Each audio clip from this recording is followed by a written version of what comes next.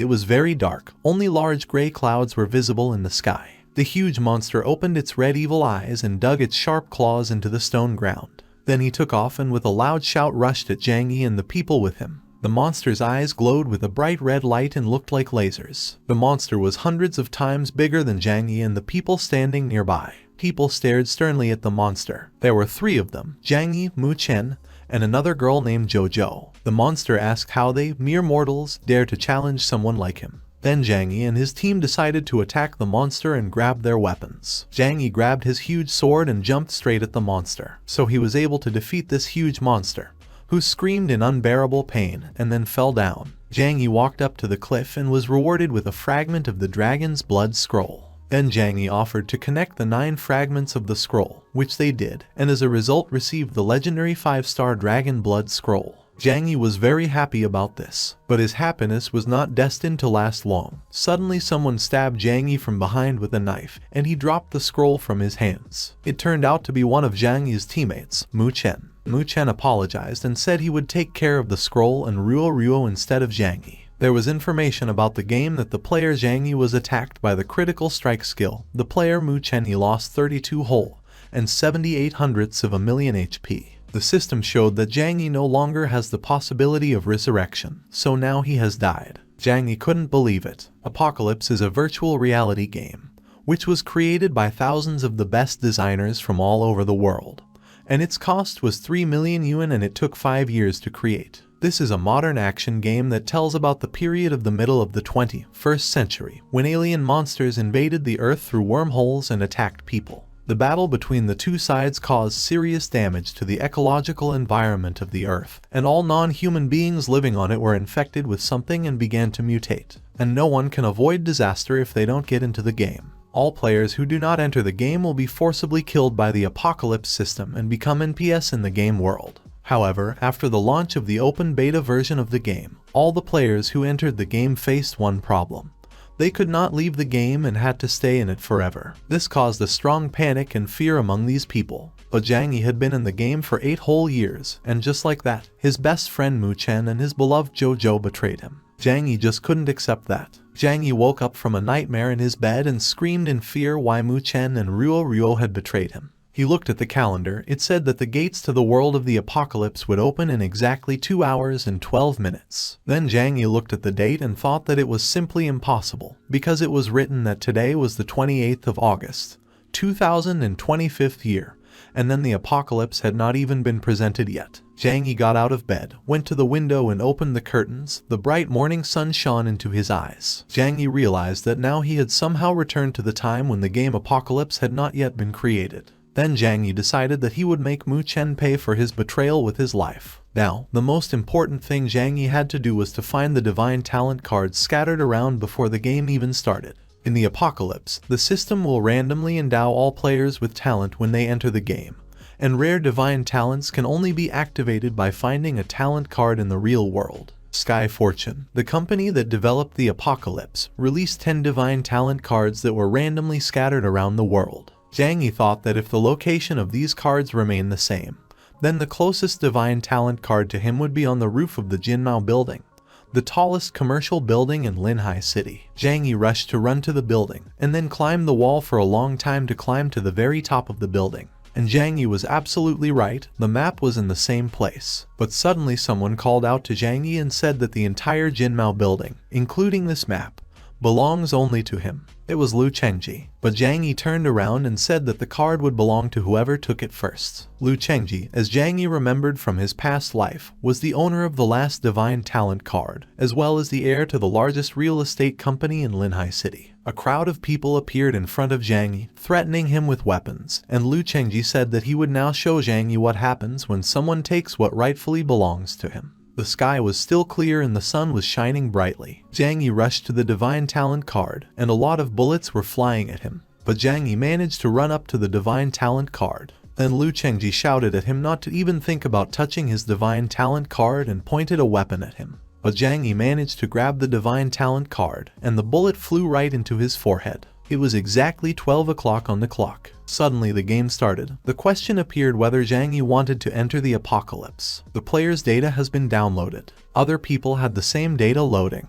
There was an inscription that you can go on a journey around the world intended for you. Zhang Yi finally returned to the world of the apocalypse. Zhang Yi stood and looked at some kind of pyramid, in the center of which there was something like a big eye. Zhang Yi immediately thought about the divine talent card and saw it in front of him. He slowly approached the divine talent card. Zhang Yi examined her and then extended his hand forward. At that moment, Zhang Yi thought that he was finally able to do it, get a divine talent card. Suddenly, the card turned into a young girl with wings on her back. The girl welcomed Zhang Yi to the world of the apocalypse. There is information about the player Zhang Yi. It said his name, that he was now 22 years old, and that he was unemployed, and there was also a photo of the player. The girl greeted player number 8857 and said that she was his unique gaming spirit. The girl congratulated Zhang Yi on receiving the divine talent card with the skill for my own use. Zhang Yi stood and held a divine talent card with the skill for my own use. This skill allows you to copy the talents of other players. The cooldown time is 1 hour. There are 3 camps to choose from in the game. The first camp of elves, the second camp of beasts,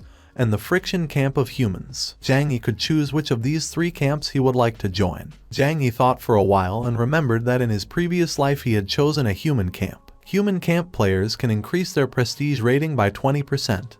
And in the apocalypse, the most important thing is just the same prestige. Suddenly, the game spirit told Zhang Yi to wait a bit, because she had something else for him. The girl handed him a scroll of dragon's blood. Zhang Yi couldn't figure out how the dragon's blood scroll ended up here. Zhang Yi thought that it was very funny that the item that Mu Chen wanted so much, in the end, now belongs to Zhang Yi again. After the system discovered the dragon blood scroll, a hidden dragon camp was opened. Zhang Yi didn't understand what kind of hidden dragon camp it was. He walked up to the entrance of the hidden dragon camp and held out his hand. There was a flash of bright light, and then Zhang Yi somehow ended up on the train. Zhang Yi thought that the beginning of the game is still the same as in his previous life. He watched as other people enthusiastically discussed the game and its excellent design. Many just couldn't wait to finally be able to kill all sorts of monsters. Then Zhang Yi decided that he should check his status first. He uploaded personal information. All his characteristics were listed there. He is now at the first level. He has no profession. His race is a dragon. There is no chance of resurrection. Talent for my own use. Strength 3 and height 15 stars. Intelligence also 3 and height 15 stars. Endurance 2 and height 15 stars. Agility 3 and height 15 stars. Physique 5 and the height of 15 stars. Zhang Yi looked at the unique skill of the dragon race. The flame of the infernal dragon. The first level is golden, passive. Every time Zhang Yi makes a normal attack or uses a skill, there is a 0.1/10 chance of summoning a hell dragon, and then all enemies in range will receive 150% of his attack power as a level. Zhang Yi thought that this was all pretty good. Even though the chance of the skill triggering is somewhat low, its effect is almost as good as that of the divine talent card. Now Zhang Yi decided that he should already familiarize himself with his divine talent card. It's time for him to copy someone's skill. Zhang Yi stood and listened to some bald man talking about how everyone in the team could relax with him. It was at this moment that Chan decided that this man would be his first target. He decided to borrow his talent from him. Zhang Yi walked up to the man from behind and put his hand on his shoulder. Suddenly, the man abruptly turned around and asked if Zhang Yi wanted to run into a fight with such behavior. Then Zhang Yi quickly apologized to the man and said that he had simply confused him with one of his acquaintances. At this moment, Zhang Yi had already successfully copied the treasure hunter talent. This ability allows you to find the nearest treasure chests within a radius of 500 meters. Zhang Yi thought that this was a pretty good talent and it could well be useful to him. The host welcomed all the players to the apocalypse and wished them to enjoy the game to the fullest. Meanwhile, the bald guy was about to get off the train, but Zhang Yi stopped him. Blocking his way, Zhang Yi said that it was impossible to act rashly in any case, because it could be very dangerous outside. But the bald man said it was just a game and there was nothing to be afraid of, and then called Zhang Yi a coward. Before leaving, the man told the other guys that they could just hide here and watch him. When the man jumped out, he found himself right in the mouth of a giant spider with glowing purple eyes. It was reported that player 13,580 was killed by a giant spider. It was discovered that player 13,580 does not have the possibility of resurrection. The people who were standing next to Zhang Yi and saw everything that was happening were completely terrified of all this and clutched their heads. Then Zhang Yi turned around and told the other people that this was no longer just a game. If they died here, then they would die in the real world. He said it was now a battle for his life. On the street, meanwhile, there were huge piles of giant spiders. The first survival task appeared: to find a safe zone. It was unexpected to follow the map to find the 886th security zone in the 8th district. In the City of Hope, the safety of the players will be guaranteed. The remaining time is 3 hours and 58 minutes. The reward for passing is the possibility of rebirth. In case of failure of the test, the death of the player occurs. People didn't know what to do now, because they are now surrounded by giant spiders everywhere. Someone said that now all they have to do is gather their strength and attack the giant spiders head on. Zhang Yi suddenly remembered that in his previous life, someone from the 7th carriage had used a safety hammer as a weapon. In the end, it turned out that it was a disguised weapon of blue quality, so all the other players were very jealous. Then player Zhang Yi found a blue quality ice blade in the train carriage. It was a weapon made of cold and meteoric iron. Zhang Yi then activated his treasure hunter talent borrowed from another player, and discovered that there was another treasure chest hidden somewhere very close by. Zhang Yi walked over, bent down, and saw this very treasure chest. In this treasure chest, Zhang Yi found a dragon breath potion of blue quality. The description said that do not underestimate this potion, because it contains powerful dragon breath. Meanwhile, there were more and more giant spiders. When Zhang Yi finally finished with the chest, he rushed at the giant spiders with an ice blade and started killing them. Everyone on the train admired the fact that player Zhang Yi had a blue quality ice blade, and said that it was simply incredible. But surrounded by so many giant spiders, even if you have a legendary weapon in your hands, you have to try very hard not to die. When Zhang Yi was fighting giant spiders, someone called him a fool and said that he probably just really wanted to die.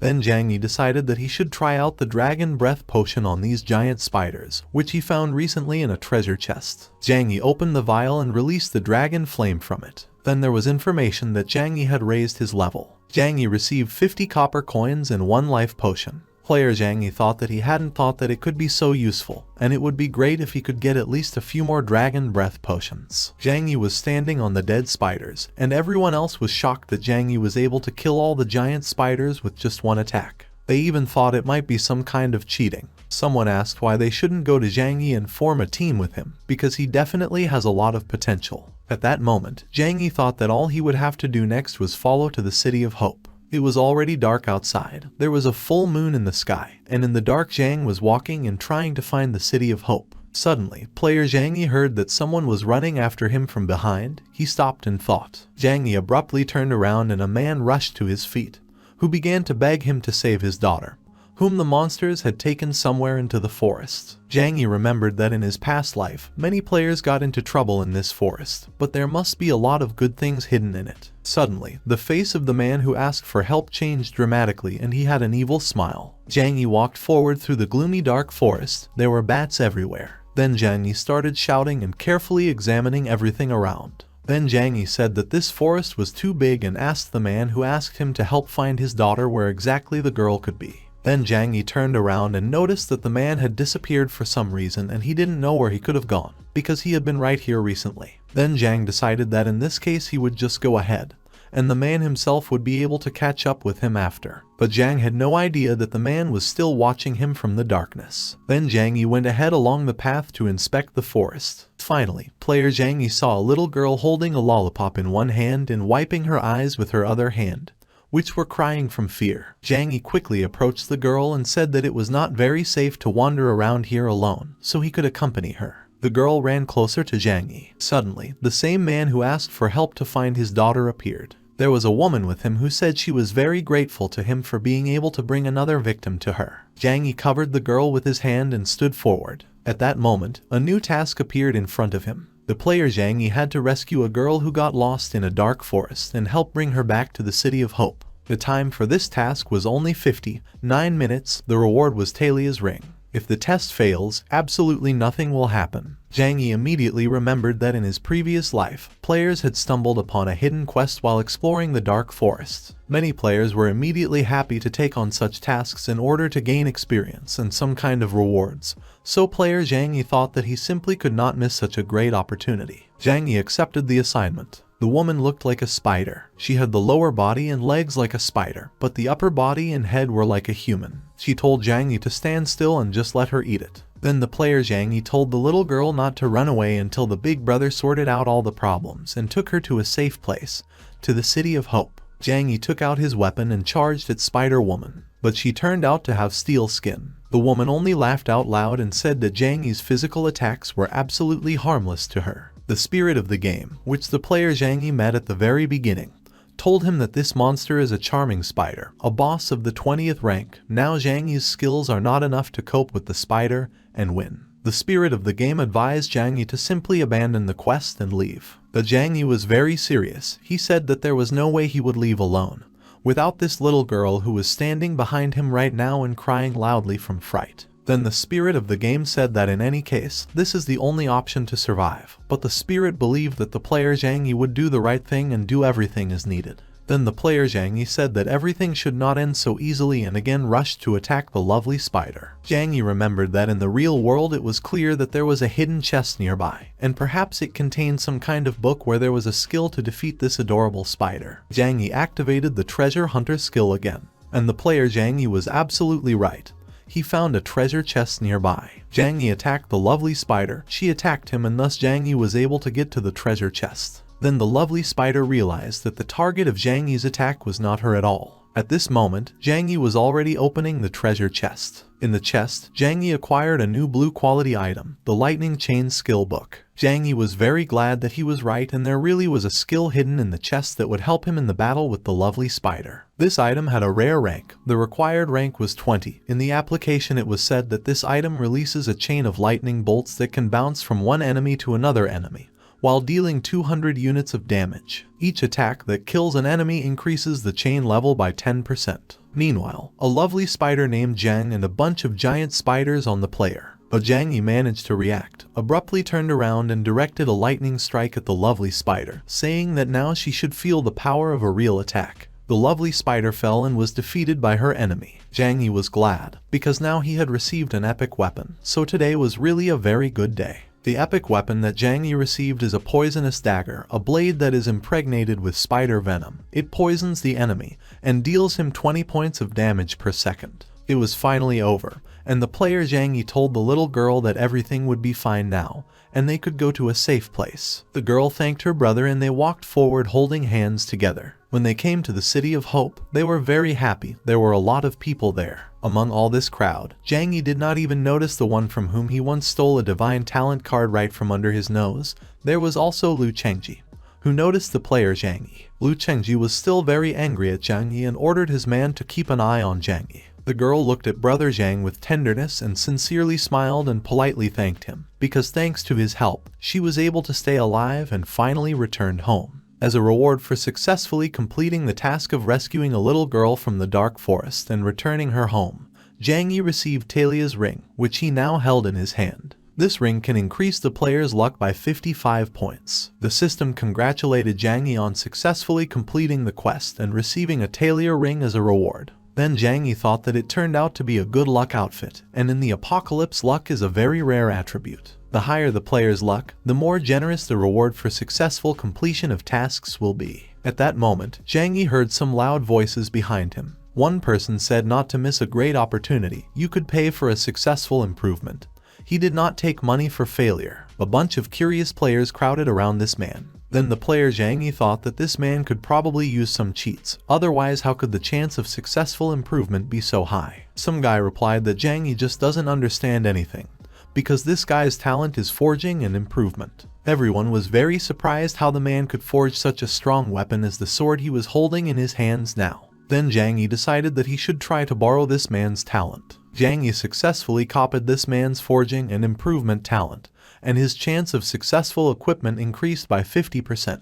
Then Zhang Yi took his poison dagger and decided to test his new talent on it. It turned out that this really works great. The player Zhang Yi was able to successfully improve his weapon. Zhang Yi immediately thought that with such a talent, he shouldn't even worry about improving equipment in the future. Besides, it could turn out to be a very good and profitable business. The crowd immediately saw that the player had Zhang and an epic weapon with a level plus 15, and they were very interested in it. People started coming up to him and looking. One of the people said that weapons plus 15 are already quite difficult to find, and this one also has an epic rarity. He asked where this guy came from in the first place. Suddenly, Zhang Yi's stamina scale dropped sharply. Then the spirit of the game told him that since his stamina had dropped so much, it wouldn't hurt for him to go to the nearest tavern and get some rest. The player Zhang Yi agreed that he really should have a little rest first, and only then he will go to improve the level. The tavern is such a special place where players can relax after the battle. When Zhang Yi came to the tavern, he paid for one room with a gold coin. When Zhang Yi finally got the key to his room, he headed down the corridor to his resting place. When suddenly I heard a conversation behind two men who were sitting at a round table. They were discussing that they had recently been talking on the World Channel about how someone was able to complete a secret mission in a dark forest. One of the men said that the man who was able to complete this secret mission in the dark forest was very lucky, because he was even able to get an epic weapon. Then player Zhang Yi thought that the luck he got was also part of his strength, which is why he should do everything necessary to create a balance between these two characteristics. When Zhang Yi finally came to his room, he almost immediately went to bed. Lying on a soft bed, player Zhang Yi reflected that in order to move on, he needed to get to the 20th level as quickly as possible and change his profession in order to have the opportunity to learn stronger skills. A change of profession is possible only after the Apocalypse player reaches the 20th level. After that, the player can change his profession to one of 7 classes: Knight, Berserker, Assassin, Mage, Archer, Priest and Beast Tamer. Then the player Zhang Yi remembered about his old friend Mu Chen, who betrayed him in his previous life. He thought that Mu Chen must definitely pay for his betrayal. In the morning, Zhang Yi walked around the area. Suddenly he felt that there was someone next to him, someone whom he could not see, which meant that this person was hiding somewhere. Then Zhang Yi said that it was time to stop hiding and that this person should already come out. The person who was following Zhang Yi was an old acquaintance of his, Lu Chengji. Lu Chengji said that last time Zhang Yi was just very lucky and managed to escape, but this time he is not going to let him go so easily. But Lu Chengji wasn't alone. There were about 9 other people with him. Zhang Yi turned to them and his force mode was activated. Lu Chengji told everyone to start attacking Zhang Yi. Then Zhang said that they really should try it, because he just wanted to show them his new skill, a chain of lightning. But suddenly, when Zhang Yi tried to use the lightning chain, someone imposed silence on him and he could not do anything. Lu Chengji smiled and said that Zhang Yi wouldn't be able to use his skills for 2 whole minutes now, so he should just accept his fate. It turned out that the silence on Zhang Yi was imposed by the magician who was standing behind Lu Chengji. But when Lu Chengji's men tried to attack Zhang and they noticed that he wasn't taking any damage at all. Besides, Zhang Yi's face was quite calm. They noticed that Zhang Yi's equipment is too powerful, so their damage is not enough for him. Lu Chengji got angry and said that they were all just a bunch of trash. They should step back and just watch him do everything himself now. Lu Chengji decided to attack Zhang Yi. Then Zhang Yi noticed that Lu Chengji had a blue rarity weapon and it had been upgraded to +15. Lu Chengji pointed the arrow of his crossbow at Zhang Yi and said that now he would be happy to see if Zhang Yi could stand up to his weapon calmly. Lu Chengji sent a meteor shower of arrows to Zhang Yi. Then the player Zhang Yi noticed that the total number of arrows exceeds 100, so he will be able to comply with all the conditions, and Zhang Yi decided to release the Infernal Dragon. Player Lu Chengji was very scared when he saw the Infernal Dragon. Everyone started screaming and running away from Zhang Yi while he was directing the Infernal Dragon flames at them. The enemies were defeated and Zhang Yi stood completely safe. He said that in the beginning he was a little worried about how to reach the 20th level, but now he thanked the player Lu Chengji for the experience and equipment. Zhang Yi walked over and picked up Lu Chengji's level 20 bow, which was lying on the ground without a master. It was a silver moon bow +15. It had a blue rarity. The skill that this silver moon bow possessed was a meteor shower of arrows. The arrow splits into 100 pieces and falls from the sky like meteorites. The system congratulated Zhang Yi on reaching the 20th level. It was said that now he needed to go to the main city and find a career change officer in order to begin the profession change test. After a player who has a chance of rebirth dies in the game, he returns to the Fountain of Rebirth in the City of Hope. That's where Lu Chengji went with half of his team after Zhang Yi defeated them. Zhang Yi was calmly walking through the City of Hope at this time and was thinking that the silver moon bow could definitely be useful to him. And the player Lu Chengji shouted after the player Zhang Yi that in the future he would definitely pay in front of him for what he had done. But Zhang Yi only replied that, of course, everything would be like that and wished Lu Cheng's good luck in this difficult matter. Finally, Zhang Yi found a career change officer and approached him. Zhang Yi told the officer that he would like to change his profession. Then the profession change officer extended his hand to Zhang Yi and said that the profession change dungeon was open. Zhang Yi passed through the portal. There he saw the 7 great professions of the apocalypse: knight, berserker, assassin, mage, archer, priest, and beast tamer. The most unpopular profession of these 7 is the profession of animal tamer. Although animal tamers can make their animals do all the dirty work, their cultivation is quite difficult. That is why Zhang did not want to choose a beast tamer, because besides all this, when raising animals, all the resources obtained are divided between the tamer and the beasts. The resources of the apocalypse are very rare, so in the future, due to lack of resources, tamers simply will not be able to develop, which makes this profession the weakest of all 7. But the most suitable professions for the dragon race are beast tamers and knights. Zhang Yi thought that knight sounded like a very good choice. However, with his strong start, he becomes weaker in the later stages of the game. Zhang Yi remembered that in his past life, many players died because of this. Then Zhang Yi thought that the beast tamer was unique after all. Thanks to his divine talent, Zhang Yi would be able to receive 10 times more resources than the others. And if you use the dragon race, it is quite possible to get strong companions and create the perfect team. Zhang Yi approached the beast tamer and wanted to choose a profession. Suddenly the man who was sitting on the floor with a book, who is the beast tamer, said that he had been waiting here for a very long time and looked at the player Zhang Yi. The spirit of the game said that she would advise Zhang Yi to think carefully again before making this choice, because choosing the right profession can make life much easier. But Zhang Yi decided that he would still choose a beast tamer and press the selection button. The tamer pointed his finger at Zhang Yi's forehead and congratulated him on becoming a beast tamer. After that, Zhang Yi returned to the City of Hope and the career change officer congratulated Zhang Yi on the successful change of his profession. While Zhang Yi was standing, he accidentally overheard a conversation between 2 men passing by. One told the other that from the very beginning he had warned him that it was very dangerous in the City of Dead Spirits, and now because of some elite monster they all died. The man was indignant that he had lost a lot of equipment because of this. Another man, whose arm was broken, replied that he could not have known that the monster would be so strong and asked him to stop blaming everything that happened on him. He then asked why no one had said anything when they had just entered the City of Dead Spirits. This conversation made the player Zhang Yi think about the City of Dead Spirits. Zhang Yi thought that with the experience from his past life and with a properly assembled team, killing the boss should not be difficult for him. Then Zhang Yi accidentally heard how 3 guys were looking for players in the City of Dead Spirits who had already reached the 20th level and changed their profession.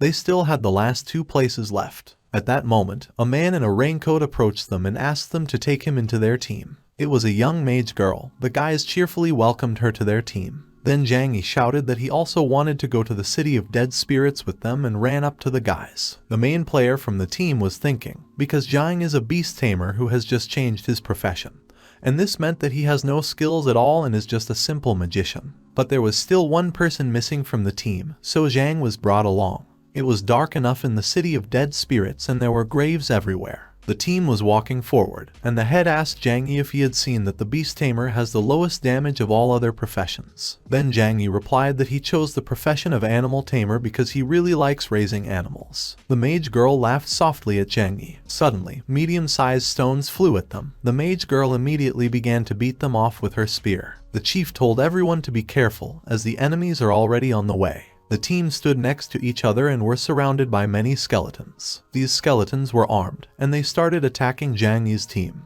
The head started fighting monsters and shouted that the ranged monsters would leave on the other team members. The mage girl was also fighting with her stick with skeletons with the help of a fireball. Suddenly one of the monsters crept up from behind and put a sword right to her throat. Then Zhang Yi used his power. Zhang Yi used his beast tamer skills and summoned a flock of crows. Summoning a flock of crows is a basic skill of a beast tamer. This skill gives you the opportunity to summon a flock of deadly crows to distract the enemy's attention and inflict 50 magic damage. The mage girl looked at Zhang Yi and thanked him for his help. Suddenly, Zhang Yi grabbed the girl by the hand and ran, while saying that these monsters are undead, so they will probably come to life very soon, so they should get out of here as soon as possible. The chief shouted that everyone should keep moving forward. Finally, the team got close to the castle where the epic monster lived, which they had to defeat. Zhang Yi told the girl magician that the tactics are very simple. The knight will lure the boss to himself and will taunt it, and at this time they will just strike from the back. so they just need to dodge the boss's magic in the second stage. One of the team members asked where Zhang Yi knew everything so well, if he had already been here by chance. Zhang Yi laughed shyly and said that he just knows it all from experience in online games. Zhang Yi took out his poisonous dagger, which is created from the poisonous fangs of a spider and poisons the enemy when dealing damage, while dealing him 20 damage per second. Then one of the team members began to doubt the player Zhang Yi. He thought that he had a poison dagger plus 15, and this is an epic weapon, so it was very strange that a beginner had it. So Zhang also knows so much about dungeons. The guy thought that Zhang Yi was clearly deceiving them and that he probably had a bunch of other cool things, so they could definitely make a big profit this time. The team entered the building. It was very dark and Zhang Yi told everyone to hurry up, because if the team split up, it would be very dangerous to wander alone. But suddenly the head, along with the rest of the team, closed the door and said that the player Zhang Yi could stay there with the girl magician, and they would return very soon. The girl asked what they were doing at all. They were all on the same team. But Zhang Yi said that they probably got into a bad team, since they clearly want the boss to get rid of the two of them, and the team will then take the experience and rewards for themselves. It was already too late to run somewhere. The boss was right in front of them. He hit them, but Zhang Yi managed to grab the girl and dodge the boss's blow together with her. The girl said that Zhang Yi had saved her life again and thanked him. The boss was an archmage, an undead with the 30th level. He was chained up. Player Zhang Yi looked at the boss and said that it would be very difficult for them to withstand the attacks of this boss. Then the girl magician decided to summon the undead warriors with the talent of the soul, who will be able to help them. But she said that these warriors won't last long, so they urgently need to come up with some way to get out of this place. The warriors began to resist the boss. Soul summoning is a talent that allows you to summon dead creatures that will fight on your side, but it only works for 5 minutes, and its recharge time is 24 hours. Zhang Yi said he only needed a little time and used a lightning chain. He said he was well aware of the weakness of this boss, so the girl could just leave it all to him. But the girl said that in this case she would cover him and used a multiple fireball. Zhang Yi realized that the source of this archmage boss energy was the jewel on the back of his neck. Also, this point is his most important weakness. Zhang Yi Snavpar called a flock of crows and directed them to distract the boss. Meanwhile, Zhang Yi stuck his poison dagger into a weak spot on the back of the archmage's neck. There was information about the victory over the boss, and the system congratulated Zhang Yi. Zhang Yi's level has increased to the 25th. The reward for the victory was the Staff of the Current Light. The skill that is attached to this staff, the Cry of the Icy Wind, is that a blizzard is released, which freezes all opponents within a radius of 100 meters for 5 seconds and deals 500 magic damage. The cooldown time of the skill is 1 hour. The girl magician and Zhang Yi were very happy with such a reward, because the drop rate of this staff is 2%. Then player Zhang Yi handed the staff to the girl magician. She asked in surprise why he was giving it to her. To this, Zhang Yi replied that the staff is a magician's weapon, and a beast tamer absolutely does not need it. And then Zhang Yi added that if the girl had not used her talent, they would have died long ago. The team of traitors, who had been standing outside the door all this time, noticed that the movement and noise inside had already stopped. They thought the boss should have dealt with them by now. Then the commander said it was time for them to come in and take all the trophies for themselves. But Zhang Yi and the mage girl came out first before the team entered. The team was very surprised that Zhang Yi and the magician survived. Zhang Yi asked if they were upset that they couldn't see the two corpses. Then one of the team members told the head that it looks like they underestimated Zhang Yi and the magician's girlfriend. The commander said that they should not be afraid of anything, because Zhang Yi and the girl must be on their last legs. The team rushed to the attack. Zhang Yi covered the magician's girlfriend with himself at the moment when the gang leader rushed to attack them. Zhang Yi was very angry. He remembered his old friend, Mu Cheng, who had betrayed him in his past life and could not understand why someone would betray his comrades. Zhang Yi took the girl's hand and successfully copied her divine soul summoning talent. Player Zhang Yi called for the soul rebirth of the undead archmage they had just killed. Zhang Yi said that now these guys will be very unlucky. The team was very scared and could not understand why Zhang Yi was able to revive the archmage boss. So the archmage killed this team of players. The system then determined that the players Wang Hao, Du Wei and Su Yu were attacked by the soul of an undead archmage. They had no chance of rebirth, so now they are dead. After that, Zhang Yi just fainted. Player Zhang Yi's stamina had reached a minimum, so he needed to go to the rest area as soon as possible and get some rest. Zhang Yi saw everything vaguely and his eyes closed by themselves. He said something about being very tired and sleepy and did not understand what was happening to him. Zhang Yi became the second player in the ranking. While he was sleeping, he remembered his childhood, his father. Zhang Yi remembered very well the moment when he told his father that he was already tired of all these games and wanted to buy something new as soon as possible. The father replied that if Zhang could win, he would buy him some new game. Then Zhang Yi was very happy and said that he would definitely get the first place. Now Zhang Yi was thinking that he was stuck in this game forever and would never be able to play a new game again. Zhang woke up and was already in his room in the tavern. He had a very bad headache. He sat down on the bed and was asked how long he had slept. Then the player Zhang Yi got up to pour himself a drink and saw a letter on the table. Zhang Yi didn't know where the letter could have come from here. When Zhang Yi picked up the letter, he immediately realized that it was a letter from his new girlfriend. In the letter, she thanked Zhang Yi very much for saving her. She wrote that when Zhang Yi finds this letter, she will most likely not be around, because she needs to go in search of her brother. The girl said that in the storage ring there are all the things that were left after the team of traitors, and perhaps Zhang Yi may need them someday. Then he will be able to use them. At the end, the girl introduced herself as Han Yaru and wrote that he really hopes that he and the player Zhang Yi will meet again one day. Zhang Yi took the ring from the table and looked at what was in it. Probably, that gang killed a lot of people, since there were quite a lot of things in the ring. Zhang Yi thought that now he certainly shouldn't worry about equipment, and it remains only to find himself a beast. If player Zhang's memory did not change him, he thought that there must be a hidden dungeon somewhere in the northern part. The Tomb of the Dragon Crown is the only dungeon in which there is a high probability that animals with a level up to the 40th can come across. But, of course, this place is not so simple. Zhang Yi had to act wisely, because if he came across the same players as Wang Hao, Du Wei and Su Yu, then he could have many more problems. Zhang Yi went to the City of Hope to find a team again. But finding a team was very difficult. Then Zhang Yi saw a bunch of guys who were recruiting a team. They offered to join their team, said that they have a lot of buns and they go on raids on the dungeons, and also just have fun together. A girl came up to this team and cheerfully said that she would really like to become part of their gang. Then Zhang Yi was very surprised that he did not immediately think about the guild. After all, in his previous life, he almost immediately teamed up with Mu Chen and forgot that the guild is the best way to recruit players. Zhang Yi came to the guild hall and was approached by a girl manager, who immediately asked if she could help Zhang Yi in some way. Zhang said that he would like to create his own guild. Then the manager replied that to begin with, the player Zhang Yi should choose a name for his guild. Zhang Yi remembered his father again at that moment. His father always said that the creator of the game is a deity, and the players who participate in this game challenge this deity. Then Zhang Yi called his guild Hunting for Gods. The manager congratulated Zhang Yi on the fact that he had created his own guild Hunting for Gods and could now invite other players to join it. Zhang Yi sadly wondered if he would have to hand out leaflets on the street. But then Zhang Yi thought that this was definitely a bad method, because recruiting players through flyers is not accurate. So it's better to find a place where there will be a lot of experts. If you believe the schedule, then after the survival mission, the first competition should begin. And Zhang Yi was completely delighted. Competition. After all, it is there that all experts from everywhere will gather. The competition is such a special mission to celebrate the arrival of the players. The City of Hope will hold the first one-on-one duel competition, in which all players who have changed their profession will be able to participate.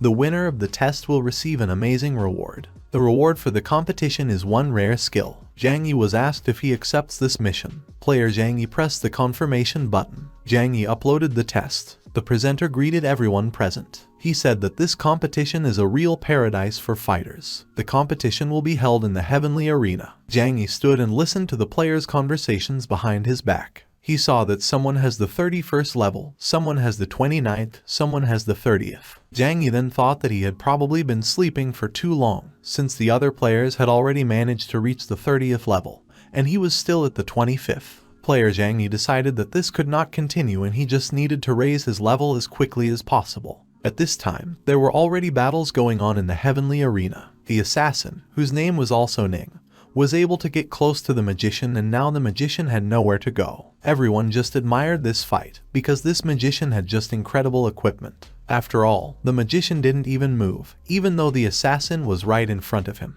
The magician, whose name was Wu Kai, used the Prison of Shadows against the assassin. No one could figure out where this mage got the epic skill from. Shadow Prison is an exclusive mage skill that paralyzes an enemy and deals shadow damage to him. The duration of paralysis and damage depend on the skill level. The assassin asked the magician how much money he wanted in order to surrender, maybe $1 million. He said that as soon as they leave the competition, the magician will be able to immediately get the amount he needs. But the magician only laughed in response. He thought that if then, in the real world, he had this million, his company would not have gone bankrupt, but would have continued to live. He had a wife and daughter, but they could not stay with him, and then he decided to enter the apocalypse. The magician said that he would not give up for anything in the world and would not lose to his enemy. In this new life, the magician saw no place for failures and defeats. The system congratulated the player Wu Kai, a magician, over the assassin Ning and successful passage to the next round. Magician Wu Kai looked haughtily at the other players and proudly said that they would all fall before his might. Zhang Yi thought that this Wu Kai was really very good.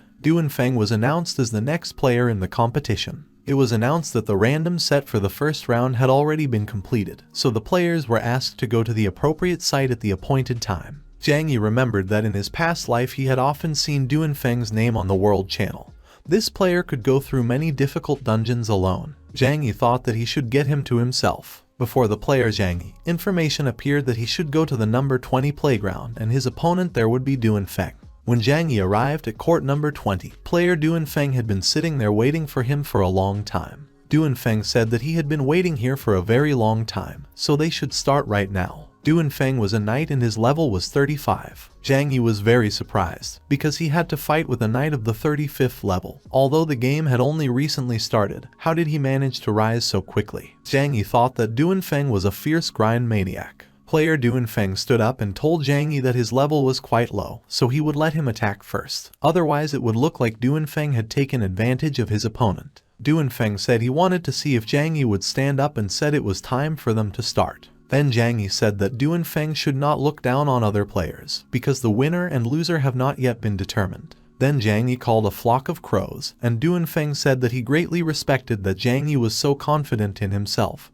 and then added that he would now check how smart Zhang Yi was. Player Du Feng used the Sword Guardian skill. The Guardian of the Sword is an exclusive knight skill that summons several sword souls, each of which can withstand 500 damage and has the property of reflection. The number of swords increases with increasing level. It was announced that the player Zhang Yi was affected by the reflected damage of the Sword Guardian skill, and lost 200 HP. Then Zhang Yi thought that Du Feng had said that he would let him strike first, so it turns out that it was just a trap. Du Feng asked if Zhang Yi was afraid to fight him. Zhang Yi thought that if he wanted to inflict damage on player Du Feng, then first he needed to break through the 4 sword souls. Each sword can withstand 500 damage, which means that Zhang Yi will have to take 2000 reflected damage, and he has only 2000 health points. At that moment, Du Feng decided to attack and said that in a duel, any doubts you had could give the enemy a great opportunity to kill you, and then asked if Zhang Yi was really that stupid. Zhang Yi understood that if things continued like this,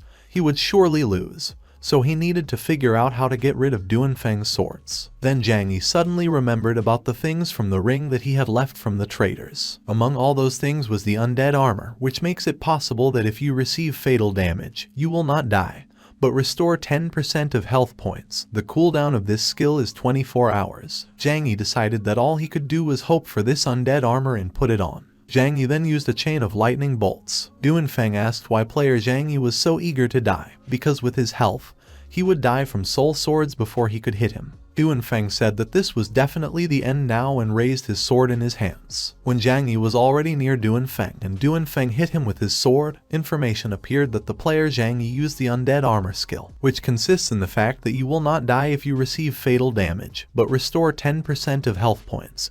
The cooldown of this skill is 24 hours. Du Feng was very surprised that Zhang Yi did not die from the reflected damage of the sword souls. And then player Du Feng received a critical hit from player Zhang Yi's poison dagger and lost 2,500 health points. Zhang Yi said that Du Feng was completely right when he said that this would definitely be the end. So player Du Feng was defeated by player Zhang Yi. There was a congratulation from player Zhang Yi on his victory over player Du Feng, and successful passage to the next round of the competition. Zhang Yi approached the player Du Feng and stretched out his hand to him, saying that Du Feng was very strong, and if it wasn't for the undead armor, he probably wouldn't have been able to defeat him. He would have lost before he even managed to do anything.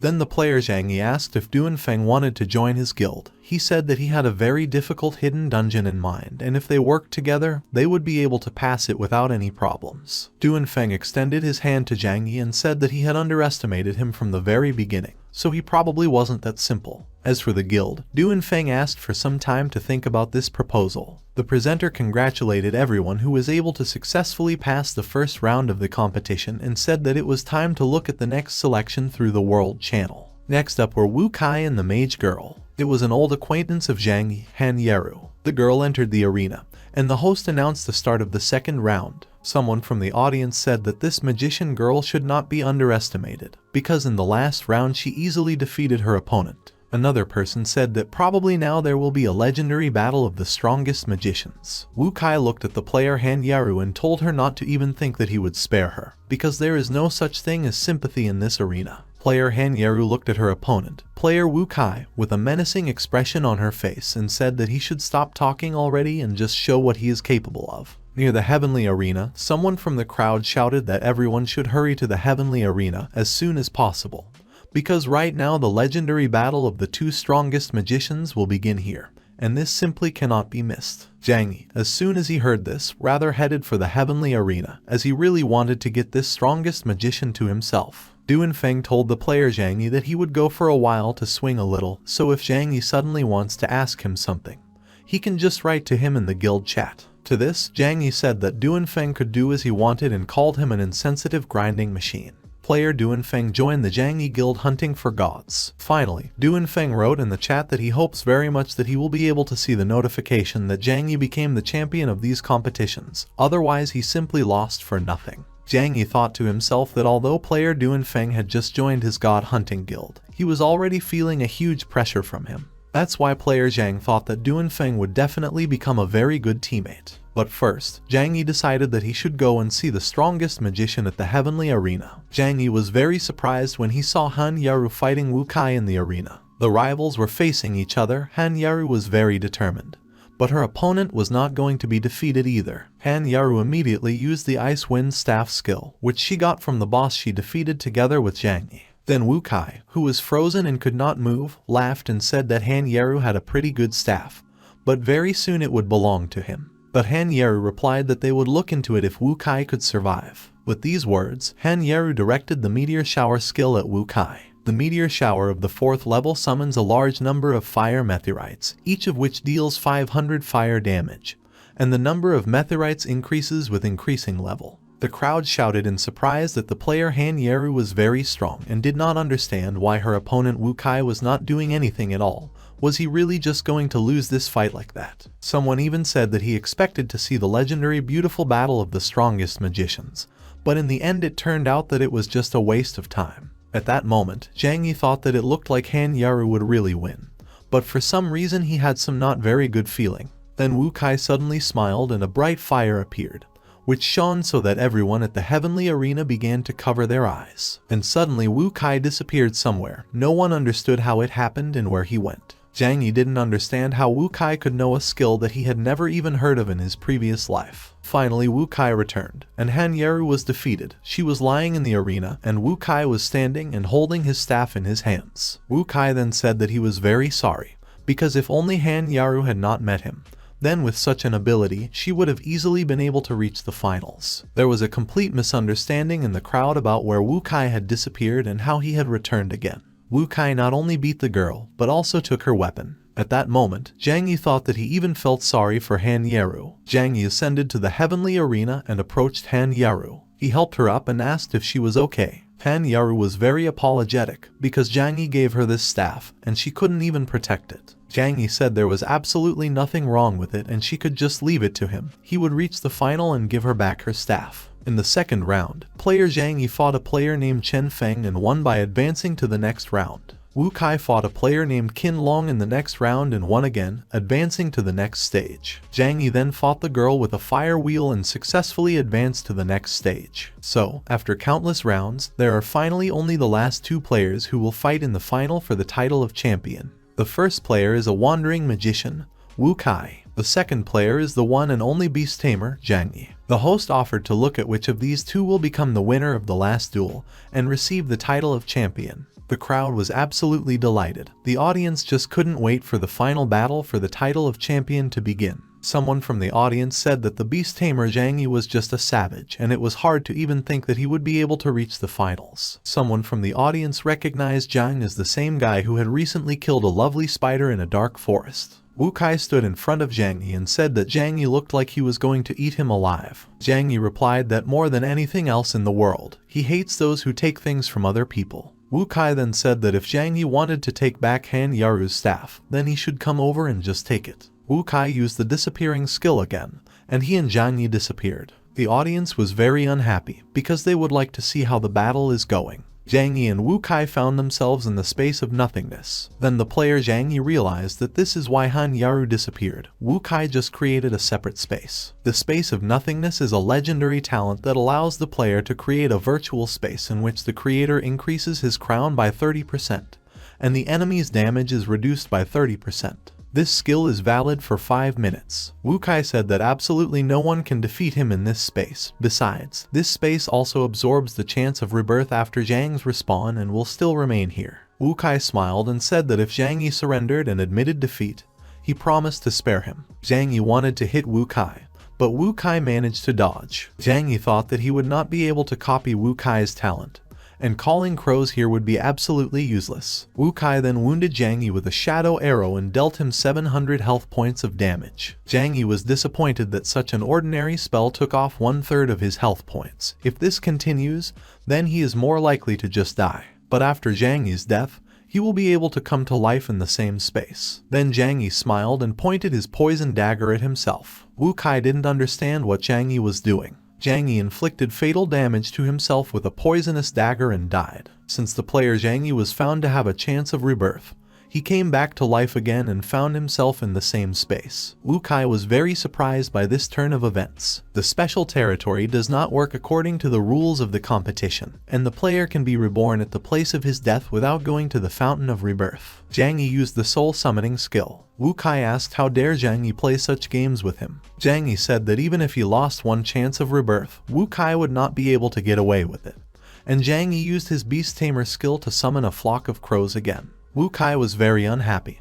He tried to wave away the annoying birds and shouted that he hated crows more than anything in the world. Then Zhang Yi asked if Wu Kai was ready, and then said he was starting and smiled solemnly. Zhang Yi said he really wanted to see if Wu Kai would feel the difference this time and attacked him with attacks. Wu Kai thought that Zhang Yi was too fast and it was very different from what it was before.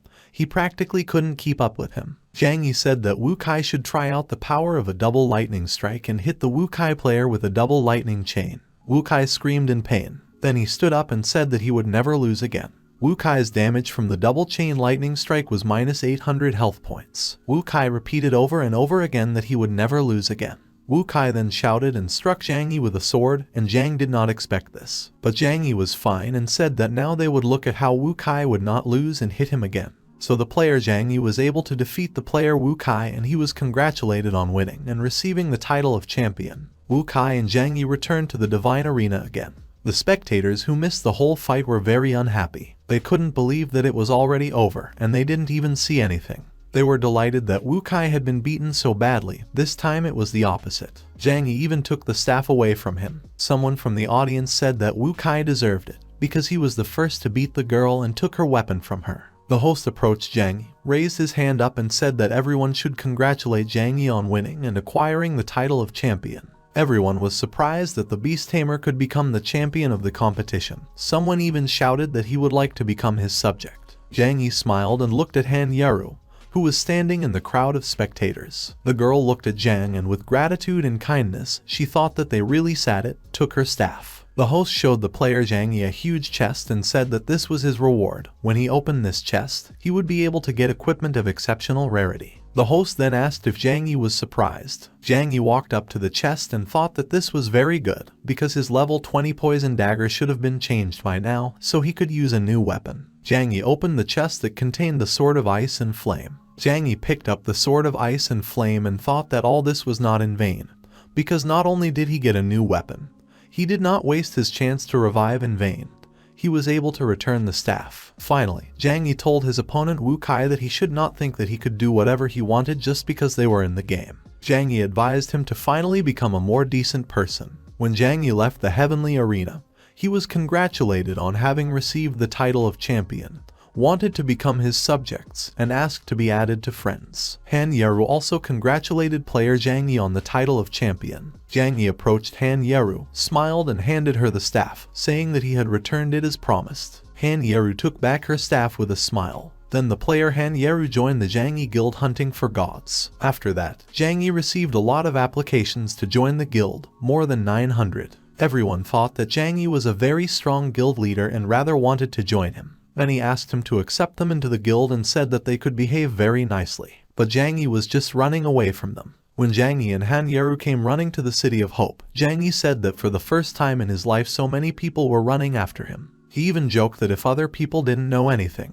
they might think that he owed all these people money. Zhang Yi was well aware that there was a limit of places in the guild, so he could not add any random people to it. At the moment, only Hiller is missing from his guild. But Zhang Yi thought that even so, only with players Duanfeng and Han Yeru would he be able to pass the Dragon Crown Tomb. In his first level guild, the Hunt for Gods, there were 10 places available. Each level increases the limit by 5. Suddenly, a man appeared in front of Zhang Yi and attacked him. Zhang Yi asked who this person was and what he needed in general. Han Yeru immediately recognized this man. It was her acquaintance, whom Vovka Qin Long. Han Yeru asked him what he was doing here and where her older brother was. Qin Long replied that he had just seen Han Yeru at the entrance to the city, so he decided to follow her. Qin Long said that Han Yeru's older brother was busy with a very important matter right now, so he left him to guard Miss Han Yeru. Zhang Yi asked how Han Yeru knew this person. Han Yeru replied that Qin Long was a good friend of her older brother. Zhang Yi told Qin Long that they were going to the Dragon Crown Tomb dungeon.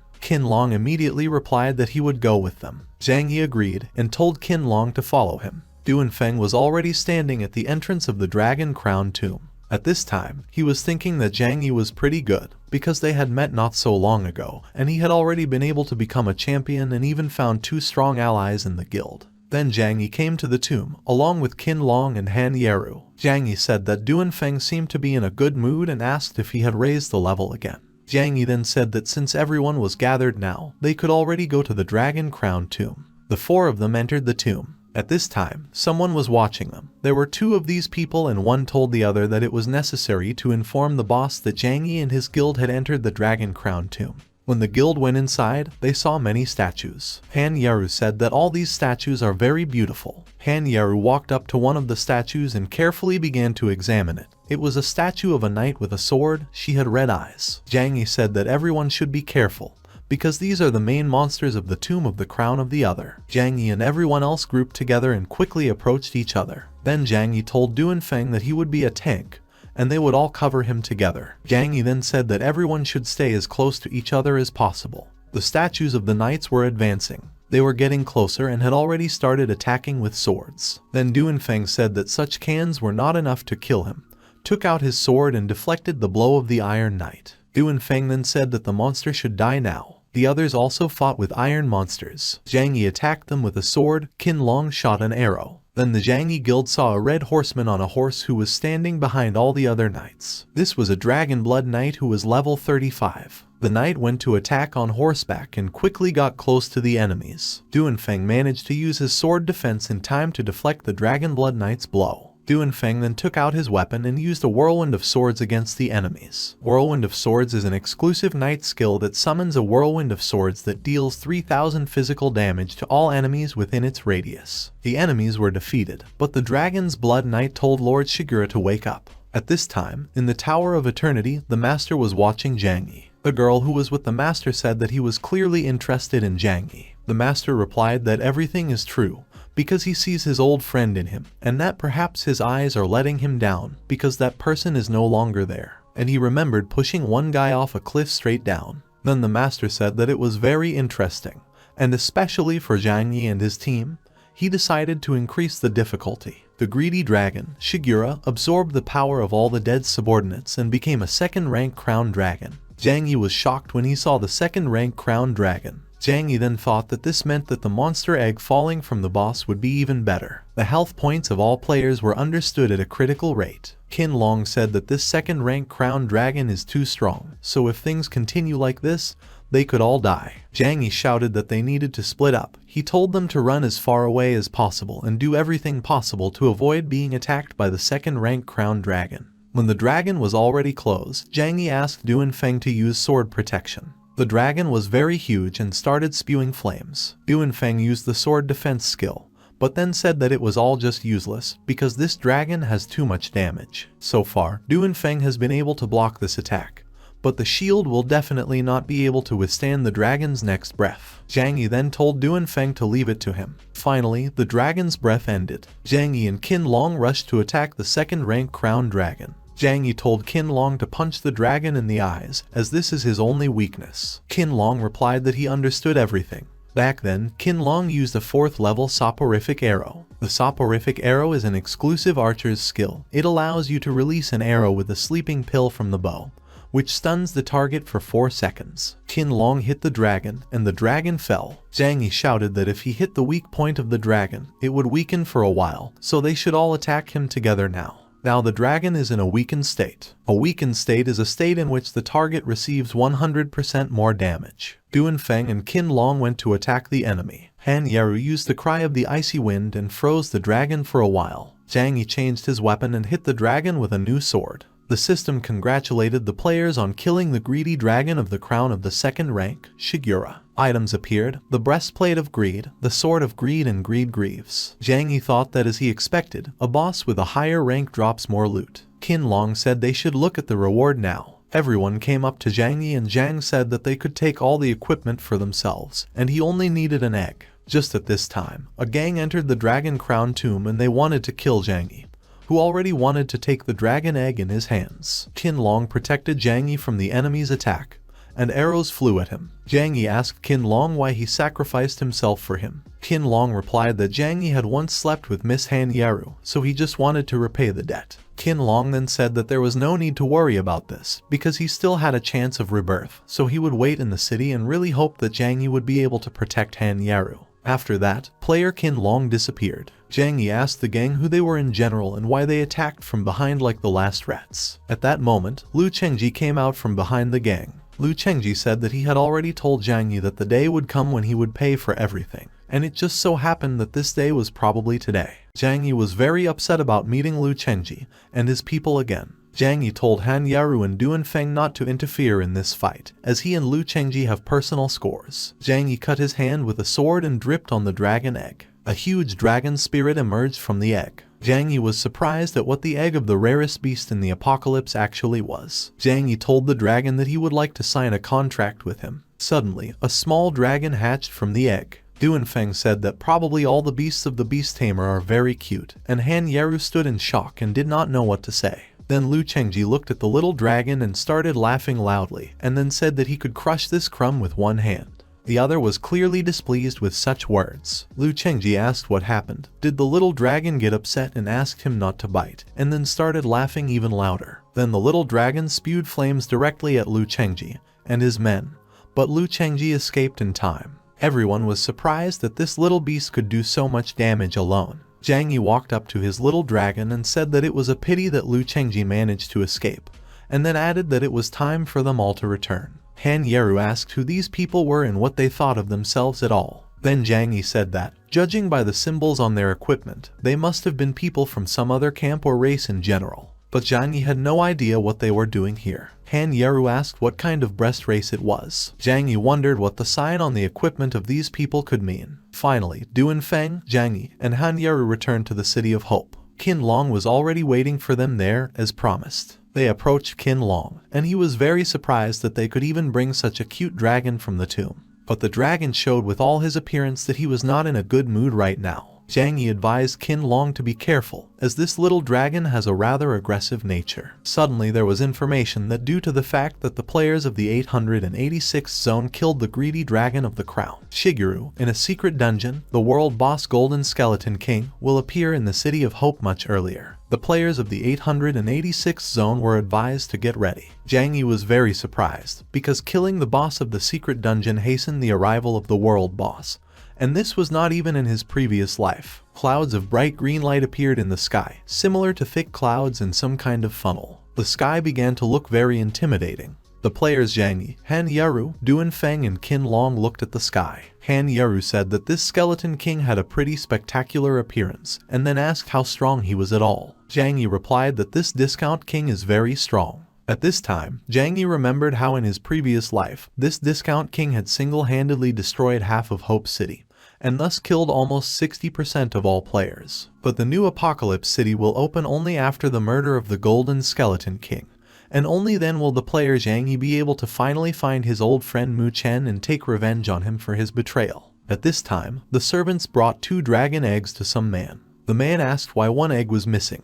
The servant replied that in the 886th zone, they met a beast tamer who killed the crown dragon before they arrived and signed a contract with the black dragon. The man became very curious to know about the 886th zone, and he allowed the servant to go. Then the man went to some door, went inside. There were a huge number of dragon eggs in the room. After a short time, the world boss Golden Skeleton King finally arrived in the City of Hope, and the new task of the players was to protect the City of Hope. The Golden Skeleton King apologized to the greedy dragon Shigeru and said that today he would definitely avenge him to all the residents of the City of Hope. Then the Golden Skeleton King summoned his dead skeleton warriors and they started attacking the City of Hope. All the players of the Apocalypse were very surprised that the Golden Skeleton King, the boss of the 50th level, appeared so soon, because this is a strong increase in the complexity of the game. One of the players said that in this case, if they kill this Golden Skeleton King, then a lot of good equipment will surely fall from it. Another player said that this boss of the Golden Skeleton King was clearly brought to the city by some idiot,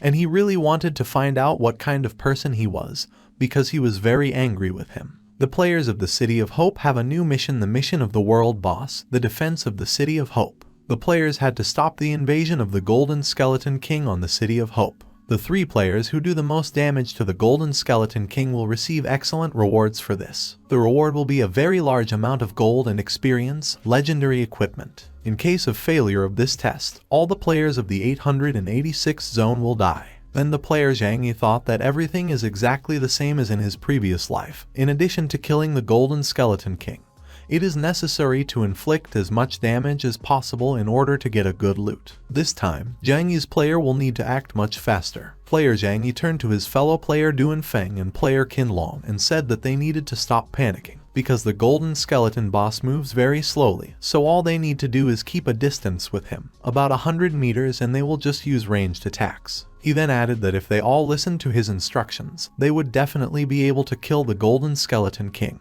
Then Zhang Yi said that player Duan Feng should attract mobs, and the others, player Qin Long and player Han Yaru, would go with him to attack the boss. Everyone agreed with the commander's proposal and decided to act according to his plan. At that moment, the Golden Skeleton King told all his skeleton soldiers to destroy all players who would attack them. Player Zhang Yi's team rushed to attack the enemies, and the skeleton monsters rushed at them in response. Player Duan Feng said that all the attacks of these skeleton monsters are too powerful, and it will be quite difficult to repel them. At that moment, a girl unknown to them earlier, whose name was Xiao Yao, was treating one of the players who was seriously injured. She asked him to be patient a little longer and said that she would finish soon. Then one of the skeleton warriors wanted to attack the girl, but Zhang managed to repel him. Player Zhang Yi shouted that it was too dangerous outside the city and they should all return to the city. Zhang Yi then said that everyone should be careful with these groups of skeleton warriors and asked player Duan Feng to destroy their formation. Player Duan Feng took out his weapon and rushed to destroy the formation. To attack, player Duan Feng used his special sword vortex skill and bravely fought the skeletal monsters. At this time, another team was standing nearby and watching Zhang Yi and his team of god hunters fight with skeletal monsters. One of the team members told their commander that if things continued like this, the team of god hunters would take all the reward from killing the Golden Skeleton King. The head of the guild replied that it was necessary to contact other guild leaders and it was impossible to allow the team of god hunters to take all the rewards from killing the Golden Skeleton King for themselves. Player Zhang Yi wanted to attack his enemy, but the head of another guild decided that he thought too much of himself and decided to attack player Zhang Yi with a fireball. Zhang Yi did not immediately understand what had happened at all, and when he turned around, he saw another guild in front of him and asked what the hell they were doing and why they were attacking him. The head of the other guild said that they were here to collect the reward from killing the Golden Skeleton King and simply could not allow the team of god hunters to take all the laurels for themselves. Zhang Yi thought that it was just another bunch of greedy idiots who wanted to take the reward for themselves, mistakenly believing that they could handle the Golden Skeleton King alone. Zhang Yi said that he didn't have time to mess with them and added that the Golden Skeleton King was right in front of them right now and they could just kill him and take the reward for themselves. At that moment, the Golden Skeleton King was thinking about how stupid all these people were and that he should send them all to hell. He walked up to the crowd of people and raised his giant sword, intending to strike at the players. The Golden Skeleton King used the Golden Shield skill for his attack. Zhang Yi did not understand what had happened, and at that moment a girl who had recently treated some guy came to his aid. Player Zhang Yi asked the girl why she didn't leave. Then the girl replied that she noticed that there was not enough healer in the team of god hunters and decided to join their team and help. Zhang Yi looked at the girl in surprise and sincerely thanked her. At that moment, player Qin Long saw that Han Yeru was in danger and shouted to warn her. Then Han Yeru said that her leg was stuck. The Golden Skeleton King was already approaching her. Player Zhang Yi shouted that she needed to be careful. The Golden Skeleton King said that there was no point in resisting anymore, because death would be the only way out for them. The Golden Skeleton King was about to attack the player Han Yeru with his sword. But at that moment Han Yeru's brother came running and told Han Yeru to leave here and leave the Golden Skeleton King to him. Then the Golden Skeleton King said that brother Han Yeru was another player who was looking for his death, and asked if he really thought he could defeat him, because he was the King of Death. Then the Skeleton King added that he hadn't even started using his powers yet. Then brother Han Yeru said that he would like the boss to show him how strong the so-called King of Death can be. With these words, brother Han Yeru rushed to attack his opponent and hit him several times. As a result of this battle, brother Han Yeru received quite a lot of damage, but he expected this. The Golden Skeleton King asked if this was all that brother Han Yeru was capable of, and added that he was even tickled. The Golden Skeleton King stood in front of the player and laughed loudly. Then brother Han Yeru said that the King of Death should not be so self-confident, because it was just a warm-up so far and everything is still ahead. At that moment, brother Han Yeru activated the Berserk state. The Berserker state is the exclusive combat form of the Berserker. Every second, it lowers the player's health points by 1%, but for each percentage of health points lost, the damage level increases by 10%. Then brother Han Yeru told the Golden Skeleton King to observe and use the Berserker dissection skill. The player attacked the Golden Skeleton King and he lost first 1,000 health points, then 2,000, then 3,500, and brother Han Yeru continued to attack. The Death King definitely felt this attack, and the player asked if he was tickled now. The Golden Skeleton King said that a mere mortal does not dare to behave like this with him, so he must pay for his actions. The King of Death hit the player with a sword, but brother Han Yeru managed to put up a defense from his own weapon and did not let himself be hit. At that moment, Zhang Yi, who was standing on the sidelines and watching everything that was happening with the team of god hunters, noticed that brother Han Yeru relies on spending health points to become stronger, but his health is almost at zero, so any slightest mistake means death for him. At the moment when brother Han Yeru was thinking, the Golden Skeleton King hit him with his sword and the player lost almost all of his health points. And when brother Han Yeru had 1 health point left, he used the divine talent of the Immortal Body and thus stayed alive. The Immortal Body is a divine talent card that, after activation, makes the user invulnerable for 1 minute. The recharge time of the divine talent card is 24 hours. The Golden Skeleton King couldn't understand why the player survived his attack. Then brother Han Yeru told the Death King to keep attacking, because his fire only tickles, and laughed out loud. The Death King began to get very angry at the player. Zhang Yi, who was still standing and watching the battle, said that this player is quite strong, as he can resist the Golden Skeleton King even alone. After the Death King unsuccessfully tried to attack the player several times, then brother Han Yeru said that now it was his turn to show what he was capable of. Brother Han Yeru rushed at the Golden Skeleton King and hit him hard. The blow was so powerful that the Golden Skeleton King lost all his health points. Then the Berserker state deactivated. As a reward for killing the Golden Skeleton King and saving the City of Hope, the player received a level 40th undead ring. This is a ring of legendary rarity that increases all the player's stats by 10 points. The attached skill to the ring is the Power of Death. This skill allows the player to increase the ring attribute by 50% for each kill. Brother Han Yeru looked at the ring of the Golden Skeleton King and thought that this is a very evil ring, and it will be very problematic if it falls into the wrong hands. It may well cause everyone a lot of trouble. When it was over, the player Zhang Yi, with a dragon on his shoulder, approached Han Yaru's brother and thanked him for helping them in saving the City of Hope and killing the Golden Skeleton King. The guy replied that there was no need for this gratitude at all, because he helped them only for the sake of Han Yaru. At that moment, Han Yaru threw herself into her brother's arms with joyful cries and asked where he had been missing for so long, because they had been looking for him together with Qin Long for so long. Zhang Yi was very surprised when he realized that this player was the same big brother of Han Yaru that she had been looking for all this time. Then brother Han Yaru gently patted his sister on the head and said that she should not worry about him, because everything is fine with him, as she herself sees now. With these words, the brother handed Han Yaru the ring of the Golden Skeleton King and said that she could take it for herself. The game system congratulated the players of the 886th zone on successfully completing the task and saving the City of Hope from the invasion of the Golden Skeleton King.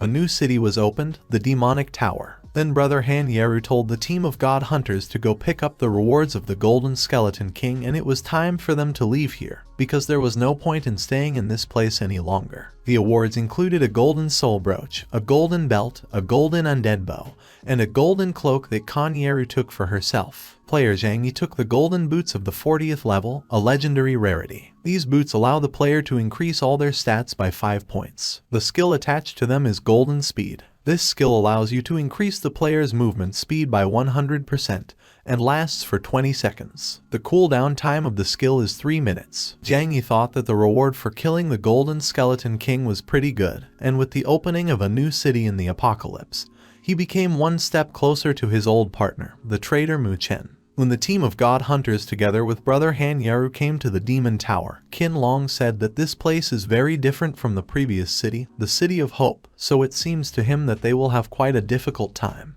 The new girl from their team said that these tall towers look pretty creepy. Brother Han Yaru said that this was to be expected from the new city. If you compare it with the City of Hope, then it's just like heaven and earth. Zhang Yi remembered from his past life that there are 100 floors in the Demon Tower, and only those who pass all the 100 floors of this tower will be able to get into the Aeon Tower. In his previous life, during his 8 years in the apocalypse, player Zhang Yi was only able to walk 50 floors. According to his memories, the monsters of the Demon Tower are quite dangerous, but the reward for killing them is definitely worth it. Besides, the higher the floor, the better the reward. Zhang Yi was very interested to find out what is in the Aeon Tower. At this moment, the creator of the game was still watching Zhang Yi and his team of god hunters. He was watching them from the top floor of the Aeon Tower. The creator said that now the real intrigue will begin. Zhang Yi, along with his guild of god hunters, stood near the Demon Tower and looked at it. At that moment, Zhang Yi saw 3 guys who were passing by them and who were running towards the tower. One of them said that they should hurry up, because the Demon Tower will close in a few hours, and the other replied that they wouldn't be late now if they didn't have to wait for him to come to life. Zhang Yi looked at the players from his god hunter team and said that the tower opens every 7 hours, which is a great opportunity for them, so why don't they go through a couple of floors now? Duanfeng immediately agreed, and Han Yaru also reacted positively to such an offer. Then the player Zhang Yi approached Han Yaru's brother, put his hand on his shoulder and offered to go together to inspect the demonic tower. Brother Han Yaru agreed without a doubt. At this moment, the player Zhang Yi, as he wanted to do right away, copied the divine talent of brother Han Yaru, the talent of the immortal body. Zhang Yi said that the demon tower is a single dungeon, so they will have to split up during its passage. Player Zhang Yi suggested that everyone meet a little later at the same place. Player Duanfeng said that he would go first and immediately left after saying goodbye. Zhang Yi said that Duanfeng left as soon as there was a place where he could raise his level, which upset Zhang Yi a little. Then Zhang Yi said that it was time for them to enter the demon tower. The players entered the first floor of the demonic tower. All players passed the first floor of the demon tower successfully. Then all the players passed the second floor successfully. So all the players have already reached the third floor of the demonic tower. And on the 5th floor of the demon tower, player Zhang Yi was rewarded with boots of a wild boar of historical rarity, and the 40th level, gloves of a wild boar of historical rarity, and also the 40th level. So Zhang Yi has already reached the 40th level. The player Zhang Yi thought that with such a speed of cleaning, it would be absolutely no difficulty for him to pass a couple more floors. So player Zhang Yi had already reached the 7th floor of the demon tower, where he thought that the monsters on the 7th level of the demon tower were just weaklings compared to the past. At this moment, a giant monster warrior Xing, a level 55th demonic race, came. Warrior Xing asked what kind of non-entity dared to bother him. The spirit of the game told the player Zhang Yi that the Zing warrior is very strong.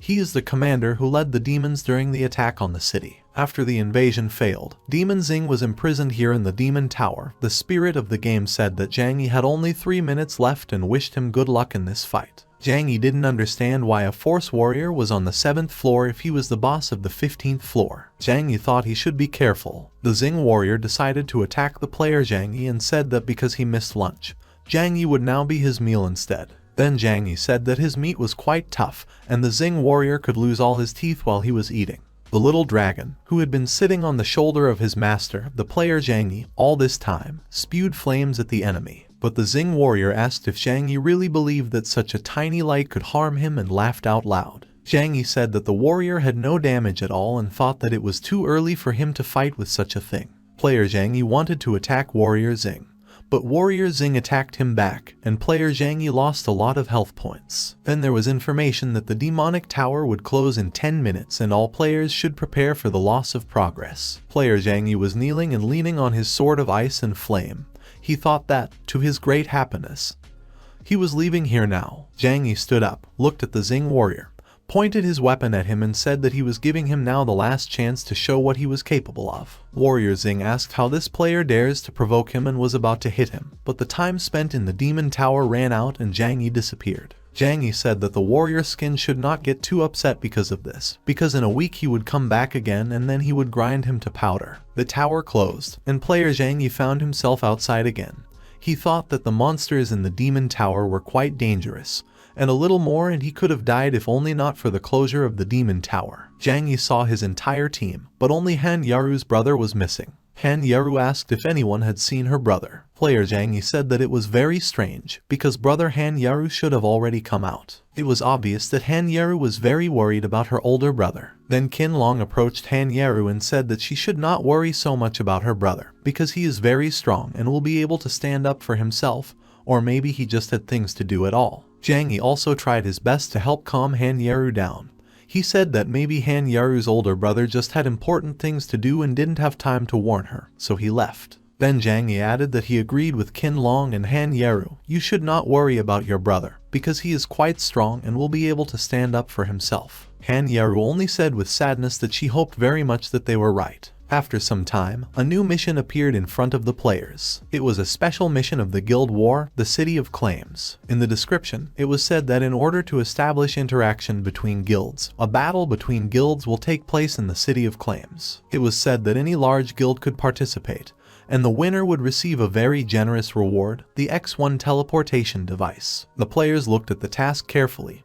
Han Yaru said that this was the first time she had heard about a teleportation device. Teleport is one of the best items of the apocalypse, although it can't help in battle, but if you put it in a good place, you can do nothing and collect taxes for using it, and become rich. Zhang Yi already imagined himself lying down resting and getting a bunch of gold. In addition to all this, Zhang Yi was well aware that the teleportation device should help him with the search for his old partner Mu Cheng. Zhang Yi turned to the god hunters and said that they should all rest for now, and in 4 hours, they will all have to go to the Guild War in the City of Claims together. Zhang Yi then approached the new girl, whose names were Xiao Yao and Qin Longgu. He asked if they had any plans and told them that after the battle, they got to know each other better, and then offered to join his guild of god hunters. Xiao Yao immediately agreed and smiled sweetly at the player Zhang Yi. Qin Long also did not hesitate for a long time and immediately agreed, because he still has to protect Miss Han Yaru. Zhang Yi said that in that case, they would meet again later. So the players Qin Long and Xiao Yao joined the Guild of God Hunters. Then Zhang Yi smiled, and thought that now all the positions in his Guild of God Hunters are occupied, so now they will definitely be able to win this guild war. At this time, brother Han Yaru was still on the 8th floor of the Demon Tower. He was thinking that the countdown had ended a long time ago, and he was still here, so something clearly went wrong.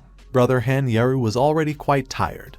He was standing and leaning on his own sword. Suddenly he felt that there was someone next to him and told this person to show himself. A young guy came out of the darkness and said it would be better if brother Han Yaru didn't come here. The guy was covered in bright green flames. Brother Han Yaru asked who this guy was, if he was a built-in character of this floor of the Demon Tower, or if he was just a regular player. Then the player said that both of these options are wrong, but it obviously won't help Han Yaru's brother and rushed to attack him. Then brother Han Yaru activated his immortal body skill and also rushed at his opponent. The battle continued for some time. The player immediately noticed that Han Yaru's brother had a divine talent, and then stopped. Brother Han Yaru asked why the player stopped. The player replied that brother Han Yaru might think that he had already passed the test, and besides, it would be boring to fight with him. So if brother Han Yaru swore to him that he would not tell anyone about what happened here, he would let him go. As a bonus, the guy said that he would tell Han Yaru's brother one of the secrets of the apocalypse. Brother Han Yaru asked what the secret of the apocalypse was. Then the guy explained that very soon the apocalypse will be overtaken by a huge catastrophe in which none of the players will be able to survive. But there is a chance to avoid it. Brother Han Yaru asked how to avoid this, but the guy did not answer his question.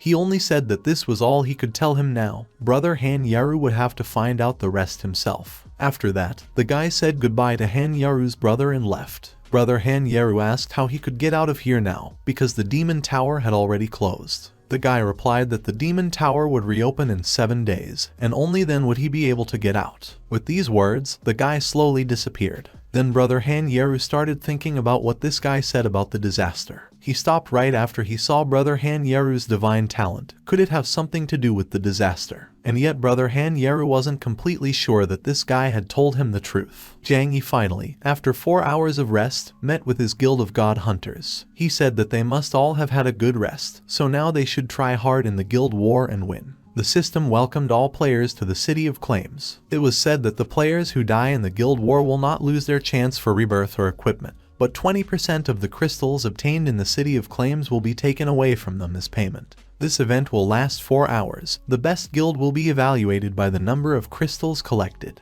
And since the crystals have a fixed position, they will often be guarded by bosses. And now it's time for all guilds to go and collect as many crystals as possible. Zhang Yi gathered with a team of god hunters. They stood in a circle and began to discuss the strategy of the fight. Zhang Yi said that they were outnumbered, so they would need to split up to capture as many points as possible. So, if one of the points is attacked, they will be able to protect it all together. Thus began the struggle of the hunters of the gods. Zhang Yi and his team split up. Each of them fought on their own territory. Player Zhang Yi has captured a 3rd level water crystal mine. In the crystal mine, player Zhang Yi killed a huge metal dog. The guild rating has appeared. In the first place was the Guild of Despicable Heroes. The number of people in this guild was 20. The number of crystals collected was 10,600. In second place was the Guild of God Hunters. The number of people in this guild is 5. And the number of crystals collected was 5,000. The third place was taken by the Promise Gate Guild. The guild consisted of 10 people, and during the battle they collected 4,600 crystals. Zhang Yi thought that now each of them is in a 3rd level mine, so if they want to occupy a higher level, then they will probably have to seize other people's mines. But other guilds apparently decided to do the same, so the Guild of the Gate of Promise of the 3rd rank came to the Guild of Hunters of the Gods. The leader of the Promise Gate Guild was Zhao Feiming. Zhao Feiming said that there are only 5 people in the Guild of God Hunters, and each of their mines is rather poorly protected. Zhao Feiming then added that there are twice as many people in the Promise Gate Guild, so they can easily take the mines from the God Hunters if they attack them at the same time. Then Zhao Feiming ordered his guild to attack the God Hunters. The invasion of the guild began, and one of the members of the Promise Gate Guild said that where they come there is no place for outsiders. The first came to capture the guild in which Han Yaru was. Han Yaru was grabbed by some roots so that she could not move. Then Han Yaru started asking who these people were, demanding that she be released immediately, and then said that when her guild members came, they would definitely take everything back. Then Zhao Feiming said that Han Yaru has a very aggressive character, and they will see who of them will die first, and then gave an order to the members of his guild to kill Han Yaru, and laughed loudly. Han Yaru tried to escape, but she failed. The team of God Hunters received information that a member of their guild, Han Yaru, was attacked. Zhang Yi was very worried when he found out that Han Yaru had been attacked. When he wanted to go to her aid, someone attacked him from behind, but his little dragon managed to repel the attack. Then the player Zhang Yi put on golden boots and told the dragon, whom he named Xiao Hai, to stay in this mine and guard it, and Zhang Yi would go to help Han Yaru for now. The dragon stayed, and Zhang Yi left. An alert appeared that player Zhang Yi had used the golden boots skill, Golden Speed. Golden Speed increases the player's speed by 100%, lasts 20 seconds and recharges for 3 minutes. Zhang Yi mentally told Han Yaru not to worry, because he would soon come to her aid. Zhao Feiming put a knife to Han Yaru's throat and asked why he still did not see her friends, about whom she had recently spoken. At that moment, player Zhang Yi appeared and scattered all the people from Zhao Feiming's guild. Zhang Yi looked at Zhao Feiming and asked why so many people are attacking one weak girl in a crowd. Are they really just a crowd of something? Zhao Feiming asked how Zhang Yi, after attacking his people, still dares to tell him off who he thinks he is. Zhao Feiming then said that since Zhang Yi dared to come here, he should be ready to die. With these words, the player Zhao Feiming went to the player Zhang Yi. But Zhang Yi managed to get ahead of his enemy and approaching Zhao Feiming said that, unfortunately, he was destined to die by his sword. That's how Zhang killed Zhao Feiming. A system notification appeared that player Zhang Yi killed player Zhao Feiming and received 500 crystals for it. Then Zhang Yi quickly ran up to Han Yeru, looked at her worriedly, took her hand and asked if she was okay. Han Yeru looked affectionately at Zhang Yi and said that she was fine, because he came just in time. Then Han Yaru thanked her savior. At that moment, the leader of the Despicable Heroes Guild, Zai Tuyan, appeared. Zai Tuyan clapped his hands loudly, greeted Han Yaru and said that it was quite a funny scene. The hero rescues the princess. Zai Tuyan then added that he would never have thought that he and Han Yaru would meet again. Zai Tuyang looked at the player Zhang Yi and told Zhang Yi to move away from Han Yaru, because she belongs only to him. Han Yaru immediately became indignant and told Zhang Yi to just ignore Zai Tuyang, because he was just a strange guy who constantly showed her signs of attention in the real world. Then the player Zhang Yi grabbed Han Yaru by the hand and wanted to lead him away from Zai Tuyang. But Zai Tuyang suddenly blocked their path with his sword. Zai Tuyang stopped Zhang Yi and asked if they should have a duel. Zai Tuyan said that if he lost, he would give the Guild of God Hunters 10 mines of the 3rd level. But in case the player Zhang Yi loses, he will have to give Han Yaru to Zai Tuyan. But Zhang Yi said that Zai Tuyan should just get out, because he would not be interested in fighting with such a narcissist. Then Zai Tuyan got very angry. Zai Tuyan decided to use the tenfold speed skill and attack Zhang Yi. The tenfold speed skill is a legendary talent that allows you to increase the attack speed by 1000%, and the cooldown time of this skill is 2 hours. Zai Tuyang called Zhang Yi a pathetic brat and said he gave him a chance, but Zhang Yi refused it. Zai Tuyang wanted to hit Zhang Yi with the sword, but Zhang Yi managed to dodge and push Han Yaru aside. Then the player Zhang Yi got very angry at Zai Tuyan and used the 7-star cut skill, and then said that after he dealt with Zai Tuyan, he would come for his guild. Zai Tuyang shouted that Zhang Yi would definitely not leave here alive. Zhang Yi was well aware that he did not have time to dodge all the swords that Zai Tuyang was aiming at him.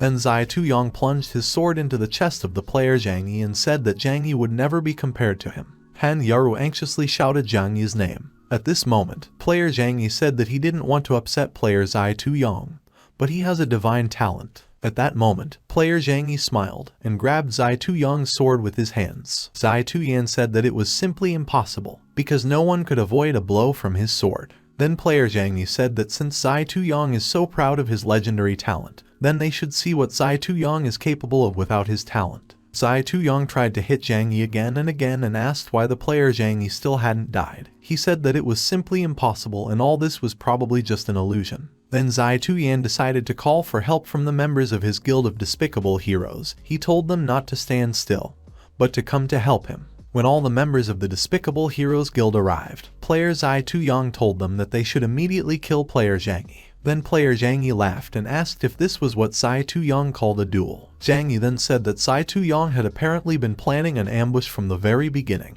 Player Zai Tuyang shouted that player Zhang Yi would be defeated today anyway. When all the members of the Guild of Despicable Heroes decided to attack the player Zhang Yi, he thought that it would be just perfect, because he was just worried that they might not have enough crystals. Zhang Yi called the members of the Despicable Heroes Guild to him. When they started attacking player Zhang Yi, he asked if that was all they were capable of, and then added that they should continue in the same spirit. One of the players of the Despicable Heroes Guild said that something very strange is clearly happening.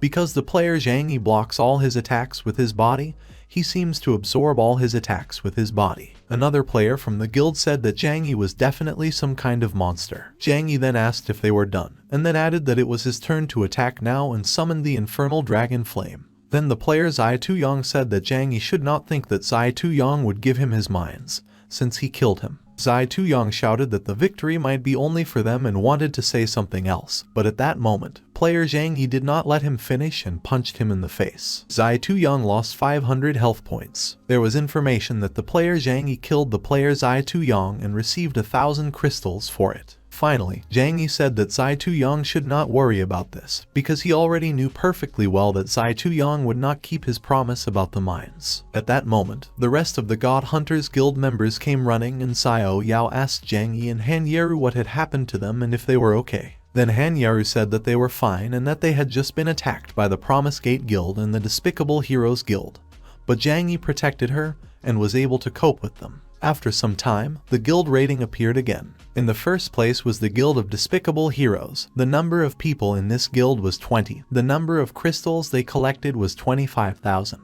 The second place still belongs to the Guild of Hunters of the Gods, which consists of 5 people. They were able to collect 15,000 crystals. The third place was occupied by the Promise Gate Guild, which consists of 10 people. They were able to collect 7,000 crystals. Zhang Yi looked at the statistics and said that there was only half an hour left, so if they wanted to take the first place from the Despicable Heroes Guild, then the only option for them was to steal the mines of the Despicable Heroes Guild. Zhang Yi said that they should divert the attention of the Despicable Heroes Guild by using ranged attacks and steal their mines. But for that, of course, they would need the help of an expert. Then Han Yeru said that there should definitely be no problems with this, because Qin Long is an excellent bow shooter, and of course will help them in this matter. Han Yeru then asked if Qin Long wanted to try and immediately reassured him. Qin Long gripped his bow tightly in his hands, apologized, and said he didn't think he could do it. Heavy memories from the past came flooding back. Qin Long recalled the championship. Everyone was shouting that if only Qin Long hit the center of the target, he would definitely win this championship. Although Qin Long had the advantage at the very beginning, the other participants caught up with him, so everything hung on the very last arrow. Then Qin Long tried to calm himself down.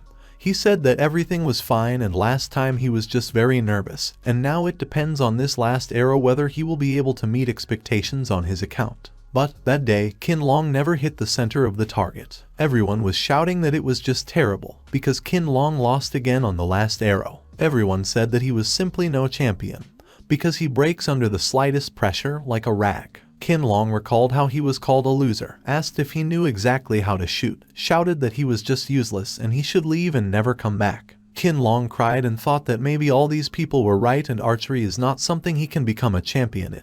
Returning back to the real world, Qin Long heard the player Zhang Yi say that he was the best of all the shooters that Zhang Yi had ever met. Zhang Yi recalled that it was Qin Long who was able to hit the dragon's eye, although he was under heavy pressure. Zhang Yi then said that it should be a piece of cake for Qin Long to deal with the Despicable Heroes Guild. Then Qin Long's eyes sparkled with a spark of hope, and he said that in that case he would try very hard. Xiao Yao happily shouted that the whole team was now assembled. Qin Long aimed the arrow of his bow at the target they needed, pulled the string and let go. The arrow flew to the target. Zai Tuyan said that he had never thought before that some brat would be able to take Han Yeru from him. One of the members of the Guild of Despicable Heroes said that as soon as they take the first place, Han Yeru will definitely understand how cool Si Tuyan is. Another person from their guild said that everything would be like that, because it would be over very soon and the team of God Hunters would definitely not be able to catch up with the Guild of Despicable Heroes. At that moment, an arrow shot by Qin Long flew straight into Zai Tuyang's chest. Zai Tuyan was furious that he was attacked again.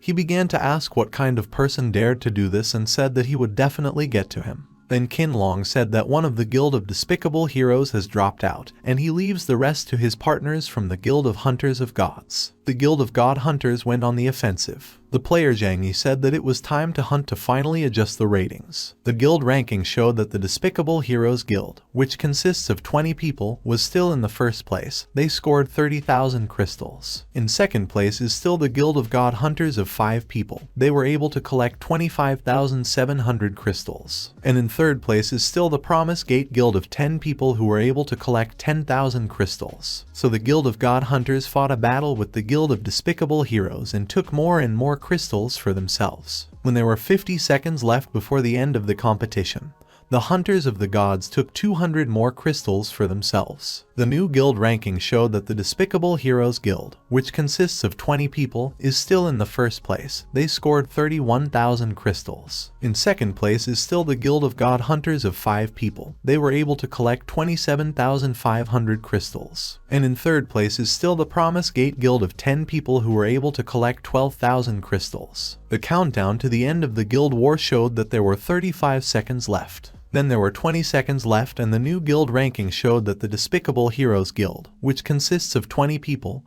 was still in first place. They scored 31,500 crystals. In second place is still the Guild of God Hunters of 5 people. They were able to collect 13,000 crystals. And in third place is still the Promise Gate Guild of 10 people who were able to collect 12,000 crystals. Then the timer showed that there were only 12 seconds left. And finally, at the very last, decisive moment, the guild ranking showed that the new God Hunters Guild, which consists of 5 people, was in the first place now. They scored 32,000 crystals. In second place is now the Guild of Despicable Heroes of 20 people. They were able to collect 32,200 crystals. And in third place is still the Promise Gate Guild of 10 people who were able to collect 12,000 crystals. The system congratulated the Guild of God Hunters on winning the guild war and becoming the champions of the City of Claims. After everything finally ended, player Zhang Yi, along with his guild, talked. Zhang Yi praised Qin Long and said that he knew right away that he could handle everything.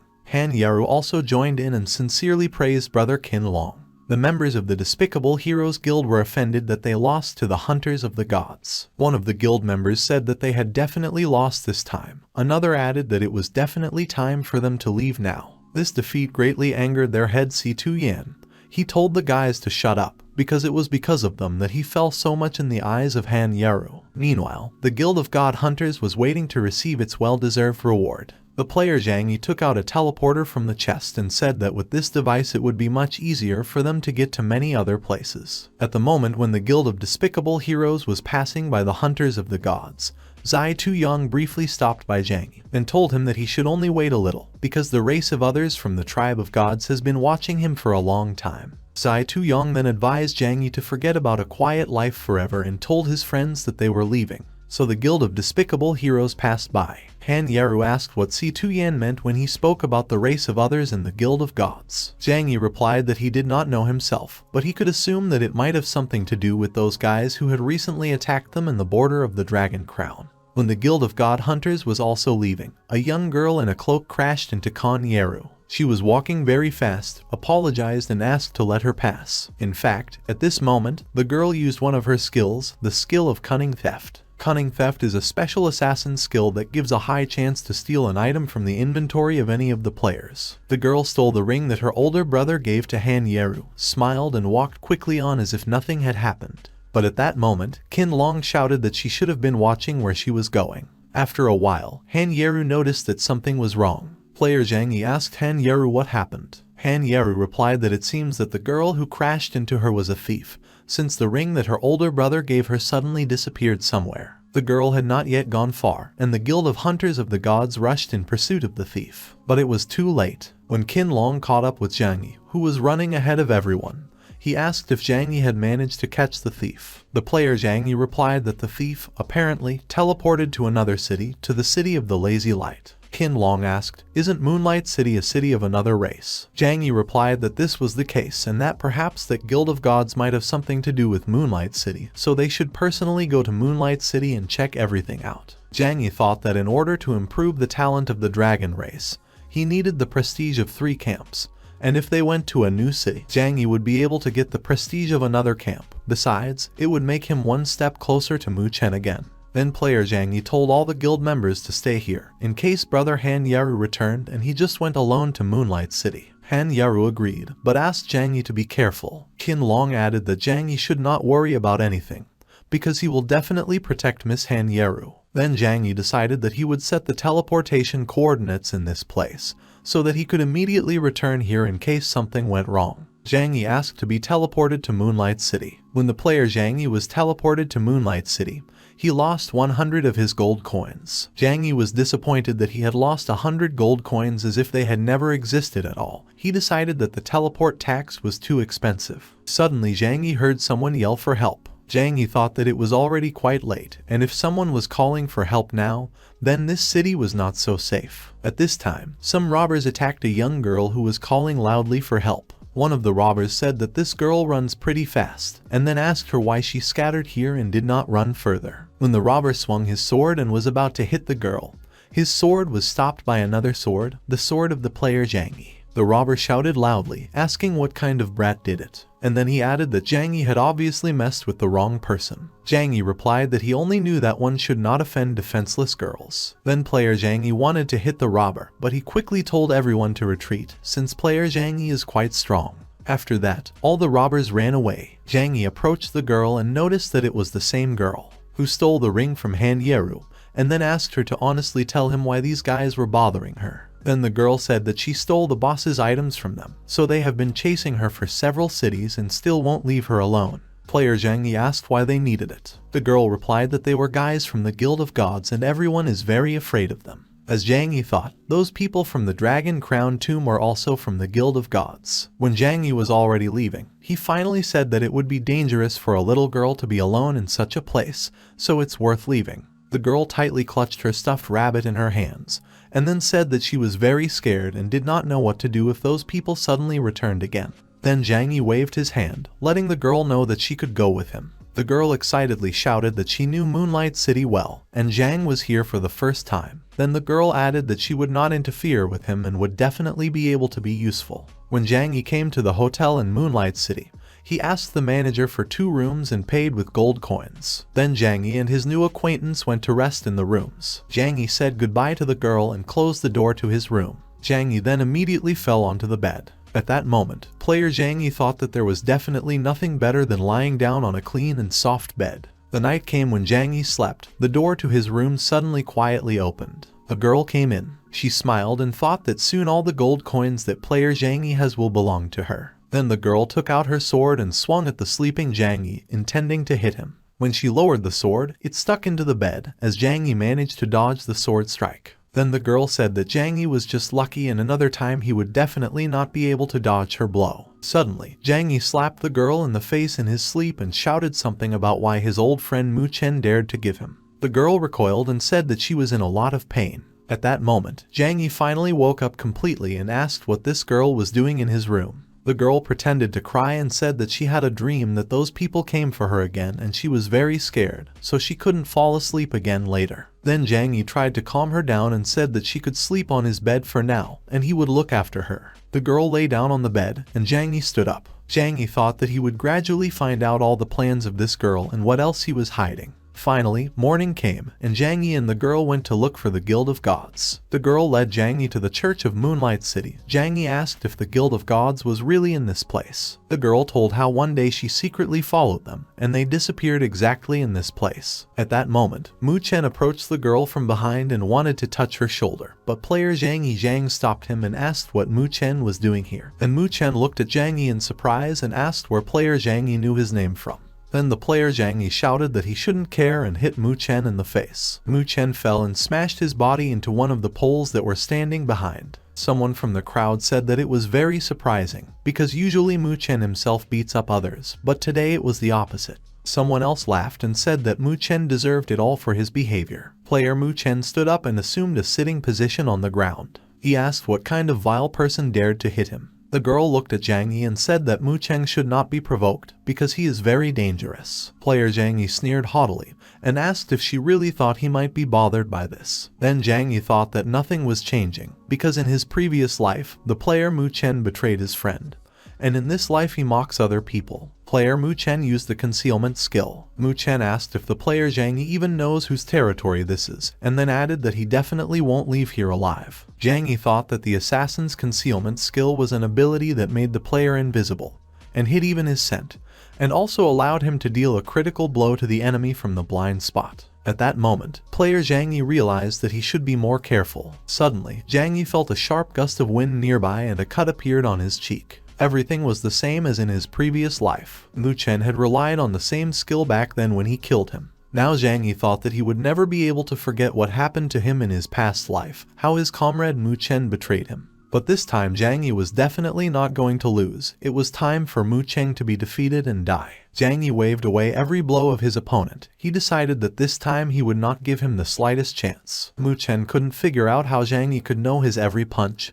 He should be invisible. But for all the time they had known each other, every blow of Mi Cheng had long been etched into Zhang Yi's memory, which is why he knew everything in advance. Zhang Yi kicked Mu Cheng and Mu fell down again. Zhang Yi held his ice and flame sword against Mu Chen and said that Mu Chen was going to kill him, so now they will see how he is going to do it. The player Mu Chen excitedly asked who Zhang Yi was. Mu Chen thought that he was very unlucky to run into some crazy person here. Then the player Zhang Yi said that now Mu Chen will go to hell. A skeleton in a black cloak appeared from the ground, grabbed the player Mu Chen and dragged Mu Chen with him underground. But at that moment, player Zhang Yi thought that he couldn't let the man in the black cloak take Mu Chen with him. Zhang Yi noticed that the trail of the man in the black cloak and Mu Chen ended at the same place as the trail of the Guild of Gods. The girl said that the Guild of Gods is located where Mu Chen is, in the Church of Moonlight City. She then said that it could be very dangerous inside, and there was a possibility that Zhang Yi was being lured there on purpose. She then asked if player Zhang Yi was sure that he should go to this place alone. Then Zhang said that he should definitely go, because he has his own special reasons for doing so. Then a new acquaintance handed Zhang and 2 sleeping pills and said that breaking into a place like this without preparation is not the best idea,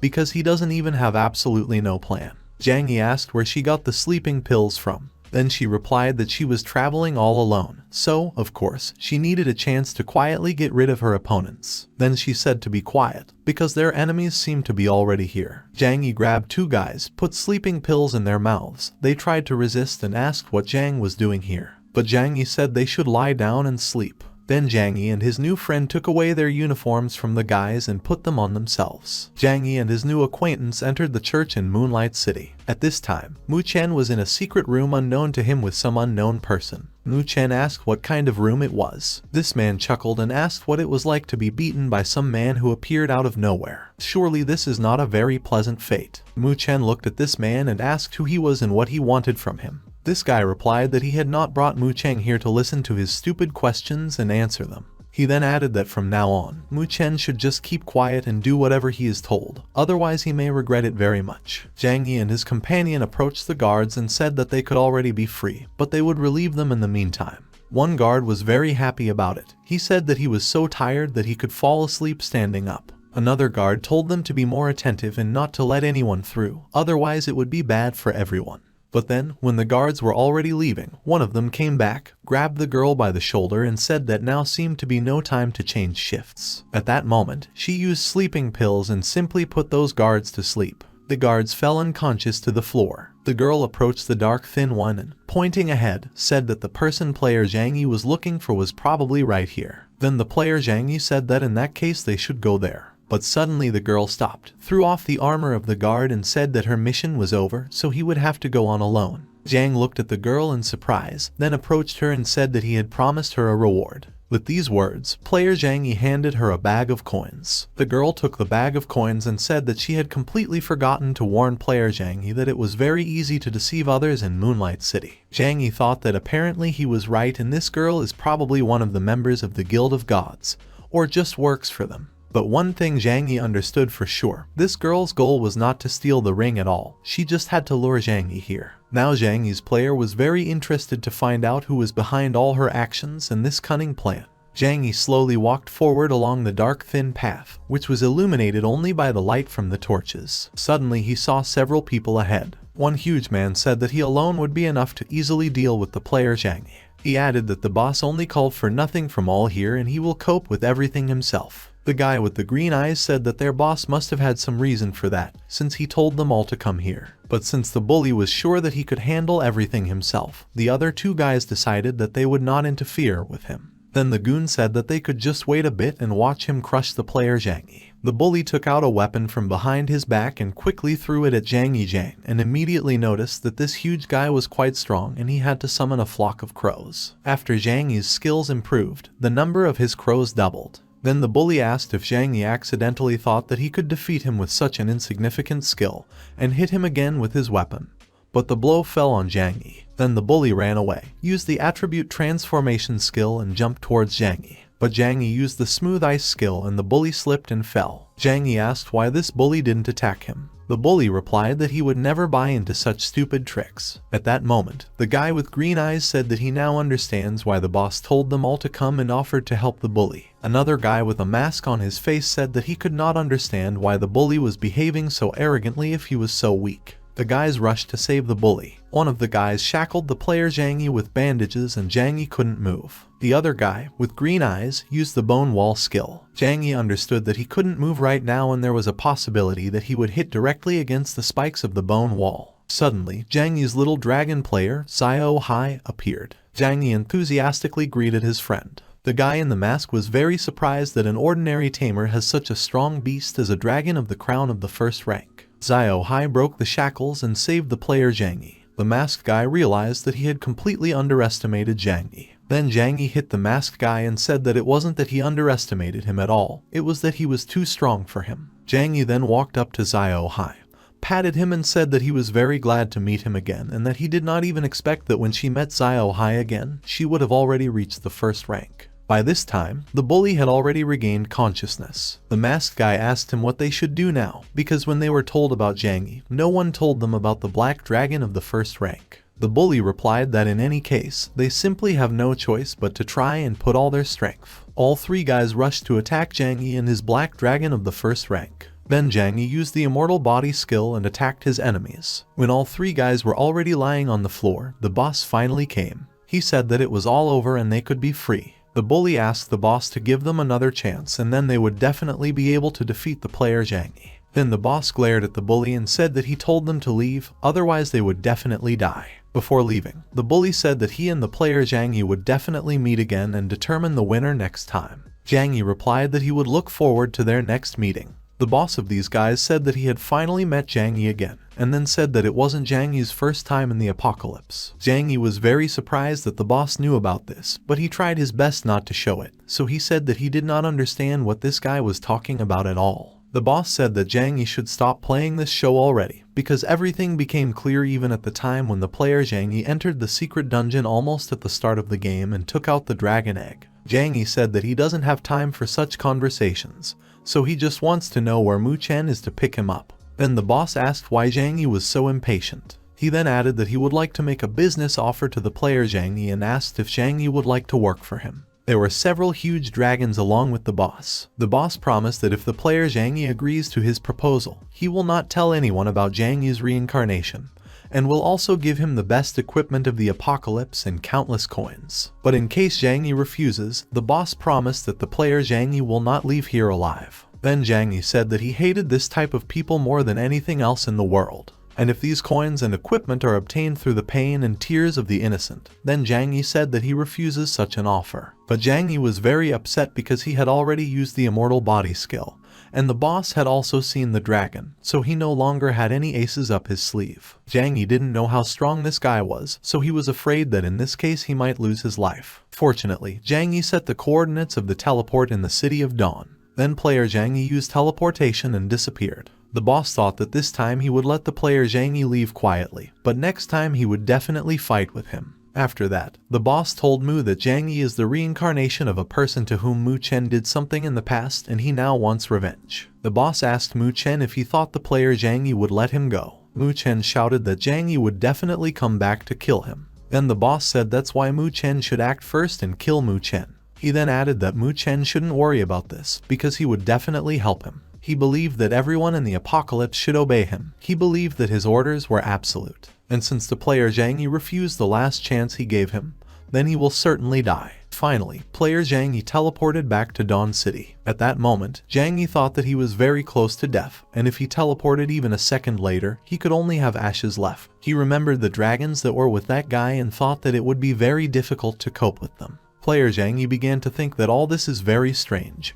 And why did this guy think at all that this is not Zhang Yi's first time in the apocalypse? Could it be that that guy is the same as Zhang Yi himself? These thoughts haunted Zhang Yi. The spirit of the game then informed player Zhang Yi that his stamina was at a low level and he should go to the nearest resting place as soon as possible to recover his strength. Zhang Yi agreed that he had indeed spent quite a lot of his energy on this trip to Moonlight City, so it wouldn't hurt for him to find the nearest tavern and rest there. In addition, Zhang Yi was well aware that if he did not return soon, then Han Yaru and the rest of the members of the Guild of God Hunters would begin to worry about him. Then Zhang Yi decided that he could just pay for the restoration of his energy. The player Zhang Yi came to the merchant and asked him to buy energy recovery. It was worth 20 gold coins. The merchant said that it was the first time he saw a person who spends so many coins just to restore his stamina. Besides, it would be easier for ordinary people to wait and not spend so much money on restoring energy. But Zhang Yi thought that 20 gold was too much for restoring energy, because with this money he could buy himself a whole set of equipment.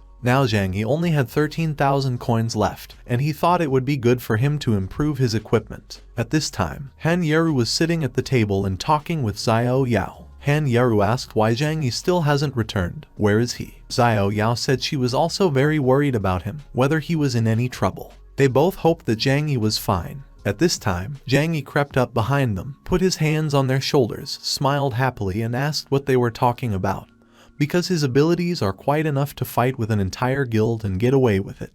Han Yeru and Xiao Yao happily turned around and said that they were very glad to see him back. The player Zhang Yi smiled shyly, looked at Han Yeru and said that, unfortunately, he could not return the ring that Han Yeru had left her older brother. But Zhang Yi told Han Yeru not to worry too much about this, because he would do his best to find the ring and return it to her. Han Yeru smiled sweetly and said that she was fine. And besides, it happened because she was too careless. Han Yeru then said that she was very glad that Zhang Yi had returned in perfect order. Xiao Yao then looked at the leader in embarrassment and asked if Zhang Yi had seen Qin Long by chance. Player Zhang Yi replied that he had asked player Qin Long to gather some information he needed. Since this thief was fishing in Dawn City, there must be some clues where to find the girl who stole Han Yeru's ring. Just at this moment, a tired Qin Long returned. Zhang Yi chuckled and said that they had just been discussing him, and then asked if Qin Long had found out anything about the ring thief. Qin Long replied that he had learned something, but it wasn't exactly good news. Then Qin Long said that they urgently needed to go to the auction, since the ring that Han Yeru gave her brother, and which was then stolen from her, would be put up for auction at night. At that moment, they all thought that since the ring was put up for auction, the thief would surely be there too. Zhang Yi thought that this would be just perfect, because this way he would not only be able to return the stolen ring, but also be able to find better equipment for himself, and she definitely wouldn't hurt him now. So all the members of the Guild of Hunters of the Gods decided to go to the auction. The girl who runs the auction informed the players that the monthly auction will start soon, where players will be able to find various animals, all kinds of the rarest equipment, and many other rare items. Han Yeru asked if Zhang Yi was going to go with them all. Then Zhang Yi replied that he would not go with them, as he still had to look at one important place,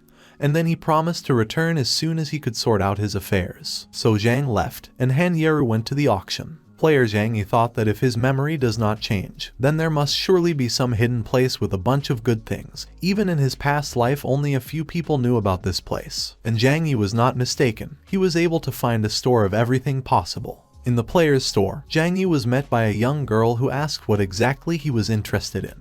Then Zhang Yi thought that it was possible to deal with the thief and there would be absolutely no difficulty. But there would be enough people at the auction to make a fuss. Therefore, player Zhang Yi decided that he should stock up on some items in advance. Zhang Yi asked the girl to give him 800 nights without a discount, as well as a set of pancakes with fruit. Zhang Yi thought to himself that this was very humiliating. The girl said that she had already opened a hidden menu for Zhang Yi and asked what he needed. The system congratulated Zhang Yi for opening the hidden menu of this store and losing 1,000 gold coins. Zhang Yi remembered that in his previous life, only 5% of all the players of the apocalypse opened the hidden menu. Although it is expensive, but the effect of the local potions exceeds the usual several times. Then Zhang Yi said that he would take all the potions that were offered to him. The girl said that Zhang Yi has a pretty good eye, because these potions are the pride of their store, and he is the first person who found out about it. Zhang Yi spent as much as 4,000 gold coins in the store and became completely destitute. Now he could only hope that the auction would go smoothly. When the player Zhang Yi finally came to the auction house, he thought that it was suspiciously quiet here, but shouldn't it be loud at the auction? The presenter announced the starting price of the sheepskin scroll, just a table of coins. Then she added that if no one makes a bid, then they will simply skip this subject. Someone started shouting for someone to buy this garbage as soon as possible, and they would be shown something more interesting. Another person shouted that showing this item was just a waste of time. Then the player Zhang Yi approached the player Han Yeru and said that he really hoped that the undead ring had not been sold yet. Han Yeru replied that there was still no undead ring. So far only a sheepskin scroll of unknown origin was shown. Zhang Yi thought about it. The presenter said that, unfortunately, since no one is interested in this subject, they will simply skip it. Suddenly Zhang Yi remembered that this was probably the same scroll of the secret mission of the dragon race, for which in his previous life everyone was ready to kill. Then the player Zhang Yi raised his hand and said that he was betting $100. Someone in the crowd laughed that some idiot had given up a sheep's wool scroll, and then added that it looks like all the rich people are just stupid and are ready to give 100 gold coins for some toilet paper. Another person said that this sheep wool scroll is even worse than toilet paper, and he wouldn't take it even if it was given away for free. The presenter made a bet. Zhang Yi thought that it was possible that for idiots like the players here, this sheep wool scroll really is nothing more than just toilet paper. But for a dragon race player, this scroll is truly a priceless treasure. Zhang Yi was willing to bet that they would be very jealous of him when he could complete the secret mission and get the exclusive dragon race equipment. The next lot was announced to be an undead ring of the 40th level, a legendary rarity, whose attribute is an increase in all characteristics by 10 points, and the skill attached to it is the power of death, which allows you to increase the attribute of the ring by 50% for each kill. The host read out the information about the undead ring and announced the starting price of 10,000 gold coins. In the crowd, someone began to be indignant, because 10,000 gold coins is a very big price and surely no one will have the money to buy such an expensive ring. Suddenly, some bald guy raised his hand and decided to place a bet. Han Yaru told Zhang Yi to look at him and that this guy looks quite strange. Player Zhang Yi replied that this guy is dressed like a human, but he is actually from the main city of the beast race, from the city of extreme ice. The bald guy said that this legendary undead ring is quite rare, and since it's so expensive, he asked why someone would sell it. At that moment, Zhang Yi saw the player Zai Tuyong and some guy with fangs was sitting next to him. Zhang Yi didn't understand why the beast race would come to a human city, and then wondered what kind of person was sitting next to Zai Tuyan.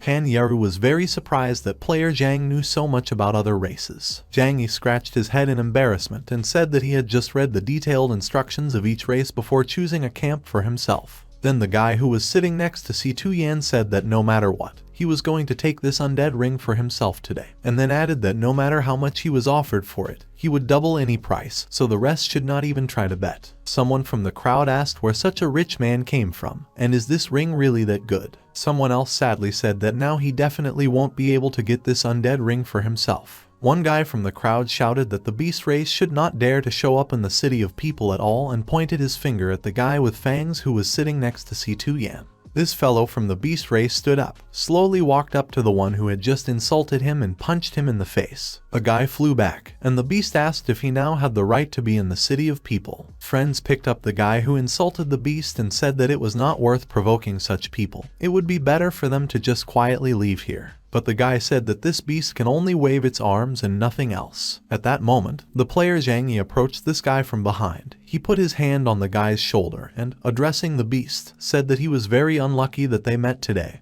because he seriously intends to take the undead ring for himself. After entering the stage, Zhang Yi Zai Tuyong, standing behind the beast, young Master Zhu, became alert and whispered to his master and pointed at the guy. The man stated that this is the same Zhang Yi that Zai Tuyong told about in the past, and this is exactly the person who has one of the 10 divine talents. Zai Tuyong said that Zhang Yi thought too much of himself because of this gift, and the guy needed to be put in his place. From anger and resentment at Zhang Yi, Zai Tuyong's eyebrows sank low enough, which caused wrinkles to appear on his forehead, and he himself seemed to sulk with resentment. Young Master Zhu, sitting on the golden throne, clenched his hand into a fist and said that even with divine talent, Zhang Yi still went against their guild and himself, so only death awaits him. Sitting behind him, Zai Tuyong grinned, waiting for his personal justice, and the return of his beloved Han Yaru to him. Zhang Yi turned slightly to his comrades and, covering his mouth with his hand so that he could not be heard, asked Duan Feng and Qin Long to make as much noise as possible, because he needed to buy as much time as possible for his plan,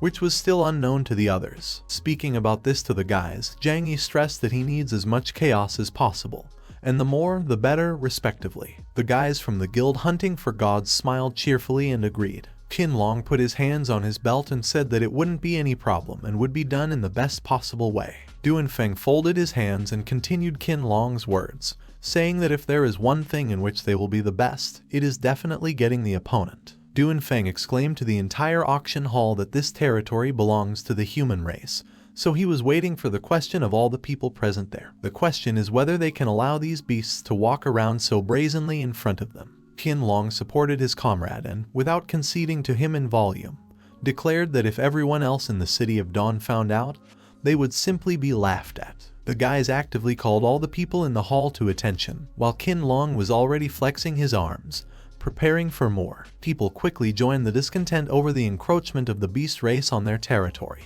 Like one single voice, they united and were dissatisfied, because the animals behaved as if they themselves were looking for a fight, so they wanted to teach these creatures, different from themselves, a lesson. People shouted furiously that these animals had finished playing themselves, so they should be ready to experience a sea of pain. The whole hall gathered at one point when representatives of the beast and human races spoke. Qinlong raised his hand and said that he did not like the animals from the very beginning, because even being in the space of the game, these creatures are still trying to appear in a better light and quality than the rest, putting on beautiful costumes, attending auctions. Duanfeng told his comrade to stop wasting time on empty words and chatter, because they should already start the battle. Offending the next person, the animals said that for the first time they saw such people who would be looking for their own death themselves. Swinging, he declared that they are not capable of anything, so he is not afraid of anyone who would be of the human race. Amid the uproar that rose in just an instant, Zhang Yi took out a high-rank invisibility potion that he had recently acquired. With an ambiguous expression on his face, he brought a liquid to his face with which he could become invisible, and he would not be detected by any skill for the next 3 minutes and began to drink. The first potion is a high-rank smoke screen potion, after using which a smoke screen appears in the specified location for the next 3 minutes. A big plus is also that this field cannot be dispersed. The second potion is a high-rank fire potion, which, according to the name, creates a fire in the specified place for the next 3 minutes. With quick and deft movements of his hands, Zhang Yi threw both high-rank potions into the crowd of people, which further dispersed the panic and discord. There were bursts of discontent from the crowd of fighting representatives of different species about the fact that someone used bombs, so they began to attack even more intensively. Using the panic around, Zhang Yi, with the help of his short-lived invisibility, got close to the girls who were holding Han Yaru's rare ring. The guy was proud of his dexterity and intelligence, because now no one but him can take this ring. With quick movements, he took the much-desired artifact and put it on his hand. Keeping his advantage in the form of invisibility, Zhang Yi approached the zoo beast and swung, simultaneously thinking that this bully looked down on everyone, and now he will be crushed by someone he is not even able to see. After a deft and extremely heavy blow to the head, young Master Zhu fell to the ground. Zai Tuyan excitedly approached the beast and, stretching his hand to its head, asked if his master was okay, also trying to help him. The beast was very angry and wondered what kind of person dared to hit him. Zhang Yi, thinking that in turn he does not want to see the beast's not the most beautiful face at all, kicked Zai Tuyang with quick and skillful movements, after which the latter fell on his master with a loud blow. Zai Tuyan, in complete incomprehension of what was happening, wondered who had hit him after all, and what was going on here was lying hunched over in pain. It was not clear to any of them who dared to attack them. Zai Tuyang, full of anger and pain, declared that as soon as he found the offender,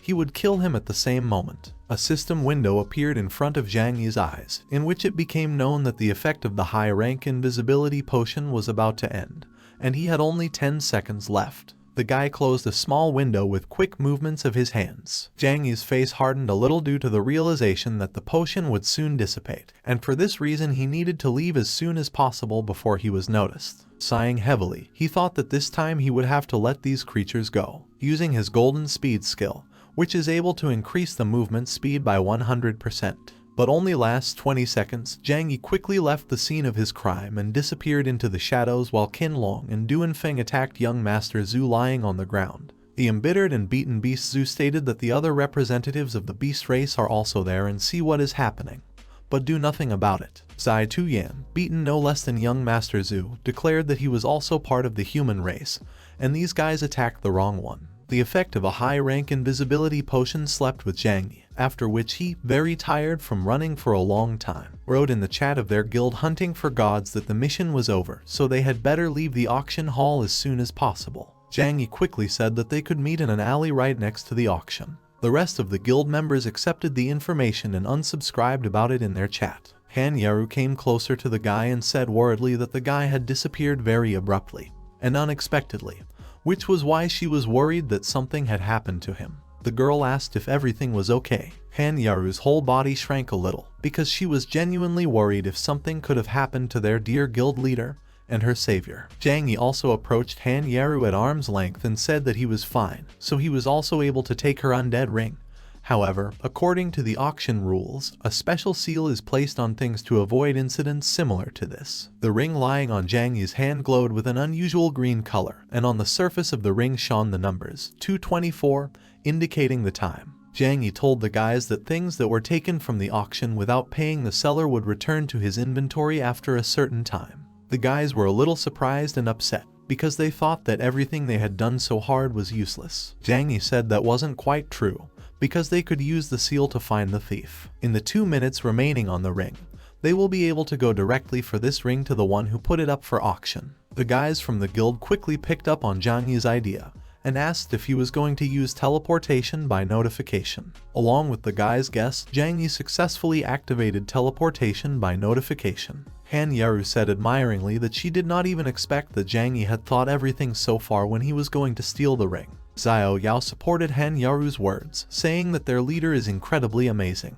The girl stated that she knew from the very beginning that she was not mistaken when she followed them. Zhang Yi listened to them, looking extremely proud of all his actions. Zhang Yi quickly asked the guys from the hunt for the gods to get ready, because a little more, and the time on the undead ring will expire. The guy turned to Han Yaru and promised that he would definitely return her ring, which made the girl blush. Zhang Yi stretched up his hand, on which he held a teleportation device and used teleportation by notification. The guy was already full of interest, wanting to see the expression on this thief's face when he sees right in front of him those whom he had so cruelly robbed. At the same time, a girl with beautiful pink tails received her ring back along with a notification that an unknown incident occurred during the auction, as a result of which the undead ring returned to the seller. In one hand of the nameless girl was a ring that had just returned to her from the auction hall, and in the other was a small toy matching the color of her hair, a beautiful and deep pink color. The girl looked at the ring lying on her hand in surprise, and wondered if those strangers decided to return it to themselves, because all this is extremely strange. Suddenly, the undead ring glowed with a deep blue hue, after which Zhang Yi materialized out of thin air. The guy landed neatly and regained balance with one of his hands. The guy said that from the very beginning he suspected this particular girl that it was her. He was a little angry, because she not only stole the ring from Han Yaru, but also led him straight into the trap of the Guild of Gods. Zhang Yi was extremely angry, which is why he asked the unknown virgin if she was really tired of living. Without answering Zhang Yi's question, the girl said that he was very capable, and she did not even expect that he would be able to escape from the Guild of Gods. The girl brazenly pulled the skin off her eye and showed him her tongue in protest, after which she fled. Zhang Yi rushed after her, wanting to stop the girl and return the undead ring to Han Yaru. The guy threw a few menacing threats, but the girl was clearly not going to stop so easily, because first he needs to catch up with her, and then everything else. Zhang Yi was able to approach her, and with deft movements of his hands, he grabbed the corner of her cape, after which the latter fell, leaving the girl without her small shelter. Under the light of the full moon, the girl turned around, her deep purple eyes shining, reflecting the moonlight, while her hair fluttered in the light night wind. Zhang Yi has already woken up to her, saying that this time she definitely won't be able to get away from him so easily. During their brief eye contact, a huge weapon, similar to an axe, but with a longer handle and an elegant blade, jumped out of the wall not far from them. From behind the broken wall, the figure of young Mr. Zhu, the beast that was beaten in the auction hall not so long ago, appeared. The monster exclaimed joyfully that he was finally able to find Zhang Yi, because he was running away pretty quickly. Seeing the beast, Zhang Yi clearly tensed up, realizing that he had made a mistake, forgetting that the beast race has a unique ability with which they can track certain targets. From a strong blow from the back, the girl almost fell forward, but was able to regain her balance. Zhang Yi did not understand how he could forget something so important, because the beasts are able to smell the aura of their opponent even at a distance of many kilometers. Beast Zhu laughed furiously, saying that luck was on his side this time, because he had been chasing the little girl for a very long time. For the beast, it really was a great success. He took it a little wrong, which made him think that these two were partners, but it was still too good an arrangement for him. The beast laughed and said that it was perfect, because now he can easily deal with two of his problems at once. As soon as the girl landed on the ground, Zhang Yi asked her how many people she had managed to disturb in order to be on the account of at least an entire guild and a race of beasts. The girl chuckled a little awkwardly and said that it was just a slight misunderstanding. As soon as her feet touched the ground, she clung to Zhang Yi's hand, after which she asked if this brother would leave her. Her eyes were glowing, and calling Zhang Yi to pity and compassion. Hearing the girl's words, Zhang Yi seemed to feel some trembling, after which he tried to pull away and pull out his hand, asking her about who she called brother. In the head of the offended Zhang Yi, the thought of who could treat his older brothers like that slipped through, because this girl had deceived him and attacked him in a dream. Using a beastly jerk, young Master Zhu rushed with his weapon at the couple. He said that was enough, and since they were so attached to each other, then he should arrange their funeral together. Young Master Zhu fiercely swung at Zhang Yi and attacked him. The guy covered himself with his hands to avoid the attack and thought that the girl who was standing behind him first calls him a good brother and a second later runs ahead of everyone from danger. During the attack on Zhang Yi, she was no longer with him. The Zhu beast attacked the player Zhang Yi again with the beast dash skill, from which he lost 800 health points. Young Mr. Zhu loudly shouted to the guy a question about where Zhang Yi got so much courage to provoke the beast at the auction. The guy was very hurt by the attacks of the Zhu beast. Besides, he does quite a lot of damage and takes down health points. Zhang Yi was sitting on the floor with his hand pressed to his stomach and breathing heavily. The initial strength of the beast tamer profession is too low, so Zhang Yi lost a lot of health points from just one attack.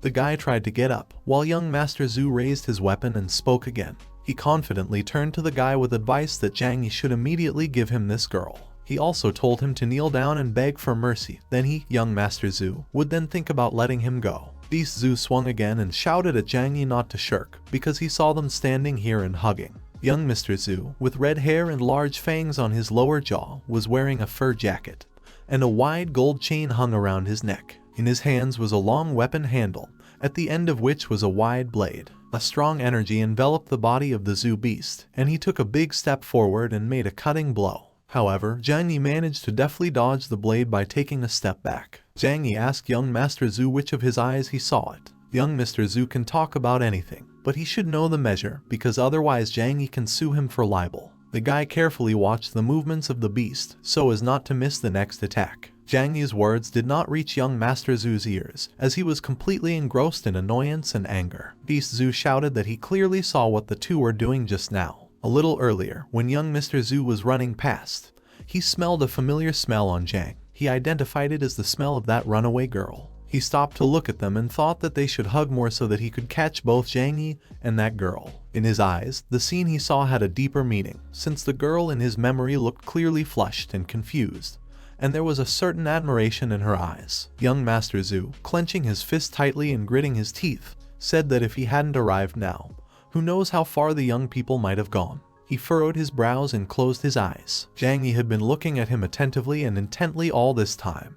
He calmly said that young Master Zhu really could not be persuaded. The guy was quite calm, unlike his opponent. Zhang Yi waved his hand and energy enveloped her, and then a weapon appeared in her. The guy used an attribute change. Zhang Yi immediately after the shift made a sharp dash forward and swung his sword. He called young Master Zhu very stubborn, and with an irritated face and insane speed, he attacked the beast. From such a blow, player Zhu Wuhan received fire damage and lost 300 health points. The crackling of flames could still be heard in the air, however, Zhu Wuhan only grinned at such a trick. He said that Zhang Yi could consider these several hundred points of damage a gift to the guy from the beast. Zhang Yi instantly recoiled from young Mr. Zhu and took a fairly safe distance. His sword was still shrouded in powerful energy, but Zhu Wuhan was not affected in any way. Beast Zhu stood steadfastly with a weapon in one hand. Zhu Wuhan confidently headed towards the guy, while he threw off his fur jacket on the move, and fiery energy began to accumulate around him. The beast turned to the guy with the words that he would now show him the difference between them. Zhu Wuhan's eyes were covered with white light,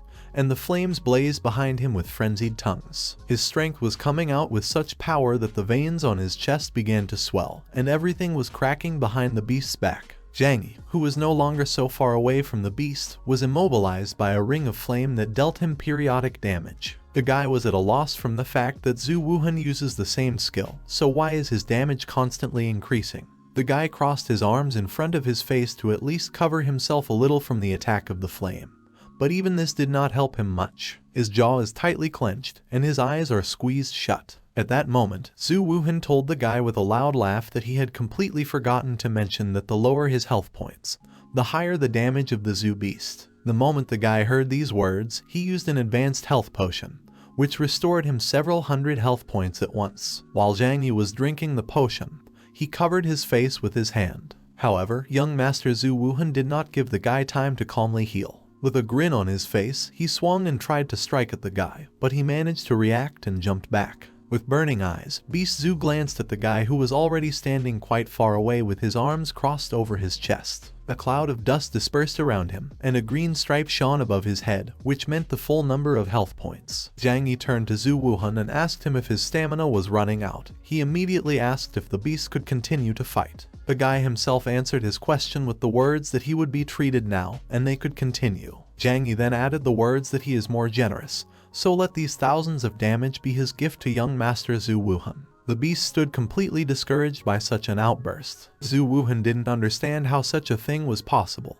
He didn't almost empty Zhang Yi's health strip. The girl who used her invisibility ability and watched the duel from around the corner. She drew attention to the fact that it was useless for the guy to rely on potions, because if Zhu Wuchen uses that trick, then everything will be over. The veins on young Master Zhu Wuhan's forehead began to swell even more, and his eyes turned bright red because of the rage that consumed him. He shouted to the guy with a grin that advanced potions would not help him, and their battle was just beginning. The beast's eyes were flooded with power again, and its energy turned red. He clenched his fists and used Bloodthirsty Rage, a legendary talent. When activated, damage increases by 100%. And attacks restore health points. The duration of this talent is 1 minute, and the recharge takes 1 hour. Young Master Zhu Wuhan instantly regained several hundred health points, and then delivered a series of sharp blows with incredible speed and strength. Zhang Yi was shocked by such a sudden change in pace and number of attacks, which made him recoil back, covering himself with his hands. The guy was surprised at how many health points Zhu Wuhan restored at one time. The guy made a sharp jerk back, thereby overcoming a long distance. He left the line of attack. Zhang Yi braked heavily with his feet from the high speed. At the moment of an unexpected series of blows from Zhu Wuhan, the guy missed several blows, which caused him to lose a large number of health points. Zhang Yi took out the potion with a frowning and concentrated face, as he did not expect that this attack would be Bloodthirsty Rage. This legendary talent turns a strong player who deals the main damage into a killing machine. Young Master Zhu Wuhan, with a relaxed gait, still surrounded by sinister power and aura, headed towards the guy with the words that today he would show him what happens to those who get in the way of the blood gate. He held his long weapon with a wide blade with one hand, and the other was calmly in his pocket. The red energy screamed about the danger coming from the guy. Zhang Yi slowly retreated back until he was at the cliff of the building. When he approached the very edge, small fragments of stones and sand fell from him. The guy looked back and decided that the plan to use health potions further and take Zhu Wuhan's beast by starvation was completely useless. Zhang Yi, with excitement in his eyes and a small smile, turned his head back to Zhu Wuhan and asked him if the beast really thinks that its bloodthirsty rage is invincible. The guy stood cornered, but he didn't show at all that he was worried about it or worried. His sword was still in his hand, and there was only confidence and a small grin on his face. Confident in his possible victory, Zhu Wuhan waved his weapon and exclaimed, asking the guy if he was really going to continue drinking potions, because it didn't matter how many health points he restored to himself, since Zhu Wuhan would win anyway. Under the monologue of the self-confident beast, Zhang Yi rushed to run with his forehead straight to Zhu Han. With quick movements of his hands, the guy poured another potion into himself, but of a different nature, and loudly exclaimed that it would still be possible to look at it. Zhang Yi threw the already empty potion flask to the ground with ease in his movements, after which it broke into thousands of glass fragments. Lightning flashed from Zhang Yi's hands, and burning with them, he rushed at Zhu Wuhan. Young Master Zhu swung and asked with a grin, did Zhang Yi still not understand that he would lose? A huge weapon that somewhat resembled an axe met Zhang Yi's chest. Zhu Wuhan laughed and said that Zhang Yi seemed to like being mistreated. Continuing to press his weapon into Zhang, the beast asked if this guy accidentally drank the wrong potion and went crazy. Zhang Yi grabbed the handle of the weapon and held it tighter than Zhu Wuhan himself. Zhang Yi grinned and stated that since Zhu Wuhan likes to suck the blood of his rivals, he should continue to do so. Zhu Wuhan's skin began to change its color, approaching purple, and dark purple veins began to bulge on his body. Clearly alert, the beast asked what the hell was going on here and what Zhang Yi had drunk. In general, Zhu Wuhan's hand went numb, after which Zhang Yi, without much effort, threw the beast's weapon to the ground with a crash. The guy said that it was an improved poisonous potion that puts a weakening effect on the target and also removes 100 health points per second. It lasts for a whole minute, and also, unfortunately for Zhu Wuhan, cannot be scattered. Zhang Yi smirked smugly and handed the beast one of his health elixirs, after which, no less smugly, asked if Zhu Wuhan wanted to drink it, because the guy still had a lot left. The beast fell to the ground in agony, realizing that this man had deceived him, deliberately allowed Zhu Wuhan to hit him so that his bloodthirsty rage would work, and he received his poisoning. Immobilized by the pain, Zhu Wuhan felt and saw the full power of this cursed potion on himself. He was losing many hundreds of health points, at the same time trying to close the difference with health potions. However, it turned out badly. He laughed nervously and asked if Zhang Yi was happy now, because the guy's health points are still lower than young Master Zhu Wuhan's, and therefore Zhang Yi will die first. The guy's confident voice remained unwavering, and he asked if the beast was sure of this, because such an outcome is not necessary at all. Zhang Yi quickly moved his hand, after which he activated the ability stolen from Han Yaru's brother, Immortal Body. Zhang Yi understood that the duration of the weakening that is imposed by a high-level poisonous potion lasts for 1 minute, and as long as he uses the immunity to damage from the Immortal Body, he may not pay attention to the power of the potion that affects him. Zhang Yi approached young Master Zhu Wuhan's face and showed him his healing potion. He chuckled and said that it seemed that the beast had potions of too low quality, and he just had a high-class potion lying around. The guy put the potion away right at the moment when Zhu Wuhan's hand almost reached and snatched it out. Zhang Yi said that if the beast wants this thing so much, then he needs to pay for it. Young Master Zhu Wuhan reached for the flask, because he understood that he had only one chance left for resurrection, which he had already received with very hard work. Even if he has money, he still won't be able to buy a chance for resurrection, since they only fall from survival missions, and no one knows exactly when the next such mission will begin. The beast stretched out his hand and said he would buy this potion. He reached out to him like the last straw in the ocean. Zhu Wuhan asked how much this potion cost. Zhang Yi approached Zhu Wuhan's ear and, smiling, said that initially such a potion costs only 150 gold coins. However, due to the fact that he and the beast are not friends, he will raise the price quite a bit to 5,000 gold coins. Hearing this incredible price, the beast said that 50,000 gold was a real rip-off, and this money could be enough to feed an entire guild of 500 people.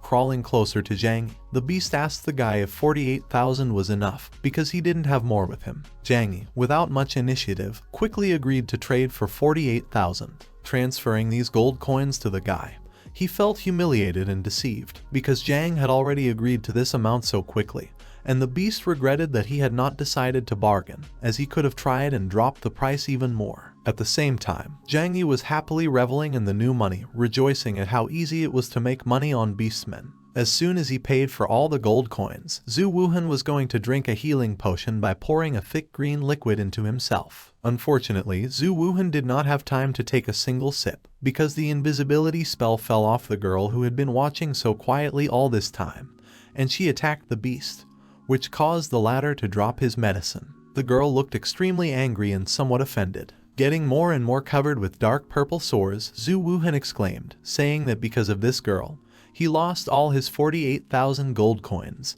and now he most wants to kill this girl. Suddenly, young Master Zhu Wuhan's entire body was paralyzed by poison, which caused him to lose his ability to move, which was taken advantage of by Dai Wu, a little girl with pink hair. Quickly jumping into the air, Dai Wu used her clinics and, standing in a certain pose for her technique, struck many quick and dexterous blows at Zhu Wuhan while he unsuccessfully tried to hide from damage by crossing his arms in front of his chest. Thrusting one of her swords forward, the girl exclaimed, saying that she had waited too long for such a moment and opportunity. Stabbing the blade directly into Zhu Wuhan, Dai Wu finished her technique. The beast screamed in pain, then looked at his abusers and ordered them to start praying, because when he was reborn, it would not seem enough to them. The system windows lit up, saying that player Dai Wu had killed player Zhu Wuhan. It was also said that player Zhu Wuchen has a chance of resurrection in reserve, and therefore now he will go to the extreme ice city in order to resurrect. Watching the disintegrating body of young Master Zhu Wuhan, Zhang Yi declared that he really had nothing to do with Dai Wu,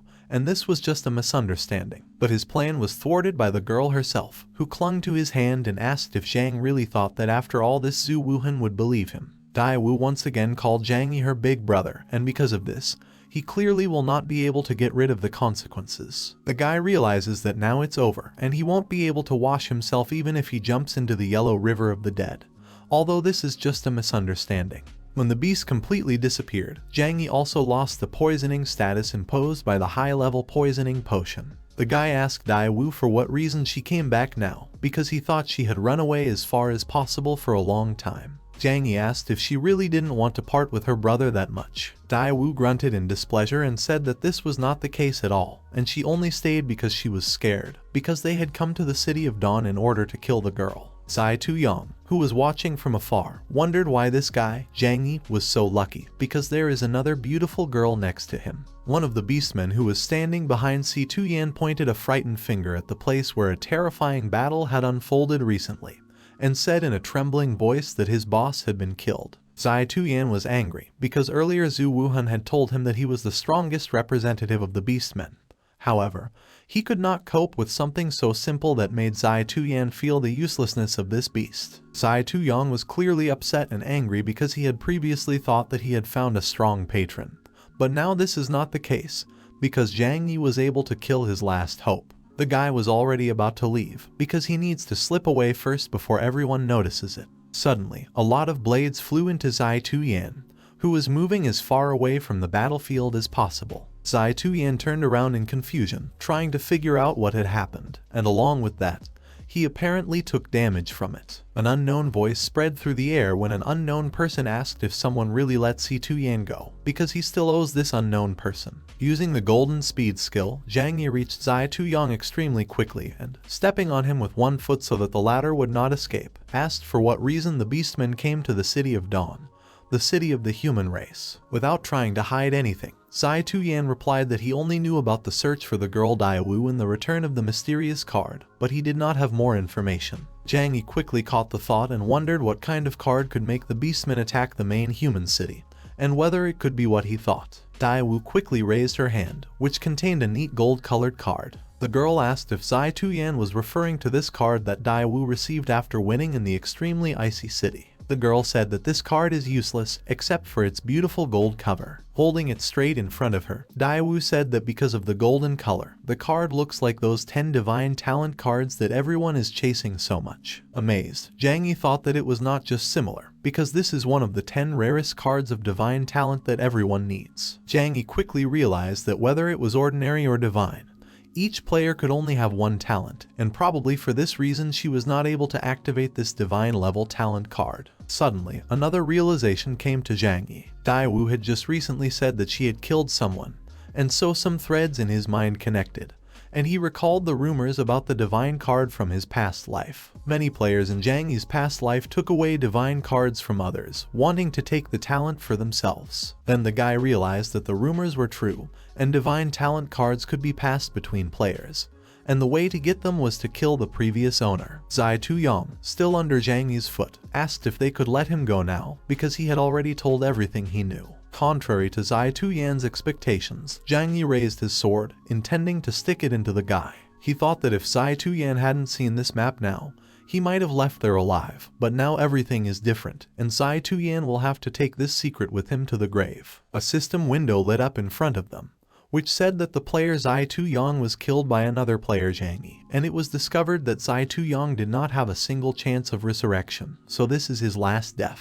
Zhang Yi's sword dissipated, after which Daiwu, holding a small map in her hands, asked if Zhang Wu was afraid that she might do something to him, because right now she is very close to him. In response to the provocation of the girl, Zhang Yi only replied that he was not afraid of it at all, because he already knew that Daiwu was an intelligent person. In order to back up his words, he also noted that the people of the Blood Gate consider them accomplices, and as long as Zhang Yi can walk on this earth alive, he is able to attract the attention of this organization and share the danger with Daiwu, who will gladly take advantage of this opportunity. With an ambiguous expression on his face, Zhang Yi looked at Daiwu and kept thinking that each card of divine talent should correspond to a special skill of divine level. At the moment, Zhang Yi could not know which card was in Daewoo's hands. The guy slightly stretched his hand forward and asked what Daewoo thought about making a small deal. Without waiting for her answer, he dictated his conditions, which consisted in the fact that the girl should give him the undead ring and the card that she is holding in her hand right now, and in return he would forget about everything that had already happened between them. Daewoo stretched out her hand in front of her, over which a small ring with a neatly engraved skull, as well as a small gold-plated card, flew at a short distance. The girl approached Zhang Yi's face unacceptably close, after which she smiled maliciously, and asked if this guy had been chasing her for so long just because this ring was so important to him, or if the reason for everything was that it belonged to Han Yeru. Zhang Yi's face hardened a little, after which he said that he was doing this because he had previously promised the girl to return her undead ring, which was stolen by Daewoo. Hearing this answer, the girl sighed and held out her hand to him, over which the ring and the card were still hovering. After a quiet sigh, she said he could have his ring back. Zhang Yi reached out and tried to take both curios, but at the last moment the divine talent card moved into Daewoo's hand, after which the girl said that the card would remain with her. Walking away, Zhang Yi picked up young Master Zhu Wuhan's weapon and told Daewoo that as her business partner, he only wanted to remind her that it would be better for her not to tell anyone this golden card. Daewoo looked at him out of the corner of her eye and said that in that case she would also like to remind him that it would be better if he got out of there as soon as possible. After all, the people of the Blood Gate will not retreat, and they will definitely return to the City of Dawn in order to take revenge on him. Leaving there, Zhang Yi smiled and thanked Daewoo for such a warning, but this girl should not worry, because such a stupid Zhu Wuhan will not be able to defeat Zhang Yi. At the same time, on a small alley near the auction hall, the company hunting for gods was standing and defending itself from the beastmen attacking them. Duanfeng held his hand, which held his weapon, while Xiao Yao diligently treated the guy with her ability. Duanfeng said loudly and a little angrily that these animals know a lot about battles. They can fight very well, and their skins are painfully strong. Qin Long supported his comrade, also noting that they are not only very persistent, but also extremely insidious. Qin Long was extremely angry because the representatives of the beast race attacked them exactly when their head was not near them. Han Yeru looked stiff and tense as she talked about not knowing the details of whether their leader Zhang Yi was okay at all. Suddenly, one of the recently fallen beastmen stood up, swinging his bat at Han Yeru. He called the girl names and said he was going to blow her head off with his bat right now. At the most opportune moment, an axe-like weapon flew into the beast. Zhang Yi exclaimed loudly, warning Han Yeru of the danger. The beast split into two parts, trying to say something, but not having the opportunity to do so. Zhang Yi quickly approached and informed the beast that he had already sent their boss back to the Extreme Ice City, so this was just the right time to send his minions there as well. The monster fell to the ground with a crash, and Zhu Wuhan's weapon fell with it. Xiao Yao happily ran towards the newly arrived Zhang Yi while Han Yeru asked him if there were any injuries and if the leader was okay. Zhang Yi replied to the girl that everything was fine and he was safe, but these beastmen were really very stubborn. The guy smiled and handed Han Yeru an undead ring, after which he said that he was able to return her thing. The girl blushed slightly, then happily said that she knew from the very beginning that Zhang Yi would be able to do it. After a short conversation with the girls, Zhang Yi approached Qin Long and Duanfeng and said that they should raise their level as soon as possible, since the main forces of the apocalypse had already reached the 50th level, and they can't afford to lag behind them. Duanfeng exclaimed joyfully, saying that he could start right now. Qin Long smiled gently and said that it seemed their monster was ready. Duanfeng approached the girls and, showing them his hands, told them to look at his powerful muscles, because tomorrow he would use them and defeat all the monsters. At this time, Zhang Yi was looking at them, but he wasn't listening at all. He was thinking that in most cases, divine luck means a simultaneous encounter with great risk. He understood that as soon as the secret of the divine talent card was revealed, he and Han Yeru could become prey for all the players of the apocalypse, which would put them in the most dangerous situation. For everyone's protection, he decided that before that time came, they would have to increase their strength properly. After some time of hard training, a system window finally appeared in front of Zhang Yi, which said that he had reached the 50th level, and now he could advance the profession to the 2nd rank. Zhang Yi opened his stats window and thought that maybe it really took them a long time to deal with the Blood Gate. They finally reached the necessary level. After a while, the guild hunting for gods gathered on the Dawn Street. While Duanfeng was holding little Xiao Yao in his arms, she asked the leader what they should do next, because they had all already reached the 50th maximum level. Zhang Yi looked at them with a sly look, after which he said that they would naturally break through the maximum level. The guy was thinking that they need to complete the task for the second rank profession as soon as possible, because it is important for them to improve their current skills, since this is not enough at the moment. Zhang Yi knew that he and Han Yaru needed to climb even higher, because they must be able to protect themselves. At the same time, something strange and incredible was happening in front of the test hall. Another player was knocked out by another hammer blow. People complain that the second test is too difficult for them, because you need to score 20,000 points to pass, and this is incredibly much. At the moment, no one has been able to get such a result. Evil people complained that they had just spent their 10,000 gold coins. In the end, spending such an amount somewhere else is fine, but in this place they will also be beaten for their own money. A girl in a short top and brown hair gathered in a ponytail smiled smugly and asked if there were anyone else willing to take this test. Next to her feet was a small pink-tinged hammer with ears and a cute face. The guys came to the test hall of the City of Dawn, where a small group of players gathered. A girl with a high tail on her head, in a pink sweater and with the same pink hammer with a cat's paw pattern, asked people who else was ready to accept the challenge. After what they saw, people stood silently, but Zhang Yi confidently declared that he wanted to try. He took a step out of the crowd towards the girl and said that in the apocalypse, victory depends not only on strength, but also on skills. The girl stepped back with one foot for a more stable position and was surrounded by blue energy. She swung her hammer, thereby delineating her territory. Zhang Yi informed the girl at that moment that he would show her how to play. A small flying mechanism appeared in the air, and the girl pointed at it to the guy with her hand, asking Zhang Yi if he could see this little thing.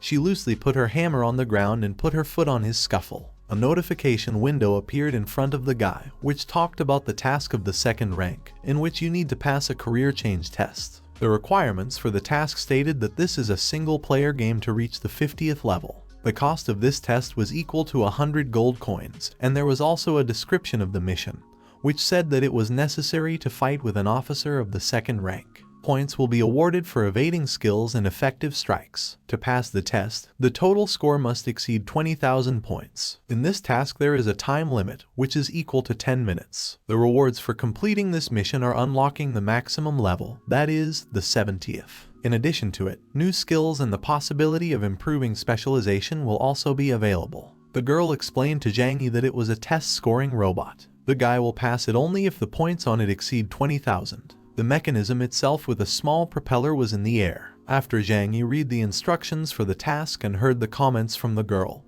he immediately suggested starting. He quickly and very quickly began to head towards the officer. The guy used the golden speed skill to instantly approach the girl. However, she turned to the guy, calling him a little handsome, and told him that a frontal attack was not the best choice. She swung the hammer and struck with crushing force in front of her, but got past the guy, hitting the ground. The girl exclaimed that the guy was pretty fast. She immediately turned her gaze to him, and Zhang at that moment, deftly dodging her attack, replied that he was not stupid enough to fight hand-to-hand with a fighter if he was not sure of victory. He spread out his palm, in which an electric current began to gather, which sparked with its energy. Zhang Yi, having gathered enough energy in his palm, turned to the girl with the words that she should taste electricity. Zhang Yi used a chain lightning attack and directed all the electric current at the girl, who instantly screamed. Electricity enveloped her body, causing her to drop her hammer from her hands to the ground. For successfully deflecting from her attack, Zhang Yi received 1,000 points, as well as for effectively hitting the skill with another 1,000.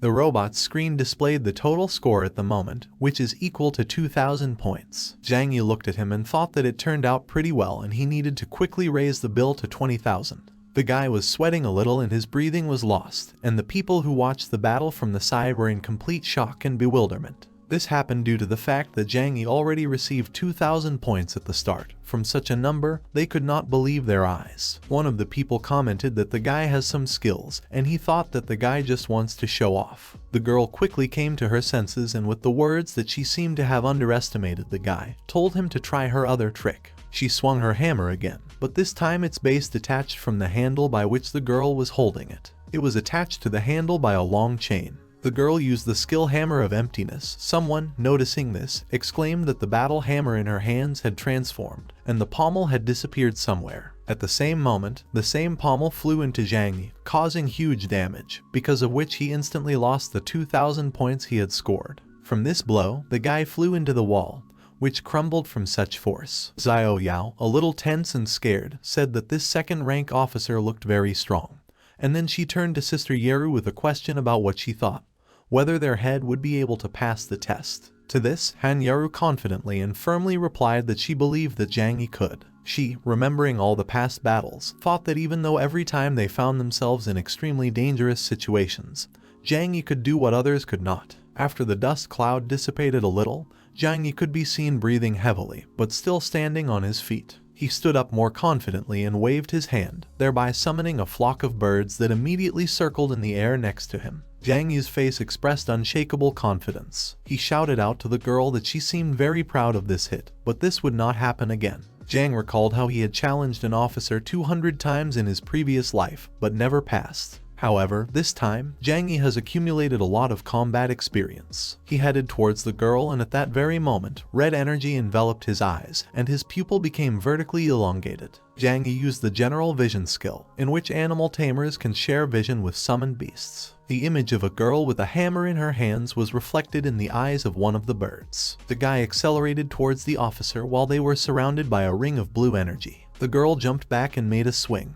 At that moment, a window appeared in space behind Zhang Yi, from which the top of the hammer flew. Zhang Yi, without turning back, dodged using the evasion skill. He could see the blow perfectly now. For successfully evading the attack, he received 1,000 points. The girl at that moment was at a loss as to how the guy was able to predict her blow. She watched him closely and struck blow after blow. Zhang Yi could see each of them perfectly. One of them was on the left behind. And again, he received another 1,000 points for successful evasion. Zhang Yi, approaching the girl at a fairly comfortable distance, confidently swung his fist, which was shrouded in electric energy. He shouted that it was his turn to attack. He saw the incoming hammer blow right from behind and ducked sharply, from which the hammer flew straight at the officer. The girl managed to stop this attack by extending her hand forward in order to muffle the blow. Zhang Yi reasoned that as long as he had common vision with the summoned crows, it would not be difficult for him to dodge all her attacks and score 20,000 points. For this evasion, he was given another 1,000 points, as well as 1,000 points for an effective hit with a skill. Crows circled above them in the air, which is why the girl quickly realized that they were somehow connected by his skill. She confidently waved her arms to the sides, pointing the hammer in a circle. The storm hammers of the void swiftly began to shoot down the birds one by one, while Zhang Yi dodged her attacks. He abruptly shifted his gaze to the side and slightly panicked, as he saw with the raven's eye that a hammer was flying straight at him. The bird in the air was abruptly knocked down by a powerful blow, so that the feathers flew apart. Zhang Yi immediately realized that the girl had guessed, which was why he could no longer rely on dodging to score points. He needs to finish quickly. The guy jumped up to attack from above. His whole body was enveloped in energy and he used the skill Hellfire. Purgatory of Lightning attacked the girl. A column of dust rose into the air, and the robot only had time to count the number of strikes. Tens of thousands of points began to be added to Zhang Yi's total score until the mission was over. At the end of it, the guy received the achievement Great Beast Tamer, which is given for passing the second rank test in the Apocalypse, and he also received the corresponding title. While Zhang Yi stood confidently and received awards and achievements, a girl sat on the ground next to him, who was completely crushed. A message appeared in the pop-up notification window congratulating player Zhang Yi on successfully passing the second rank test and upgrading the Beast Tamer class to the second level. The crowd cheered loudly because practically no one expected this guy to actually pass the test. He scored 22,000 points for this test. It's even too much. Someone was jealous that Zhang Yi got the second level of the class because he also wanted it. His guild happily supported the guy, and Xiao Yao, raising both hands, shouted that this was their cool guild head. Meanwhile, in the Moon Castle, Mu Chen, after a long and hard training in the Guild of Gods in large armor, violently crushed the earth with such force that fragments of concrete flew in different directions. He shouted that he felt stronger now. The second guy who was with Mu Chen in the castle, straightening his blonde hair, he exclaimed that they had received the strongest equipment among the players, so this time they would not lose to Zhang Yi. It was time to go and teach this guy a lesson, Mu Chen exclaimed, asking his savior with the beautiful silver hair if he would really go on this journey alone. The guy, sitting impressively on a stone throne, replied that this was not the case and he would send his most capable people with him. Mu Chen's savior once added that these people already have experience in fighting Zhang Yi, and it is for this reason that it will be much easier for Mu Chen to work with them. The guy sitting on the throne deftly called those about whom he had recently spoken, after which several people entered the throne room. The nameless guy told the incoming that he had updated their equipment, so besides, they had already achieved all the improvements possible at the moment, so they better not let their leader down. The guy announced Mu Chen as the commander of this operation. The guys who recently fought with Zhang and in this very hall accepted this order without any problems and gathered to complete the task given to them by the head. The guy on the throne handed a neat white scroll with a purple cut to Mu Chen and said that now this thing could help the guy in a difficult situation. However, the guy on the throne noted that this scroll can only be used once. Mu Chen gratefully took the scroll and accepted the leader's instructions, after which he led his small team of 5 people to the city of Dawn. Stroking the scales of his dragons, the guy smiled maliciously and said that Zhang Yi would regret becoming his enemy even more. Han Yeru looked quite relaxed when she asked the others what they thought about the kebab shop they had just left and whether they liked it. Zhang Yi smiled sweetly and said that it was the best barbecue he had ever tasted, after which the guy laughed calmly. Leaving, Zhang Yi told the others that tomorrow he was going to take them all to training for the second rank test. Xiao Yao exclaimed joyfully, rejoicing that they, too, would soon be able to pass the same test as their head not so long ago. Qin Long patted Zhang Yi on the shoulder, after which he said that he had recently heard that after passing the test, they would be able to use powerful second-level skills according to their specialization. The guy smiled and asked their leader to show them his skills somehow. Zhang Yi agreed without much trouble, saying that he would show them to them the next time he went to the dungeon. Zhang Yi thought that after this elevation, he really got a lot of skills, which he himself had not had time to fully understand yet. Opening a small window of his abilities, Zhang Yi began to read, and the first skill that caught his eye was the demonic substitution of the first level. This is an exclusive skill from the profession of a second-rank beast tamer. This skill is able to remove all the effects of control, and leave the demon doll at the place of application of such an unusual skill. As soon as the doll is attacked, all the surrounding enemies will panic for 3 seconds. This skill takes 30 minutes to recharge. As soon as Zhang Yi read the description of the skill completely, he smiled contentedly, because removing control and general fear is just an amazing skill. While the guys were calmly strolling through the streets of Dawn City, several figures of angry people appeared in front of them in just an instant, who turned out to be Mu Chen and his henchmen. A guy in a neat golden armor and hair, the color of such an unpleasant, reminiscent of swamp ligature, smiled and announced that he had finally been able to find the one he was so ardently looking for, Zhang Yi. The leader of the God Hunt was a little taken aback, thinking that the people next to Mu Chen were part of the Divine Guild, and he did not quite understand why they were next to him. Zhang Yi stretched out his hands and, smiling, asked if his old friend had become too bored to be in the Apocalypse universe, since he himself had come to Zhang and for his own death. Mu Chen grimaced angrily, then exclaimed that last time he had allowed Zhang Yi to leave, but this time it would not be like that.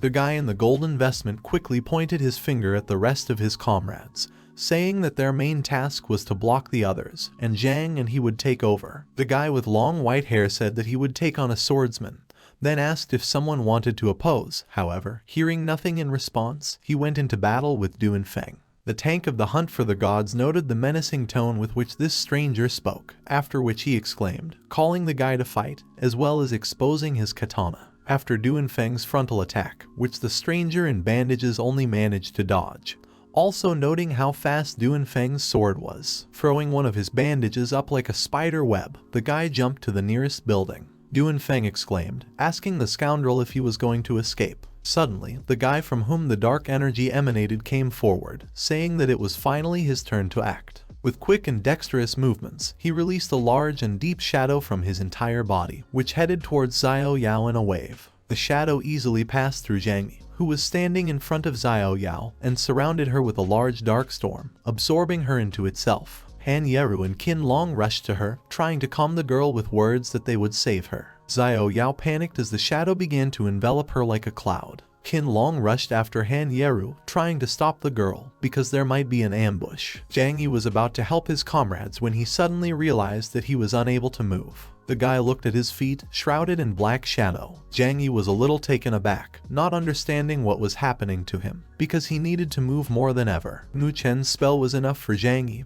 holding back on the spot. The guy in the golden robe used his 4th level shadow slavery skill, a skill capable of controlling one target, as well as creating a black shadow under the enemy's feet, depriving the latter of the ability to move for the next 10 seconds. Mu Chen rushed at Zhang Yi from behind, furiously shouting that no one would help him, because now the guy is under the control of the black shadow. Getting very close, Mu Chen exclaimed, mockingly asking Zhang Yi to show him now how he could resist him. With quick movements of his hands, Mu Chen plunged his sword into Zhang Yi, but at the same moment, Zhang Yi turned into a small red doll, which was the effect of the demonic substitution skill. Once inside Mu Chen's bosom, Zhang Yi smiled and asked if this guy really thought he could stab him in the back again. Zhang Yi's hands sparked with small sparks as the guy activated his chain lightning skill. The guy quickly put his hand on which there were sharp lightning bolts to Mu Chen's back, after which he screamed in pain. Contrary to expectations, Mu Chen's body received almost no damage, which greatly surprised Zhang Yi. He didn't understand how Mu Chen could remain unharmed after taking direct damage from the chain lightning.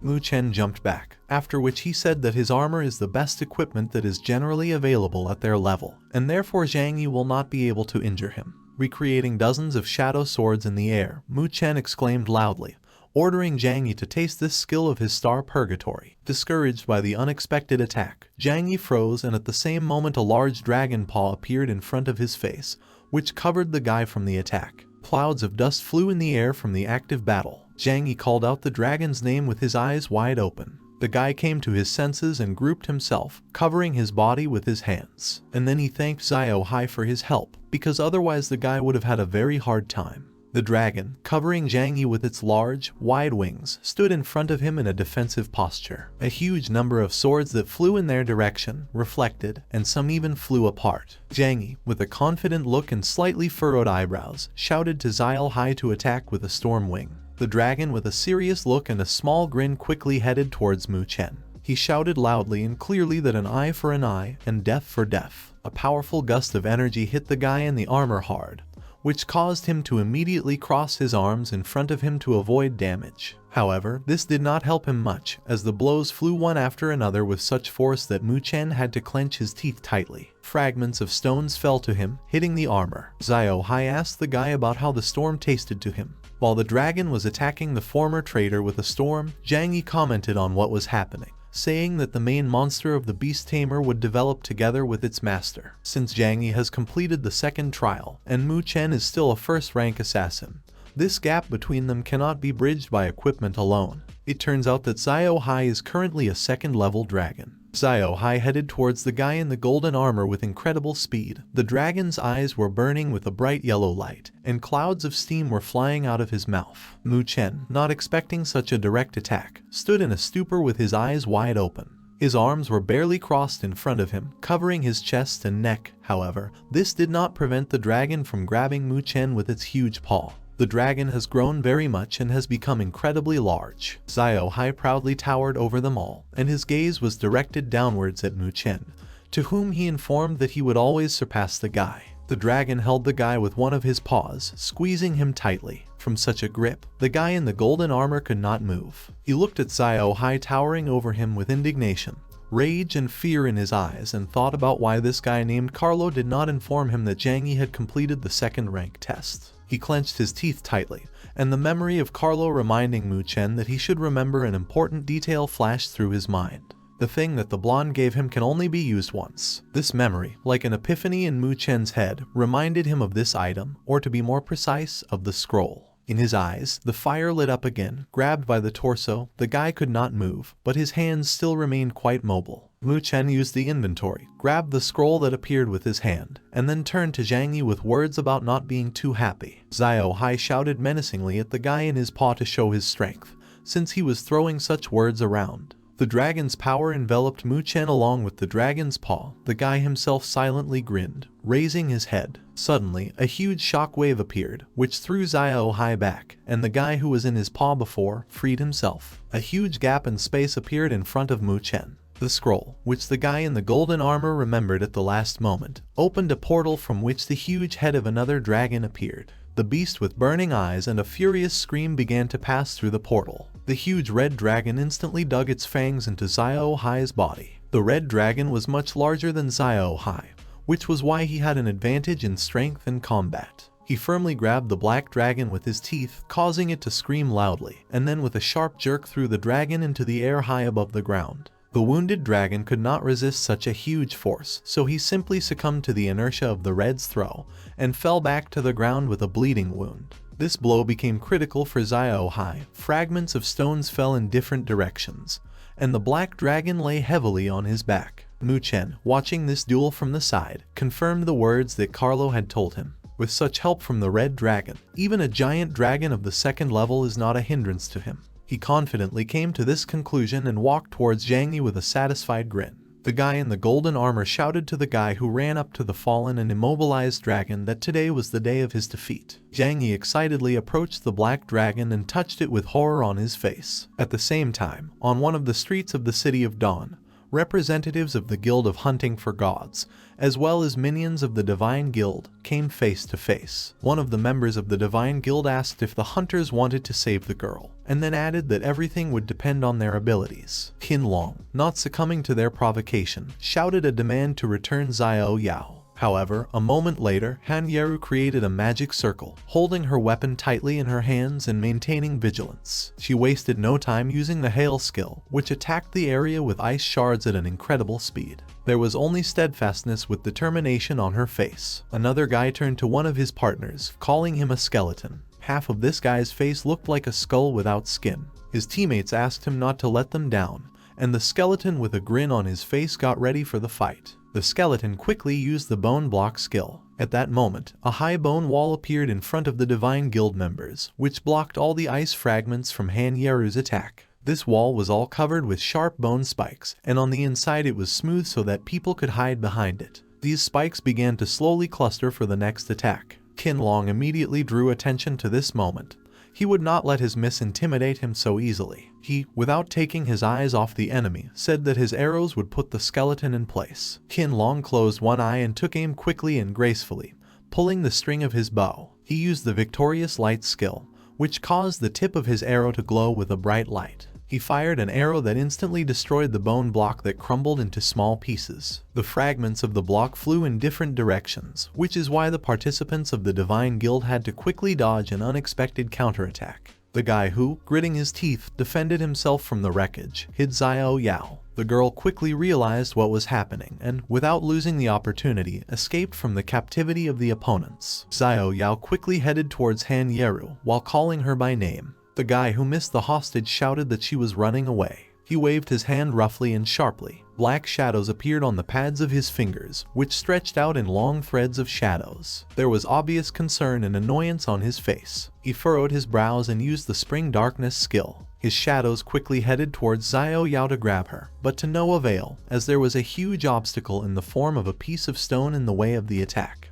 Han Yeru managed to pull up to her side. Thus, she saved her from the guy's attack and managed to block the Spring Darkness. She made sure that everything was fine with Xiao Yao, and then turned to her and said that there was no need to be afraid, because everything was fine now. After that, she hugged Xiao Yao and turned to Duanfeng, who was fighting, to find out how his situation was and whether he was coping. The guy, without interrupting the battle, replied to Han Yeru that he would finish the fight quickly and she should not worry. The guy deftly wielded his sword, making quite dexterous and precise movements. From the sword fight, sparks flew in all directions, which looked like stars in the night sky. Duanfeng's opponent shouted loudly to him that he would finish the fight, not the guy, on the contrary. He spread his arms out to the sides and used the full dressing skill. This action surprised Duanfeng a little, which made him hesitate for a moment. However, this did not prevent him from reacting very quickly to what was happening. The guy, who began to be pulled into a cocoon of bandages, quickly and deftly cut all the bandages that tried to bind him.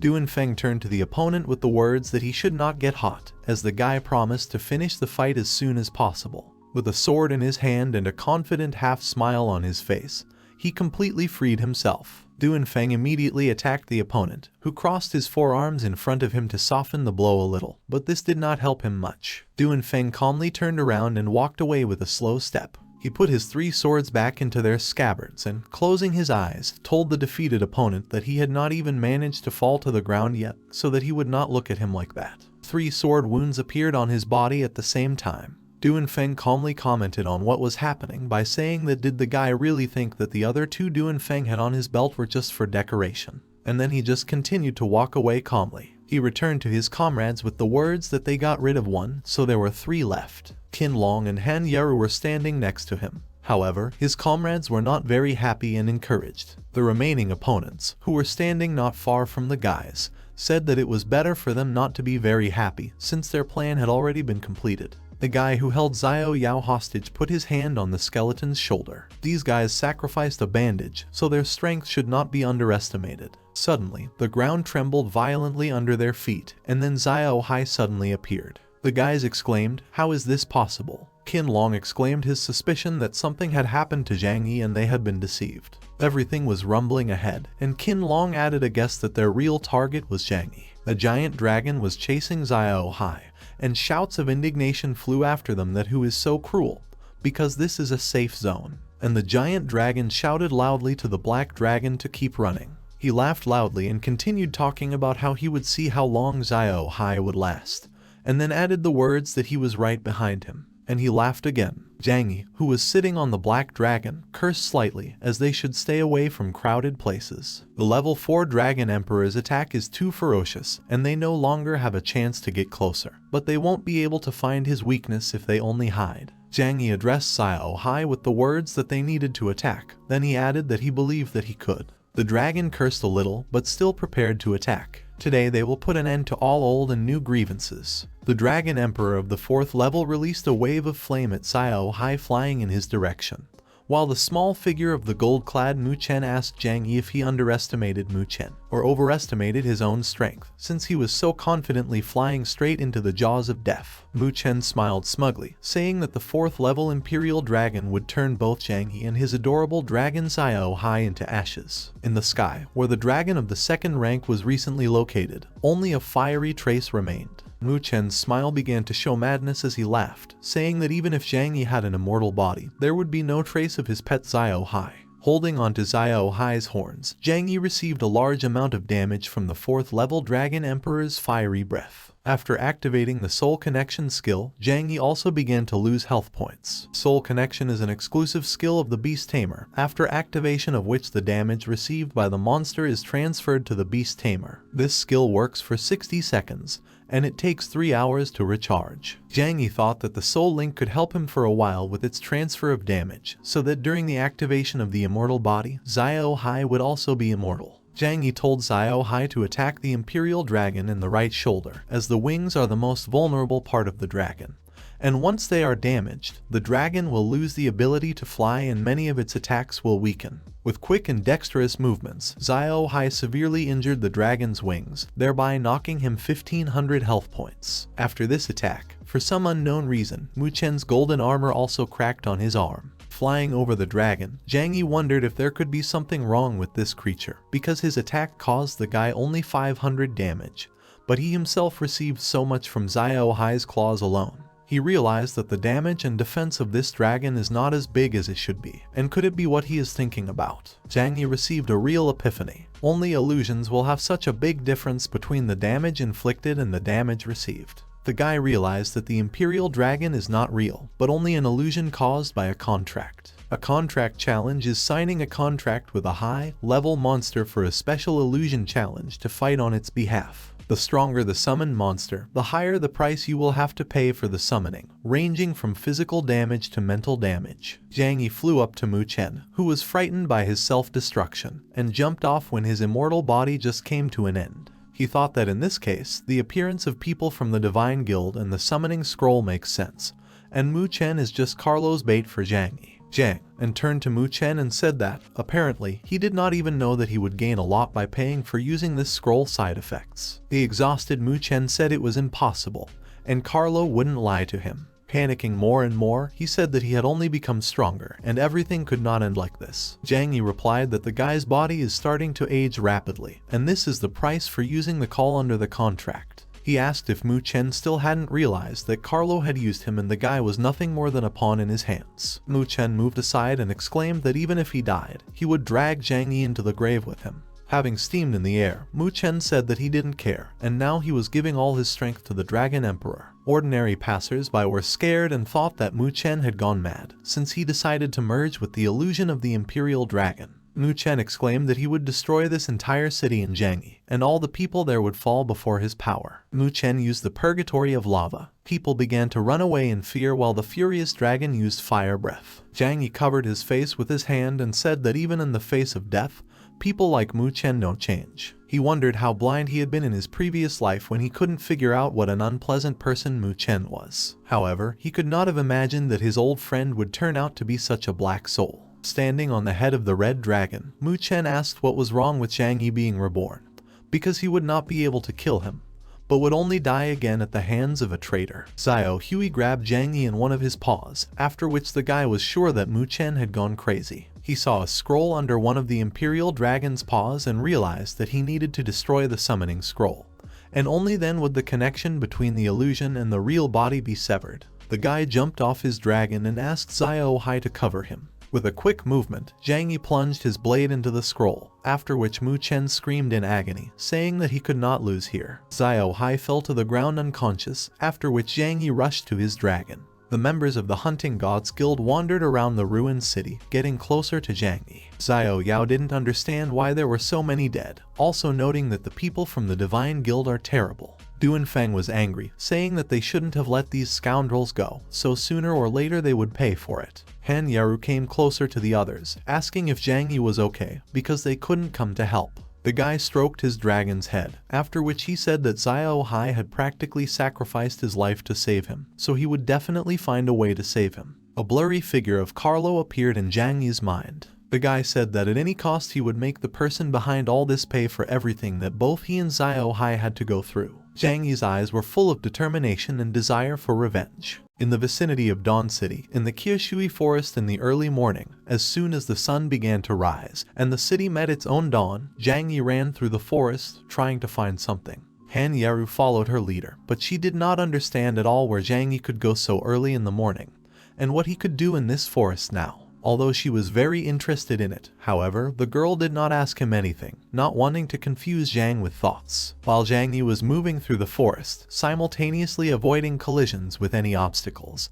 he reasoned that there is an extremely important rebirth potion in the world of the apocalypse, and no matter how many wounds the user receives, if he drinks this potion, it is possible to completely heal. While Zhang Yi was running, he did not intentionally start talking to himself, thinking that his beloved dragon Xiao Hui was in critical condition. He understood that relying on ordinary life potions was completely useless, and if he wanted to save Xiao Hui, then he simply had to get this potion. At the moment, Xiao Hui has a strong weakness effect on himself, which is distinguished by the fact that the monster is mortally wounded and is on the verge between life and death. In this state, the monster cannot be summoned by the master to participate in the battle. Walking through the forest, Zhang Yi thought that in order to obtain such an important potion, he needed to find a special pharmacist Leia, and complete a small chain of quests to prepare the potion. Coming out of some bushes, Zhang Yi saw a pretty girl in green robes. The girl sat on the ground and gathered herbs while her eyes shone with emerald, and her short hair shone golden in the sun. Zhang Yi greeted her, saying that they had not seen each other for a very long time.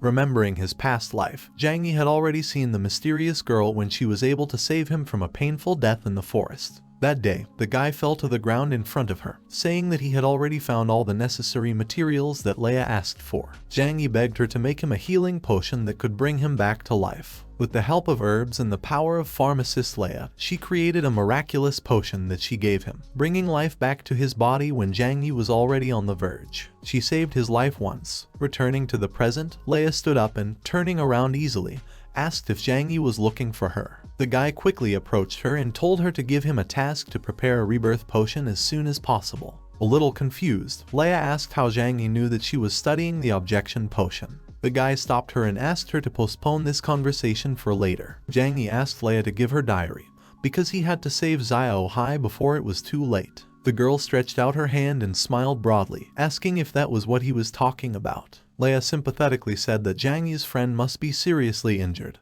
but he shouldn't worry, because there is something important in this diary. Before Leia could finish, Zhang Yi snatched out a notebook that had just appeared in the air, and said that this diary contained the keys to 3 valuable materials needed for the Rebirth potion. Zhang Yi said he would bring them, and Leia herself would only cook it. Zhang Yi's face looked more serious than ever, because the life of his important comrade depends on it. The guy said that the plot is still the same, and should not differ in any way. After hearing Zhang Yi's instructions, Leia was a little discouraged. Watching Zhang Yi leave, the girl asked how the guy knew what she was going to say. Zhang Yi did not give any answer to Leia's question, only briefly thanked her and went ahead for important materials. A small system window appeared in front of the guy, which said that he had just received the mission creation of a Rebirth potion. Opening a more detailed window of the additional event, Zhang Yi began to read. According to the hints in Leia's diary, Zhang Yi will be able to find all the precious materials needed to create a Rebirth potion in the already known locations shown on the map.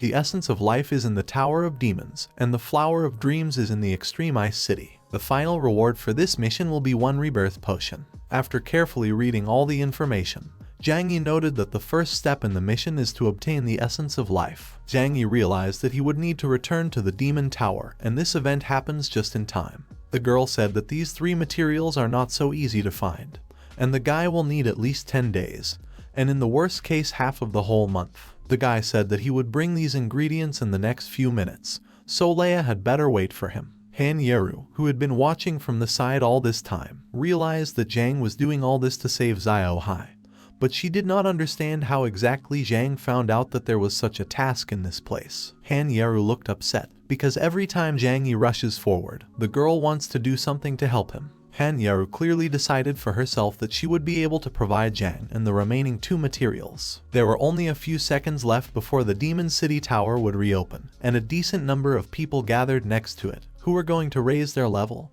and become stronger. A whole week has passed since the last opening of this tower. Players of various levels rejoiced, because finally, after this week, they can again fight with the strong monsters of the Demon Tower. There were rumors that last time someone reached the 12th floor, and people wanted to break this incredible record. Suddenly, Zhang Yi flew in front of the very doors of the tower, using his acceleration technique in order to get to the materials as soon as possible. The players were very impressed by the wild guy who came out of nowhere and swept past them like the wind. Zhang Yi mentally begged Xiao Hai to wait quite a bit, because the guy intended to make sure to make this potion and bring it as soon as possible. Once at the gate of the first floor, Zhang Yi started knocking, wanting to get the monster out of there as soon as possible. The guy asked the monster to hurry up and let him in, because he is in a terrible hurry. The gate swung open impressively and a monster dressed in silver armor came out, and in the hands of the monster was a heavy weapon, the material resembling a stone. The monster exclaimed, asking about who is so brave here, since he dared to call him,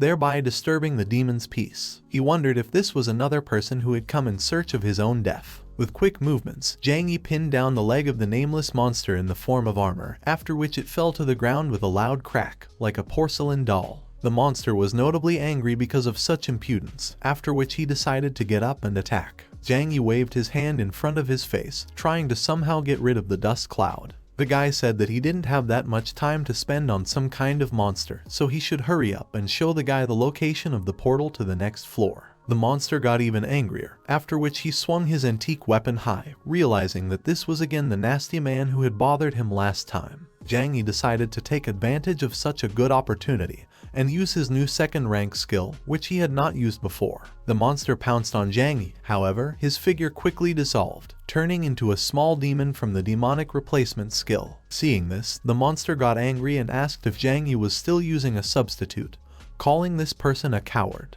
The monster said that they, the demon warriors, always go ahead. Zhang Yi stretched out his hand and spoke the name of the Soul Search skill. This skill is the exclusive skill of a second rank beast tamer. Soul Search summons an omniscient demon to test the weaknesses of the enemy. A lot of broken fragments showed some aspects of the monster's life before the apocalypse, the lives of ordinary people. The skill turned out to be too heavy, which is why the system failed, saying that the content goes beyond what is allowed, so the Soul Search was forcibly severed. Zhang Yi looked at the unconscious monster's falling body and wondered for what reason they had memories from the real world, and whether it was possible that they were also human. Doubt crept into Zhang Yi's subconscious. The guy was about to move to the next floor, but a fork of 2 portals of different colors appeared in front of him. He touched the wall lightly and thought that something had obviously gone wrong. Initially, there is only 1 blue portal on each floor, but there are 2 of them on this floor, and they both clearly lead to different places. The guy remembered the picture in the demon's mind and thought that he just had to go and check the red portal. The guy's face looked ambiguous when the transfer to another room began. Now the player Zhang Yi breaks into the 30th floor of the demon tower. A middle-aged man is watching the whole picture with great interest. In a dark room, a man is sitting in front of a huge monitor that shows every action of Zhang Yi. The man in rectangular glasses smiled, saying that Zhang Yi had finally come to him. The man casually pressed the big red button, after which the data exchange began. A girl with an elegant appearance and deep empty eyes appeared before him. The man decided that he would personally play with Zhang Yi. At this point, the data transfer was completed. Zhang Yi, while completing the quest, got to the 30th floor of the demon tower. A small fog around the tower dissipated, revealing a view of the tower, behind which the bright sun shone. The guy was walking across the sandy plain to the building. A notification window appeared in front of him, which said that the guy had arrived on the 30th floor. Zhang Yi, shielding his face from the sun, headed forward to get all the ingredients for the potion. Zhang Yi hurriedly walked straight to the tower.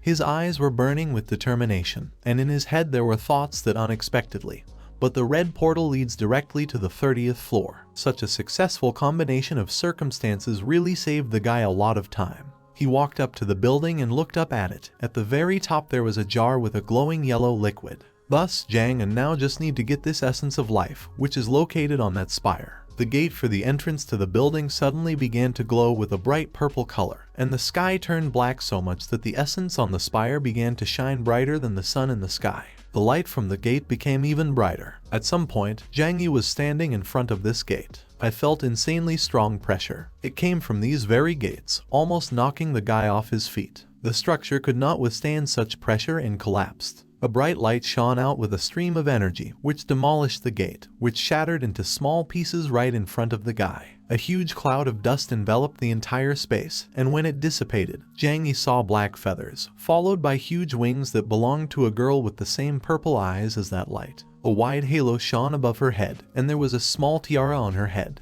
The girl was wearing a purple dress and was looking directly at Zhang Yi. This is the fallen angel Seraphim, who has the 60th level. The fallen angel, spreading out in different directions, created a magic circle. Her 4 long wings opened, and dark energy began to gather behind her back. She gathered her strength and directed it at the guy at once. Zhang Yi was standing right in front of her, and her attack was very sweeping. Many blows simultaneously flew towards the guy. The girl shouted that since he was not afraid of death and dared to challenge the 30th floor, he would be suppressed by absolute force. A few feathers from her wings fell off, and they flew supported by the flow of the strongest energy that was directed at the young guy. Zhang Yi quickly pushed off the ground and began dodging Seraphim's blows. He had to instantly change his position in space to avoid being hit by a powerful blow. Thoughts flashed through Zhang Yi's mind about what this angel was doing at the moment. Is it necessary to throw such powerful skills right at the meeting? At the same time, a little further from the place of the fallen angel in Zhang Yi's battle, a guy in a suit appeared on the sand. He was lying on the sand with his arms and legs spread out, and there was a small cloud of dust around him. A small stone fell on his face, from which the guy winced and regained consciousness. Brother Han Yeru cleared his throat and finally came to his senses. He sat up and rubbed his head. He frowned and leaned on his sword, which was standing relatively upright. The guy was clearly at a loss, as he had just been on the 8th floor. He did not understand when and at what moment he managed to be in this place. He tried to get up and look around, when suddenly something caught his eye. The guy in the suit saw a man he knew, Zhang Yi, who was not so far away from him, currently fighting with a fallen angel. The flying creature in the sky hurled purple lightning bolts at the guy one after another, and the guy barely had time to dodge them. Brother Han Yeru couldn't understand what was going on here at all, and his head still hurt from the sudden movement. He was leaning slightly on his sword, and his other hand was holding his head. His eyes suddenly widened, and sweat broke out on his face. He was overtaken by the realization of what was happening. Zhang Yi came to this place right after the 2nd rank test. This is very frivolous. While the guy in the suit was watching, Zhang Yi was still fighting. At some point, he wondered why the local boss is a fallen angel Seraphim. He didn't have the strength to do such a thing, but he tried to think what to do in such a situation.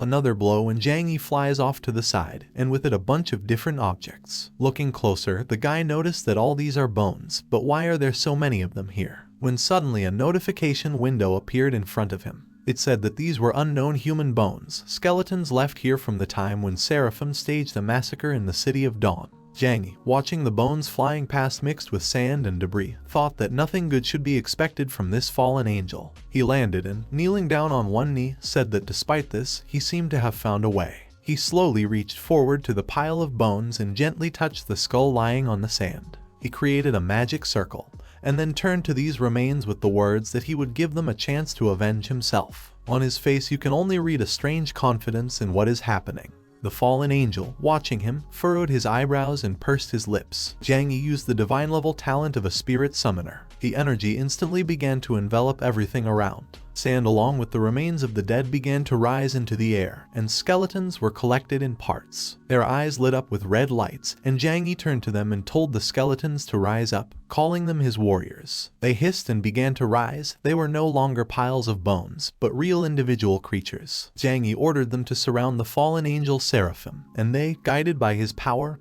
headed towards the girl. The crowd of the living dead rushed to the feet of Seraphim, who was, to put it mildly, surprised by this. The dead climbed higher and higher on the girl's clothes and legs, because of which she could not move from her place. At the same time, taking advantage of the situation, Zhang Yi hurriedly jerked towards the essence of life, which was located at the very top of the castle. As soon as Seraphim saw Zhang Yi's figure moving so fast, he understood his plan.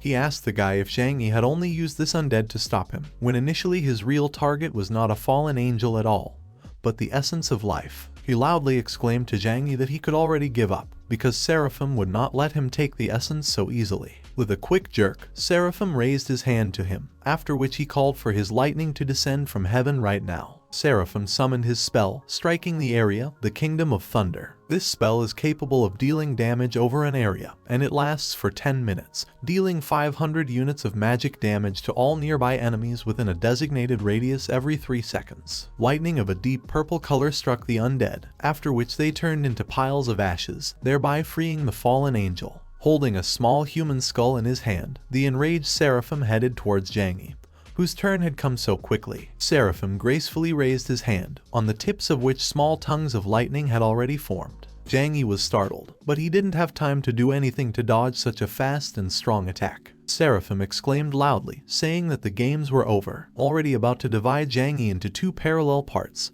Seraphim stopped. The fallen angel's wing was injured, and there was a huge hole in his chest. While Seraphim was not expecting this, Brother Han Yeru, who by an unexpected chance happened to be on this floor, saved poor Zhang Yi from death in this place. The middle-aged man who had been controlling Seraphim all this time was amazed that someone could kill him. From the very beginning, it was unclear to the unknown for what reason other players were on the floor who interfered with his plans. On the system window in front of the man, an inscription was displayed stating that the carrier was damaged, and consciousness would have to be turned off. The man was extremely dissatisfied with the fact that the technology of controlling characters that are not designed for this through the stream is still unstable. Only today these two were lucky to escape from a man. Seraphim's body began to look close to the nameless man when he said that they would meet again very soon.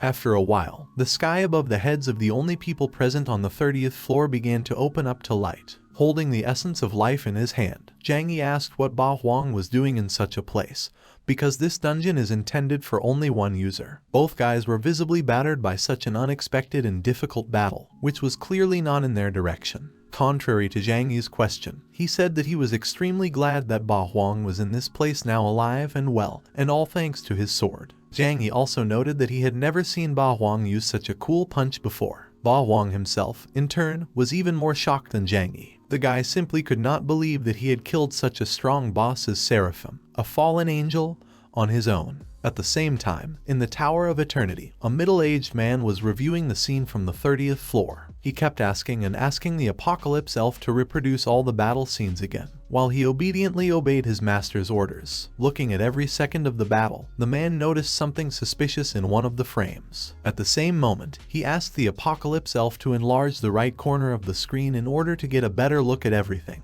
After a small operation, he saw a man in black clothes and a mask who brought Ba Huang through a small portal. So the man found an unknown person who interfered in his affairs, the one who caused everything to go wrong. At the entrance to the Tower of Demons, the countdown to the closing of the tower began. The time was indicated on the dial at 3 hours, 5 minutes, and 50 seconds. The building was shrouded in a thick fog that glowed red. Not far away, Qin Long walked from side to side, who folded his arms on his chest with an excited look and thought about Zhang Yi. He hoped their leader wasn't going to sit inside until dark. It couldn't be that he missed the demon tower so much from the last time. The timer kept going, when suddenly Qin Long noticed some change in the portal to the demon tower. He saw Zhang Yi and Ba Huang come out of there. Qin Long called out to the guild head while they were talking about something. It turned out that Han Yaru's brother thanked the guy for taking care of his sister these days. While he was saying this, his hand was resting on Zhang Yi's shoulder in a friendly way, and the guy himself politely smiled at the girl's brother and replied that everything was fine, because Han Yaru would also be glad that her brother had returned. Qin Long happily noticed Ba Huang and turned to the young master with a wide smile, as he did not expect to meet him here. They stopped and Qin Long suddenly notified the young people that Miss had been missing since the morning. He put his hand to his chin and continued to talk about what had happened. It turns out that they wrote her messages, but did not receive a response. Ba Huang commented on the incident, saying that his sister was always careful. If she is missing, then there is probably some reason for such an act. Zhang Yi reacted to this statement by agreeing with Han Yaru's brother, and then he turned to Qin Long. The guy asked me to remember carefully if Yaru had behaved strangely before disappearing. Qin Long scratched his head, thinking about it. He said the words about the strange behavior again. He thought for a while, and then replied that he had seen Miss in the square last night. She was standing alone in front of the statue, as if she was praying for something. He also said he saw her close her eyes, so he didn't bother her. Zhang Yi thought deeply about Qin Long's words. He suggested that Han Yaru's unusual actions might be part of a prayer quest. The guy put his hand to his chin, continuing to remember what he had already learned earlier. Zhang Yi said that prayer is a leisure and entertainment task in the apocalypse, and to complete it, you need to spend 3 hours praying in the city square at 9 in the evening. Zhang Yi also said that there is a good enough chance to get the 1 euros, the dream stone, as a reward. Listening to such a detailed story of Zhang Yi, Qin Long could not grasp the key idea of the task, which is why he did not understand much. Zhang Yi also said that this stone itself is useless, and it can only be used as an ornament. However, there is a downside to this useless stone. If you water this stone with a dream source from Manglin Villa, you can get a real dream flower. The guys listened to him and they were quite fascinated by the name Dream Flower. Zhang Yi clenched his hands into a fist, after which he said that he already knows where this Manglin Villa is located, and Han Yaru should be there now. The three of them prepared to go after the girl, after which Ba Huang offered to go right now. After some time, they reached the extreme ice city where Manglin Villa was located, the original purpose of their trip. While the guys were climbing the stairs, illuminated by moonlight and magic butterflies, Zhang Yi asked his friend to do something. Zhang Yi asked Qin Long to send him a message, but at the moment when Qin Long entered a few lines and tried to send to his friend, he saw a notification on the system window that it was impossible to send a message. The guy was taken aback, because he could not understand at all what was going on here. Zhang Yi told the guys that in fact, this Mangling Villa belongs to the deity of dreams, and it was he who created a protective formation in this place. Such a thing is necessary in order to resist the enemies of the apocalypse. Zhang Yi also added that a variety of strange monsters will periodically appear in the villa. Players do not have any ability to exchange messages as long as they are within the defensive formation of Mangling Villa. This is the real reason why Han Yaru does not respond to their messages. The guys were very wary after learning more details about this mysterious, but at the same time such an attractive place. They could only hope that Han Yaru was safe. Zhang Yi came forward and said that the girl must be somewhere in this area. He asked the others not to disperse after they entered Mangling Villa, otherwise it would be very difficult for them to meet again. The actions of the guys were severely hampered by the inability to communicate via messages due to network restrictions. Apart from that, they also couldn't exchange news, so all they can do is stick together. At Manglin's villa in a small forest at the same time, Han Yaru had a collision with the spirits of dreams that circled over the forest. The group of guys immediately became alert and prepared for battle. The spirits began to attack people rapidly and violently, which is why the guy with the shield in his hands immediately used his fierce grip skill to detain these spirits. Red energy enveloped him. Behind the guy, his phantom appeared several times larger than himself, who grabbed these spirits in his hands. They were white in color and in traditional clothes. They had huge claws and long horns on their heads. The spirits themselves looked quite ferocious. Their eyes were flooded with white, their eyebrows were drawn together and frowned, and their clenched teeth looked more like a grin. They immediately rushed to the attack when they saw the enemy. The guy's phantom was not inferior to them in ferocity. He held them tightly, and flames were blazing around the guy. He had a sword in one hand and a shield in the other, which he held quite high. The guy shouted to his comrades that he had used his skill to restrain the spirits, so it was little sister's turn. So he called Han Yeru, who was already ready for battle. She was holding her staff in her hands, and the bright blue energy was already surrounding her with might and main. The girl waved her staff and ordered the ice and snow to listen to her orders. Not a muscle of her face twitched, expressing complete confidence. Han Yeru used Ice Storm, an exclusive mage skill that unleashes a storm of ice and snow to attack the enemy. This attack deals 500 magic damage per second. The duration of this skill is 10 seconds, and the recharge takes 1 hour. The spirits were enveloped in flames, and then, one by one, ice fragments flew into them, which began to cause a large amount of damage. The girl's teammates admired her. A level 50 mage is so strong. They were very lucky to have such a teammate. The defeated spirits lay on the ground without strength. Suddenly, red spots began to appear on the spirits lying on the ground, which rapidly began to increase and eventually turned into flowers. The spider lily hovered over the spirits' bodies, and red-black energy hovered around them.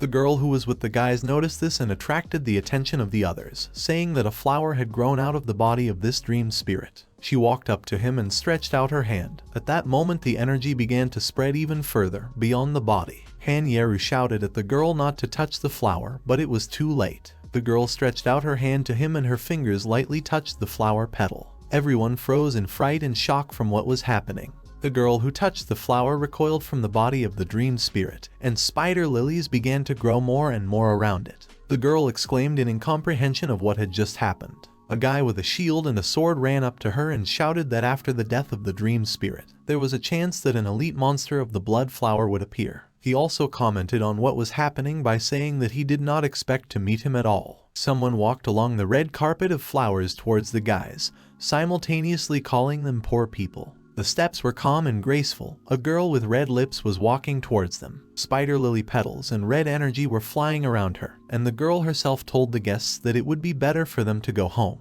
Everyone turned warily in her direction. Among the flowers stood a girl with bright red eyes and the same red petals in her long hair. She was surrounded on all sides by these flowers and the power sparkling with tension. The girl noticed that apparently the guys did not have a home, then made a short pause to heat up the situation, and then shouted that since there was no home, then let them stay here with her forever. At this very moment, all the guys were instantly captured by the huge thin, but not as fragile as it seems at first glance, petals of the same lilies. The young comrades were definitely trapped. Wrapped in the delicate and graceful petals of the lily, the guys could not understand why this frighteningly strong monster looks one-on-one like their sister Han Yeru. While the girl was floating inside the beautiful but destructive spider lily, someone from their team replied that there was nothing to be afraid of, because it was just an additional skill of an elite blood monster, Dream Transformation. The Dream Transformation skill, when faced with an enemy, is able to give the owner the opportunity to turn into a player with the highest level,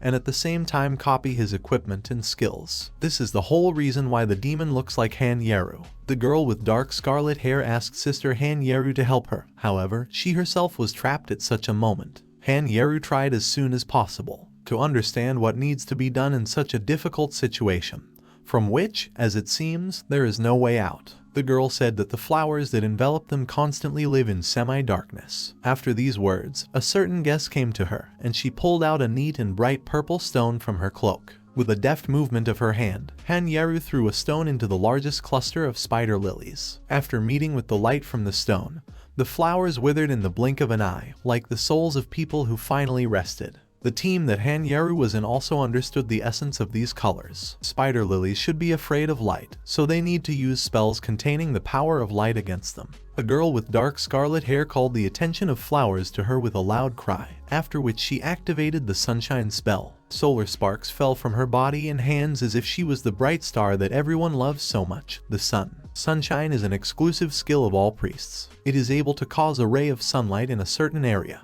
This skill can heal teammates in this area. The skill restores 500 health points each, and it lasts 10 seconds. Recharging such a useful skill takes 10 minutes. The girl got rid of the spider lily petals, after which she was going to calmly exhale while the guy from their team helped her get up. However, they didn't have time for that either. Enemy arrows flew straight into the trio of guys who had just emerged from mortal danger. Han Yeru grabbed her partner and managed to save the girl from inevitable death. The whole attack with arrows was caught by a monster who took the form of Han Yeru. The girl fell to the ground exhausted, returning to her native body. At that moment, several dozen people ran into Meng Lin's villa. They shouted to Han Yeru's team to get out of their way. When they noticed the exhausted monster on the ground, they happily noticed that it was the same elite monster of the blood flower. One of them, standing very close to the monster's body, said that the first one who takes her away will receive the reward. Han Yeru became angry, realizing that the recent outbreak had just attracted the attention of annoying people. The girl quickly realized that these people needed a reward for the spirit of the blood flower. The girl with red hair exclaimed that this blood flower spirit was summoned by them, so these people have no right to touch her. Suddenly, Han Yeru stopped the girl, then whispered in her ear that she didn't need to be so impulsive now because they needed to wait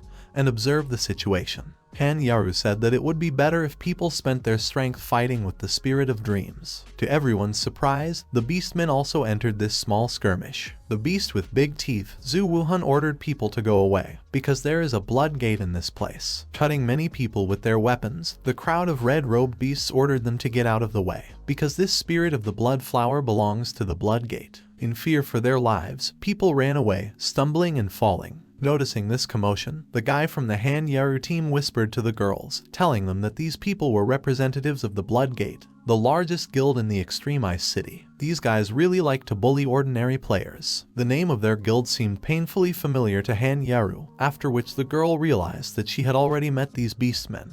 This is exactly the group they had already met during the auction. The girl carefully adjusted her hood and decided that they definitely should not recognize her, because otherwise she would be in big trouble. Han Yeru invited her comrades to leave as soon as possible, not wanting to become a target. When Han Yeru passed by, young Master Zhu Wuhan recognized her as the girl who was in company with the one who so cruelly took away his money and took away the chance of rebirth. Zhu Wuhan threw his weapon towards Han Yeru and her companions, which caused the hood of the girl's cloak to fall, and her face was exposed for everyone to see. Extending his hand forward, Zhu Wuhan said that, of course, he was not mistaken, and this girl was the one he had once met at an auction with Zhang Yi. In a menacing tone, the beast asked her where the rest of her comrades were. Han Yeru looked away and said she had no idea what Zhu Wuhan was talking about, and she didn't know him either. The beast laughed, then said that the girl was too stubborn. A group of monsters surrounded the team, not giving anyone a chance to leave. Zhu Wuhan stated that maybe Han Yeru didn't know him, but she was perfectly familiar to him. The beast pointed a finger at Han Yeru and said that he had not even had time to go to the City of Dawn in order to settle personal scores, as they had already come to him on a saucer. The guy from the Han Yeru team covered the girl and, smiling awkwardly, said that some kind of misunderstanding had happened, because the younger sister was a magician with them. He said that if they needed the spirit of the flower, they would not interfere with them. The guy was about to take Han Yeru away, telling Zhu Wuhan that in case of their increased employment, the guys would be happy to leave. But everything did not go quite according to the plan of the poor guy who was a victim of circumstances. Zhu Wuhan threw his weapon at the guy, wanting to get him out of sight. The poor guy flew a few meters away, after which he fell to the ground. The girl with scarlet hair gently catches her companion, after which she glared at Zhu Wuhan with anger. The monster asked if they really wanted to just leave after they met him. The girl told him that they were just going to go to the dungeon and did not want any problems along the way. The girl asked the beast not to find fault with them, because they will leave now. Zhu Wuhan grabbed the handle of his weapon and asked irritably what other quibbles. With one jerk, the beast rose into the air and rushed at the guys, saying that in this lucky case, when they are all together, he will simply send them all straight to hell. With quick movements, Han Yeru rose to her feet. Holding her magic staff tightly, she pulled her weapon forward and summoned her divine-level talent, the Spirit Summoner. Two blurry figures appeared out of thin air from Han Yeru, who blocked Zhu Wuhan's attack with deft movements, thereby saving the girl and her team. An imaginary barrier appeared from the small hands of the ghosts, capable of stopping a strong attack. The fleeing people pointed their fingers at the beginning of the battle and exclaimed that this beast from the Blood Gate is a real villain, because this girl didn't even touch him, and he attacks them so cruelly. The people in the crowd supported this cry, because the team of these guys even gave Zhu Wuhan an elite monster without a fight. They said that all the guild members are just as reckless and cruel. Not wanting to get into a hot hand, the people fled, leaving only the animals and Han Yeru with the team there. Trying to justify themselves, people said that they were not mean at all, but going alone against the Blood Gate was too crazy. With a quick and sharp movement, Zhu Wuhan tried to cut Han Yaru's ghosts, but it didn't work out very well. As soon as there was a good opportunity, Han Yaru used her move and attacked her enemy with a fireball. But she didn't have time to do that either. With a quick dash forward, Zhu Wuhan threw away the girl's staff, which deprived her of the opportunity to fight. After using his death trial, Zhu Wuhan was going to attack Han Yeru, saying that the girl was to blame herself. If she did not want to act in a good way, then he would do everything in a bad way. Heading towards the girl who flew away because of the attack, Zhu Wuhan asked her not to blame him for ingratitude, because it was not his fault. At the same time, there was a real commotion at the gates of Manglin Villa. Zhang Yi looked at the crowd of people running away and could not figure out why they were running. Stopping one guy, Zhang Yi asked the poor guy what was going on in the villa and why all these people were running away. Out of breath, the guy said that it was all the fault of the beastmen from the Blood Gate. He stated that these creatures kill players in order to capture an elite monster. The guy also said that he managed to hear that these animals had grabbed a beautiful girl. Zhang Yi immediately realized which girl this guy was talking about. People advised the company to go back, because it is very dangerous inside, but they did not listen. Having already prepared for the battle, the guys rushed to Han Yeru. Han Yeru was breathing heavily as she was caught by young Master Zhu Wuhan. Her face turned red due to lack of oxygen. The girl tried to grab the hand that held her by the neck, but all in vain. Zhu Wuhan confidently told Han Yeru that he would give her a chance to survive, but for this she needed to quickly call Zhang Yi. This demand surprised the girl very much, but she could not resist. However, despite this, she barely uttered that she was not going to invite the guy here. Other guys who were watching what was happening grinned, and one guy, clucking, commented on it with words that such a beautiful girl gives her life for a guy. The second guy called Zhang Yi a coward, as he is probably hiding somewhere and trembling with fear, seeing how many people from their Blood Gate are in this place. They laughed out loud from that. In the blink of an eye, these guys stopped laughing because their bodies were cut in half. A quick blow with a weapon shrouded in blue energy hit two guys at the same time, and the weapon from a strong swing did not even lose inertia after the blow. Zhu Wuhan opened his eyes so wide in shock that they looked like two balls. A fist flew into his face, shouting that he dared to touch Han Yaru. An incredibly strong blow flew into Zhu Wuhan's face. From such a force, he instantly let go of the girl's throat and went flying, and his face turned into something like porridge. Zhang Yi, full of anger, shouted a question to the guy that apparently life is not dear to the guy. Zhu Wuhan roughly fell to the ground screaming, and his subordinates immediately ran to him shouting, and Zhang Yi quickly picked up the girl in his arms. He looked at her excitedly, and she apologized with a guilty face for making Zhang Yi worry. To her words, the guy replied that there was nothing wrong with that and told her to rest. He himself will get rid of these guys from the Blood Gate for now. Zhu Wuhan laughed and wiped the blood from his face.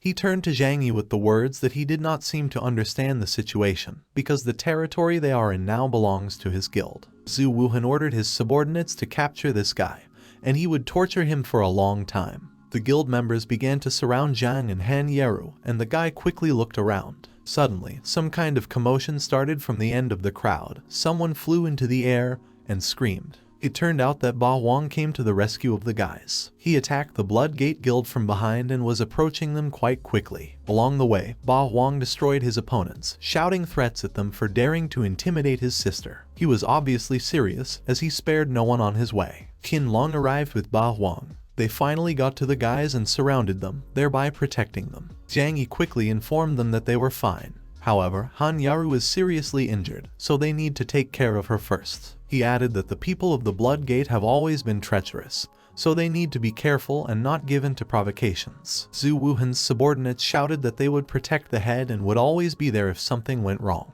Suddenly, Han Yaru turned to Zhang Yi with the words that he should take something. With weakened hands, she handed him something in her palm, while saying that it could be useful to him now, and also asked the guy to be careful. Zhang Yi looked at her in surprise. It turns out that the girl handed him a special item, the Ring of Death, which has a legendary quality. This item has the 40th level, and its attribute is the growth of all attributes, plus 10 additional ones. The skills that this ring gives are the power of death. Every time a player is killed, the ring attribute increases by 50%. Zhang Yi put this ring on his index finger with a smile. The guy thought that this ring had already waited too long, so he would sacrifice everyone present to him. He stood up and made a powerful jerk that gave him incredible speed. Zhang Yi crushed the opponents one by one with his quick and precise movements. One by one they died, and the guy used absorption. The Blood Gate is just a bunch of easy enemies for him. Zhang Yi wanted to see how long they could still hold out. A notification window popped up in front of him. It informed the guy that the death ring of the player Zhang Yi had absorbed the power of the killed players. The increase in attributes was plus 100 points. The ring of death shone with a bright yellow light. Zhang Yi looked at his ring with a smirk. He noticed that the increase in attributes from this ring was simply amazing.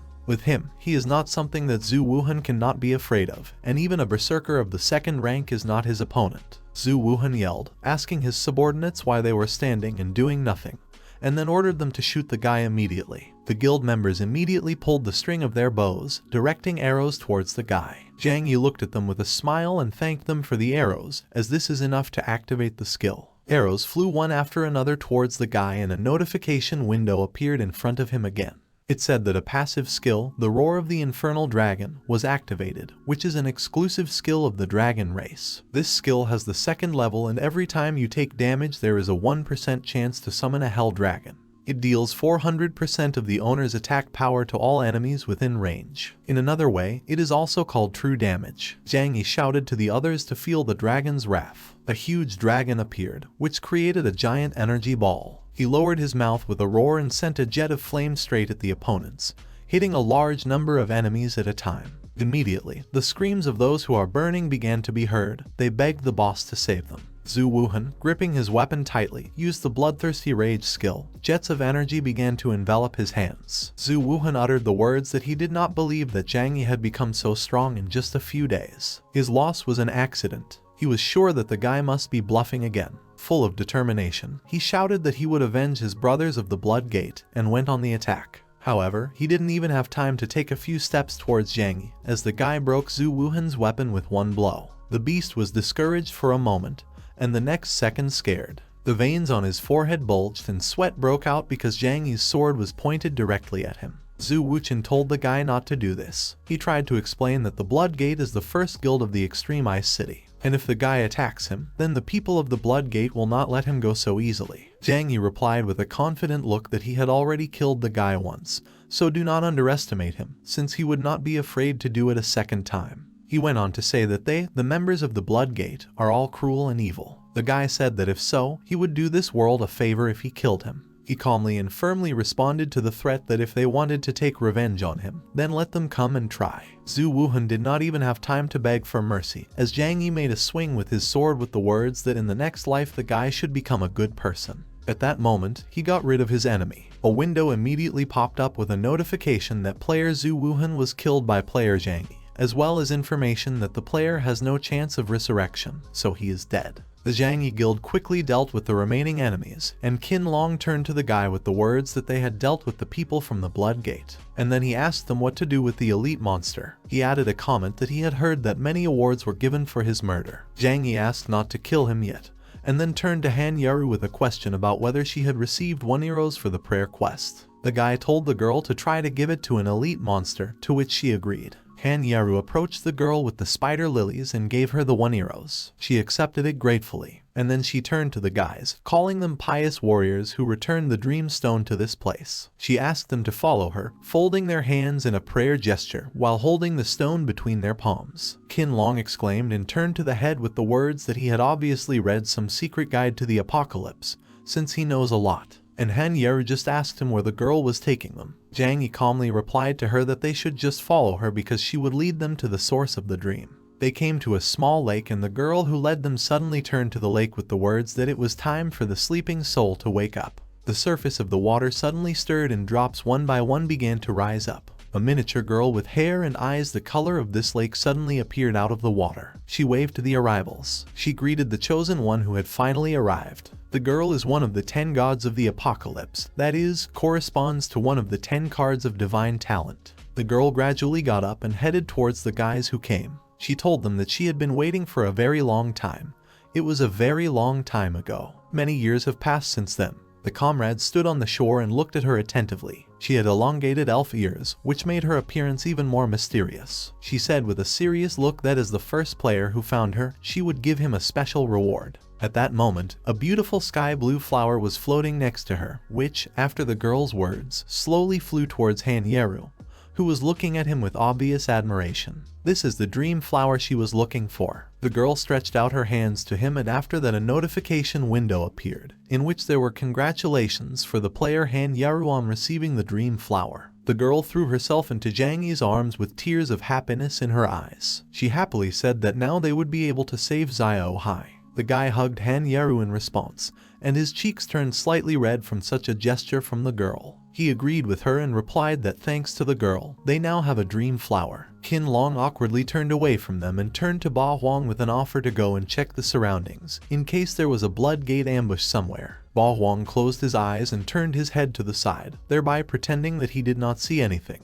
And after hearing the offer from Qin Long, he cleared his throat and quickly agreed with him. After a while, Zhang Yi started learning how to make a rebirth potion. He was holding a book with notes in his hands, as well as all the ingredients for the potion. The guy was remembering how Leia synthesized it earlier, and a few moments later, a notification window popped up in front of the guy congratulating the player Zhang and completing the task potion preparation, and receiving a rebirth potion in one copy. Zhang Yi succeeded. He immediately created a magic circle and summoned Xiao Hai. The dragon appeared in front of the guy, who calmly talked to him about Xiao Hai's recent injury, but he shouldn't worry. He took out a jar of potion and told the dragon to drink it so that it would heal his wounds. Zhang Yi cautiously stretched out his hand towards him, kneeling down on one knee to be on par with the dragon. His face showed only concern and excitement for his friend and comrade. Zhang Yi, holding Xiao Hai's muzzle, began to slowly pour a potion into his mouth. After a few moments, a bright golden energy began to envelop the dragon's entire body. The dragon rose with renewed vigor and spread his powerful wide wings. The guys carefully watched what was happening, and when the recovery was finally completed, Han Yeru immediately approached Xiao Hai. She hugged him, looking at the dragon with very happy eyes. The girl said the words that finally their Xiao Hai returned, because she missed him so much. In addition to the guys, the elf was also watching everything that was happening. The girl slowly approached Han Yeru with the dragon and stretched out her hand in their direction. Suddenly, a notification screen appeared in front of them that the hidden team task of Mangling Villa had begun. Han Yeru was looking at the girl carefully when suddenly a card with the image of an elf appeared in front of her. Ba Huang asked about what just happened and told everyone to be careful. However, Han Yeru didn't look alarmed or anything like that. She was watching the elf quite calmly, and there was gratitude in her eyes. The girl folded her palms on her chest and smiled slightly. 1,000 years ago, ghosts invaded the content of the apocalypse. Mangling Villa remained the only place free from invasion under the protection of the formation. The 10 gods rallied to fight back. They sealed the king of the ghost clan using a seal overlay. Before that, he said that this would not change anything, but only delay the inevitable. After the Great War, the location of the 9 other gods was lost, and the elf fell into a long sleep. She accompanied this story with an allusion that she left before she fell asleep, as she had to wait for the chosen warrior to find and wake her up. After these words, the goddess of dreams disappeared, leaving behind only this memory. The notification window appeared in front of them again. It talked about a hidden legendary quest about the lost goddess of dreams. After sealing the Ghost King, the whereabouts of the 10 gods of the apocalypse remained unknown. On the screen there was an instruction to follow the prompts to find the lost goddess of dreams. After this notification, they were moved to the quest location, which is why Zhang Yi immediately told his comrades to be ready. At that very moment, someone was already watching them from behind the trees. The guy noticed something suspicious, so he became alert, and at the same moment they were attacked by goblins with fangs and horns. Their eyes were burning with red lights. Zhang Yi, dodging the attack, shouted loudly to his teammates to be extremely careful. Han Yeru stepped forward and stretched out her staff, saying that she would stop the enemies in her area. Zhang Yi agreed, after which he added that in that case he would take on 2 extreme monsters. The girl used her Icy Wind skill, after which the monsters turned into ice blocks. He and Ba Huang came closer, feeling the completion of the work. However, the monsters began to glow with a poisonous green color. The guys quickly realized that there was no control over the monsters, but this was clearly not something good for them. After a few seconds, the ice cracked, and even more evil monsters came out of it. Ba Huang concluded that he would have to fight head-on, after which he immediately rushed at the monsters with his fire attacks, leaving Han Yaru behind. With a quick and precise movement of his hand, Ba Huang attacked the monsters, after which, without losing speed, he divided his weapon into two small but long swords, which also cause additional damage. With light movements, he demolished the monsters' heads one by one, moving quickly through the thick of the monsters. At the same time, Zhang Yi was attacking other monsters while Qin Long was covering the guy's back. After finishing with his pair of monsters, Zhang Yi informed the others about it. Han Yaru came closer to the guy and asked if this meant that they would be able to leave this space only after the goddess of dreams awakened, because of which the task would be completed. At this time, graceful imaginary butterflies appeared in space, which easily fluttered through the air. At this time, Zhang Yi used one of his treasure hunter skills, which he had stolen at the beginning of the apocalypse. In response to Han Yaru's question, the guy said that they would find out the truth very soon. Looking through the entire area, Zhang Yi managed to find a neat chest in the ground. To the surprise of the guy himself, there really is something under this lake. While Zhang Yi was examining the bodies of the fallen monsters, Qin Long asked where these creatures could have come from, because they had just checked everything and everything was quiet. Zhang Yi said that these monsters are like ghosts from the illusion of the goddess of dreams. Han Yaru asked with some doubt in her voice how they could even appear in this place, because the ghost clan had been suppressed for a long time. Zhang Yi was wary, because the butterflies they had recently seen also appeared out of nowhere. Zhang Yi got up from the ground and said that there was some possibility that they were no longer at Meng Lin's villa at all, but had fallen into the dream of the goddess of dreams. The girl asked tensely if they were really in a dream. Zhang Yi explained that dreams do not obey the basic rules of the game, and therefore suppressed ghost warriors appear out of nowhere, and imaginary butterflies fly everywhere. Recalling the image of the girl by the lake, Zhang Yi said that only the goddess of dreams can store the data of several players at the same time and move them. That's why she asked them to find the girl and wake her up. Deciding not to waste too much time explaining, Zhang Yi jumped into the lake and said they'd better go and take a look at it on their own. The guys moved relatively calmly in the clear lake water, and all thanks to the avoidance of water. Avoiding water is an exclusive mage skill. This skill gives a group boost, granting the ability to move freely underwater. After activating the skill, the player goes into a state of avoiding water. This amazing skill lasts 3 minutes. Moving along the trail of butterflies, the guys found themselves at the stone gates of the palace. Zhang Yi said there was a passage in that direction, so they should go and take a look. Han Yaru saw some movement to the side, which made her very wary. The girl wanted to say that there was something at the bottom, but this something was ahead of her. It turned out to be tentacles coming from an unknown direction. Unpleasant and slippery-looking tentacles wrapped around Han Yaru's legs, not allowing the girl to move. There were too many tentacles, which is why the girl was taken aback and could not do anything. Zhang Yi called out to Han Yaru in a panic, but the girl only had time to cry out as her body was seized by tentacles. They wrapped around the girl and pulled her to the bottom. The guy was at a short distance from the girl and held a sword in his hand. The air was rapidly rising up in clouds of bubbles due to so many movements, and all those countless tentacles that stretched upwards converged at the base. Han Yaru writhed in pain, trying to get out of the monster's deadly grip, but she couldn't do anything on her own while the tentacles continued to envelop her body. With a quick dash forward, Zhang Yi sliced through several dozen tentacles, telling Han Yaru to follow him before it was too late. Due to the unexpected interference of a terrible monster, the guys met with an unexpected problem. Time passed quickly, and the skill of avoiding water was slowly but surely coming to an end. The guys have only 30 seconds left to get out of such an ambiguous and difficult situation. Zhang Yi tried to harm the monster, but the power of his recovery was simply incredible, which almost left them trapped. Ba Huang loudly exclaimed that the water avoidance spell was almost over. The guy told the others that they could no longer afford to delay, wasting their strength and time. They needed to run. Cutting off another tentacle, Zhang Yi told them to go ahead while he was detaining the monster. The guy asked his comrades to hurry up and open the door in the time he would give them. There were only 20 seconds left before the end of the spell when Qin Long and Ba Huang arrived at the very door. Ba Huang called his friend here in order to open the gates of the palace as soon as possible. While these two were almost unsuccessfully working on the door, time was running out from under their feet. The remaining 10 seconds were no longer enough for more, and they could not possibly meet on time. Zhang Yi was getting rid of the tentacles one by one, but this did not give any progress, because the monster was recovering faster than Zhang Yi had time to deal damage. In the last 5 seconds, Ba Huang shouted to the others to hold on for quite a bit, because there was only one jerk left, and the gate would open for them. In the battle, the last seconds ended, and the avoidance of water lost its power. Zhang Yi coughed up blood after another monster attack, while Ba Huang and Qin Long managed to open the gates of the palace.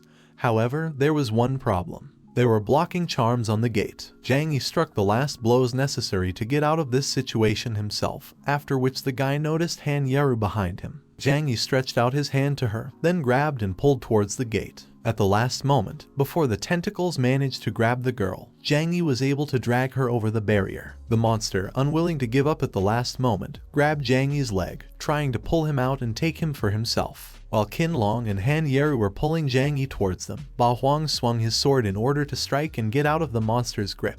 After cutting off the last threads connecting them to the monster, Ba Huang asked the guys to close the doors. When the monster was already on the other side, Ba Huang sternly looked at the closing gates of the palace. After a while, the guys were sitting in the cave, trying to catch their breath. Sitting next to Zhang Yi, Han Yaru exhaled, saying that it was very dangerous because she was almost dragged away by a monster. The guy told her that everything was fine now because the monster would not go to this place. Getting up from his knees, Zhang Yi said that they needed to look around. After a short walk through the dungeon, the guys found unknown writing on the walls. Qin Long said that the shape of these symbols is extremely strange, which makes him goosebumps. A small butterfly that took them to this place explained that these inscriptions are words. Zhang Yi picked up on her thought and said that these were the words of the Ghost Clan. After these words, Zhang Yi began to explain to the others as well. As Onoroya, the goddess of dreams, has already mentioned, this place has been invaded by ghosts. The butterfly said that there was a fierce battle in this place, but they can only see a small part. There were mountains of human bones on the ground in front of the little insect. Skulls of different sizes were displayed on the floor, telling about the events of the past that were buried in this place along with the souls of people. While the guys were moving along a narrow corridor lit with red light, they looked at the figures of animal heads created from unknown material on the walls. Zhang Yi couldn't get one single thought out of her head. Was it possible that the invasion of the Ghost Clan had something to do with the impending catastrophe associated with the apocalypse? Looking at the walls of the bloody dungeon, Zhang Yi thought about the imminent catastrophe that would happen in the world of the apocalypse. This soul-terrifying disaster will take the lives of millions of innocent people with it. After wandering around the underwater cave for a long time, Han Yaru saw something ahead, in front of a fluttering butterfly. The girl raised her hand with great enthusiasm and pointed forward, trying to show it to the others as well. A room resembling a ruined throne room was located right in front of them. Many broken statues lay on the ground, shrouded in the dark aura of past events. A high stone staircase leading to the main part of this hall is erected in front of the statues. There was nothing at the edges of the stairs, just an immense emptiness that ate up everyone who could be interested in it with its secrets. Zhang Yi saw that on a high platform, Onoroya, the goddess of dreams, was chained in shining chains. The guys did not even believe their eyes, because they did not expect to meet the goddess in this place at all. At the top of the stone staircase hung the figure of a little girl in a white dress. Onoroya was hanging on chains, unconscious, while her azure blue hair swayed slightly in the wind. A small butterfly, which the guys had been following all this time, stopped at the very head of the unconscious goddess of dreams, sitting on her hair. Zhang Yi and his team quickly figured out what was what. Zhang Yi suggested that Onoroya's dream was by no means accidental, and there was something more behind it. The possibility of a conspiracy against the goddess of dreams greatly alerted the guys, because none of them could know exactly what had happened. Suddenly, the clang of falling chains resounded through the empty and dark hall. There were countless different chains all over the hall, which were straining just by their appearance. It was a little hard to see her in the dark. However, after a small chain fell, all the attention of people turned out to be focused on one single place, from where human words also followed. On a neat stone throne, a girl sat impressively in elegant black clothes, cut with red details and a light fur cape hanging from her neat neck. The girl, crossing one leg over the other leg, leaned on the handle of the throne, after which she somewhat wearily greeted the little bugs that by chance got into her possession. Next to the legs of her majestic throne lay several dozen human skulls, no longer telling their own life story. Several voluminous chains hung from the shoulders of the sinister and mysterious girl, and a sufficiently sized accessory was attached to her head, exactly screaming about the majesty of this person. Tilting her head slightly to the side, the girl looked at Zhang Yi's team while her short black hair was blowing in the slight wind. Smiling slyly, the girl asked if these people knew about whose territory they were in. After a languid sigh, the girl rose from her throne, her clothes gracefully unfolded, and the chains rattled against each other as she came closer with slow but long steps. The girl's expression was calm when she spoke to them, telling them that she did not expect that these people would be able to travel such a long way in order to come to this place. The girl shared with the guys that she had been waiting for this for a very long time. Coming very close to the goddess of dreams, the girl saw a small butterfly. Her expression changed to something close to disgust. She asked the goddess if Onoroya still could not accept her fate, continuing to turn up her nose. With neat, graceful movements of her hand, the girl took a butterfly in her hand. With heavy and angry movements, the girl rubbed the butterfly's wings in her hands, getting rid of the little creature. The girl watched the butterfly crumble into dust and asked the goddess, already knowing the answer in advance. The girl asked if Onoroya, the goddess of dreams, had brought these people to her territory. She lightly approached the goddess's face and, smiling, told the goddess that she was even glad of such an event, which would definitely bring her a little entertainment. After the quiet whisper with which the girl was talking to the goddess of dreams, her voice abruptly changed to a furious scream. The girl declared that she would finish off these insolent people right in front of the goddess. After a small wave, which was successfully created by a mysterious girl, the walls of the cave shook a little, and the bodies of people who at first glance died quite recently fell out of them. Han Yaru asked the unknown girl who she was, and then ordered the stranger to release their goddess of dreams. The girl folded her arms on her chest and, laughing loudly, asked if Han Yaru was serious about asking her to release Onoroya. Dark and scarlet energy began to accumulate next to the girl, causing terror in everyone who is in the hall. In an even more furious tone, she said that if they were strong enough, they could force her to do it. With just a flick of her hand, the girl summoned hundreds of massive chains that blocked the only possible exit from the cave. The chains clanked loudly, blocking the team's last escape route. In a close, hysterical tone, the girl screamed that not a single soul that had ever fallen into her hands was capable of leaving this place while remaining alive. The girl skillfully stretched out her hand forward, after which, like a spider's web, another chain flew out from her hand and clung to a large stone block equipped with red magic stones. The girl wrapped the stone in chains as if it was a small victim of a hungry snake. With light movements of her hand, she used this stone as an opportunity to attack and threw it at the guys, not wishing them anything good. Zhang Yi and Han Yaru had a similar thought about the fact that there are quite a large number of dead people on Earth, and they can use their trump cards. The guys simultaneously used the summoning of spirits, which caused the atmosphere in the room to become very heated. Suddenly, at the moment of using his skill, Han Yaru was distracted by the materialized goddess of dreams, Onoroya. The goddess smiled gently and, taking Han Yaru by the hand, clarified her name. Approaching the girl, the goddess looked at her and said that Han Yaru was very lucky, because her body has much more strength than she herself might have thought. Continuing to hold a soft hand, Han Yaru, the goddess of dreams, asked the girl to always remain faithful only to her beliefs. The goddess's neat white dress fluttered in the wind as she did not take her eyes off Han Yaru. The girl in black clothes was genuinely amazed, and her face looked a little offended. She saw in Han Yaru the image of the one whom she herself had imprisoned in an endless dream.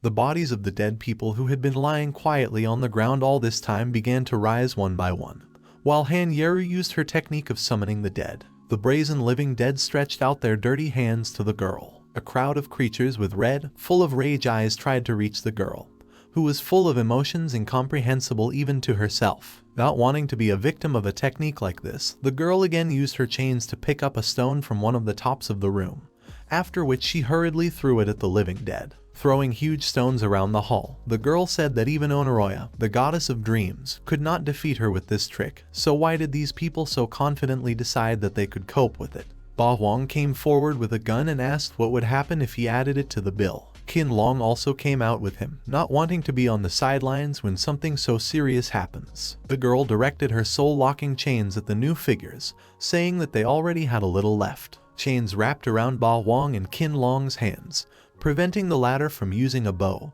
and the former from using a weapon. The girl laughed hysterically, after which she said that now these two are her puppets. The chain she used on them is capable of locking up their souls and turning them into servants of a cruel maiden. Qin Long and Ba Huang's eyes clouded when they had to use their weapons on those they care about. Ba Huang turned back, then, unable to control himself, rushed to attack Han Yaru and Zhang Yi. The girl, continuing to laugh, said that most of all she likes to watch how close teammates interrupt each other. Such a sight warms her empty heart. Ba Huang swung his sword at his dear sister Han Yaru, who sincerely could not understand what was happening to her brother. The girl tried to bring him back to consciousness, because as she loves him, so does he love her. Unfortunately, her words could not bring the guy back to consciousness, and he tried to hit her. Zhang Yi repelled Ba Wang's attack at the last moment, also trying to get his soul back. Zhang Yi continued to block Ba Wang's attacks, not wanting to hurt him. The girl smiled smugly and, stretching out her hand, told him not to bother, because now Ba Wang is the most obedient puppet.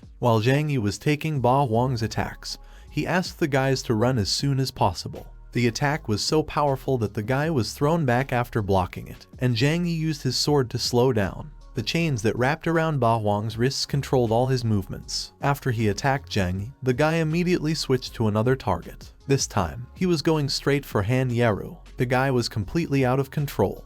He was completely enveloped by someone else's energy. The girl could not attack her brother, which is why Zhang Yi, who was quite a long distance away from them, called the guy by name and asked him to stop. However, this did not affect Ba Wang in any way.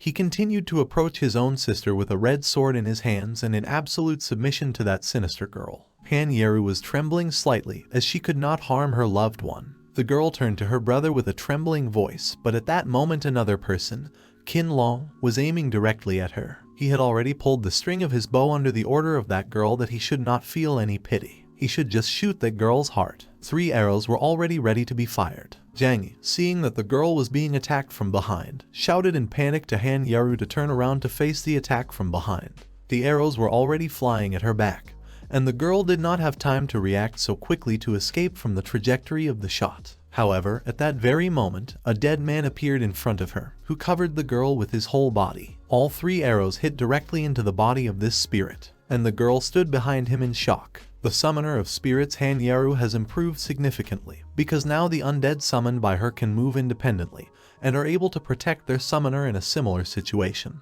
This sinister girl used the skill fetters of the heart and soul, because of which her subordinates completely lose their independence and control of their body and mind. She confidently raised both hands, from which long chains of control stretched, and gave the order. She told Ba Wang and Qin Long to get rid of Han Yeru and Zhang Yi for her. She told them not to resist, as their end is predetermined. Immediately after her order, the puppets rushed into battle. Surrounded by a guy and a girl, they stood dejectedly back to back with each other. Zhang Yi thought that if they continued to fight, they would only lose strength and injure Ba Wang and Qin Long. They need to somehow cope with this girl. At that moment, Zhang Yi drew a magic circle and summoned Zhao, who appeared right below them in such a way that they could immediately sit on it. The puppeteer girl said that she thought that he broke in here because he has great power, but his trump card turned out to be just a dragon. Then she added that the guy was completely helpless in front of her. She waved her hand and used the chain arrow of fate skill. She said she would let the guy watch his comrades betray him one by one. There was a big explosion and they were thrown far to the side. The dragon, like a flying comet in the sky, flew away in a burning ball. Zhao landed hard on his back, columns of dust rose from his fall, and cracks appeared on the ground. Zhang Yi quickly got to his feet and found out if Han Yeru was okay, but that the girl, sitting on the ground without visible injuries, replied that she was fine, only got a couple of bruises. Zhao was lying next to them behind the clouds of dust, but before the guy could approach him, a girl with chains approached Zhang Yi. She walked very confidently, clearly walking through the whole mess that happened here. She quickly approached Zhang Yi and crouched down next to him so that her legs lightly touched the guy's thighs. Her hand was placed on his chin, and her gaze was directed directly at the dusty face of the guy, which was all in abrasions. With a slight half-smile, she said to Zhang's face that his companions and animals would become servants of the Ghost King, so it was time for the guy to stop this futile resistance. Zhang Yi, who had been sitting in silence and not moving until that moment, suddenly smiled and asked the sinister girl if she was sure of her words. This reaction of the guy made the girl immediately alert. Her gaze changed and even darkened a little, and at that very moment, Zhao rose to his full height behind her. He was perfectly fine, and had already opened his mouth wide. The dragon's eyes were still burning with the same golden color, and his gaze was fixed on the girl who was trapped in their trap. Her gaze went to Zhao, who was attacking her, and her face became very tense. Her lips were pursed and her pupils instantly narrowed. A moment later, the girl was no longer visible next to Zhang Yi, and the dragon was already sitting with its mouth closed, from which 2 long chains were sticking out, shrouded in red energy. In Zhao neck, a small bump could still be seen from the recently eaten prey. He proudly looked down where Zhang Yi was sitting. The guy grinned at the fact that they really managed to cope. However, Ba Huang and Qin Long are still under the control of her chains, so you can't let that arrow touch Xiao Hai. Zhang Yi quickly began to take the next steps. He asked Xiao Hai to strengthen his left wing, which, after his words, was immediately covered with a strong stone bark, which looked more like a huge rocky mountain, and not like a moving dragon wing. This rearrangement made it possible to avoid an arrow attack from Qin Long.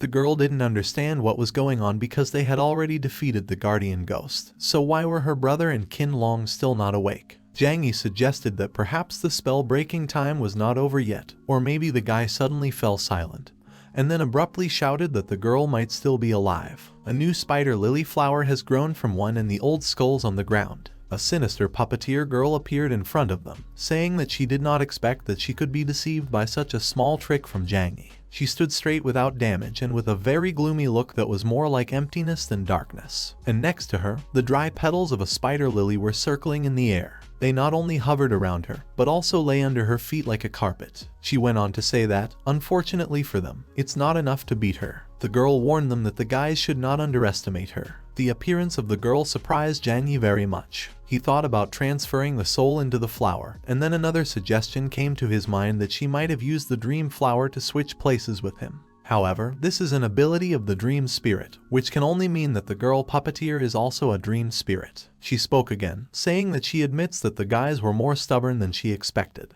but this time she wouldn't give them a chance. Zhang Yi, along with Han Yaru, stood in defensive poses with their weapons in their hands. The guy turned to the girl with a question about her past. He asked if she had been a dream spirit before, and then he said out loud that this is why she, like other dream spirits, is afraid of the light and hides deep underground. Zhang Yi, with an unshakable face and a firm voice, asked the girl about why she betrayed Onoroi. The girl, angry at what she heard, shouted words to the guy to shut up. She never wanted to hear that name and that person again. Her face darkened even more. The girl replied that only she could lead their ghost clan to prosperity. She called the guys the minions of this goddess. Her chains became even darker, and only anger and irritation remained from the emotions on the girl's face. She, confidently moving forward with her chains and scarlet energy, headed towards Zhang Yi with Han Yaru. The sinister girl puppeteer shouted words to the guys that they should go to hell.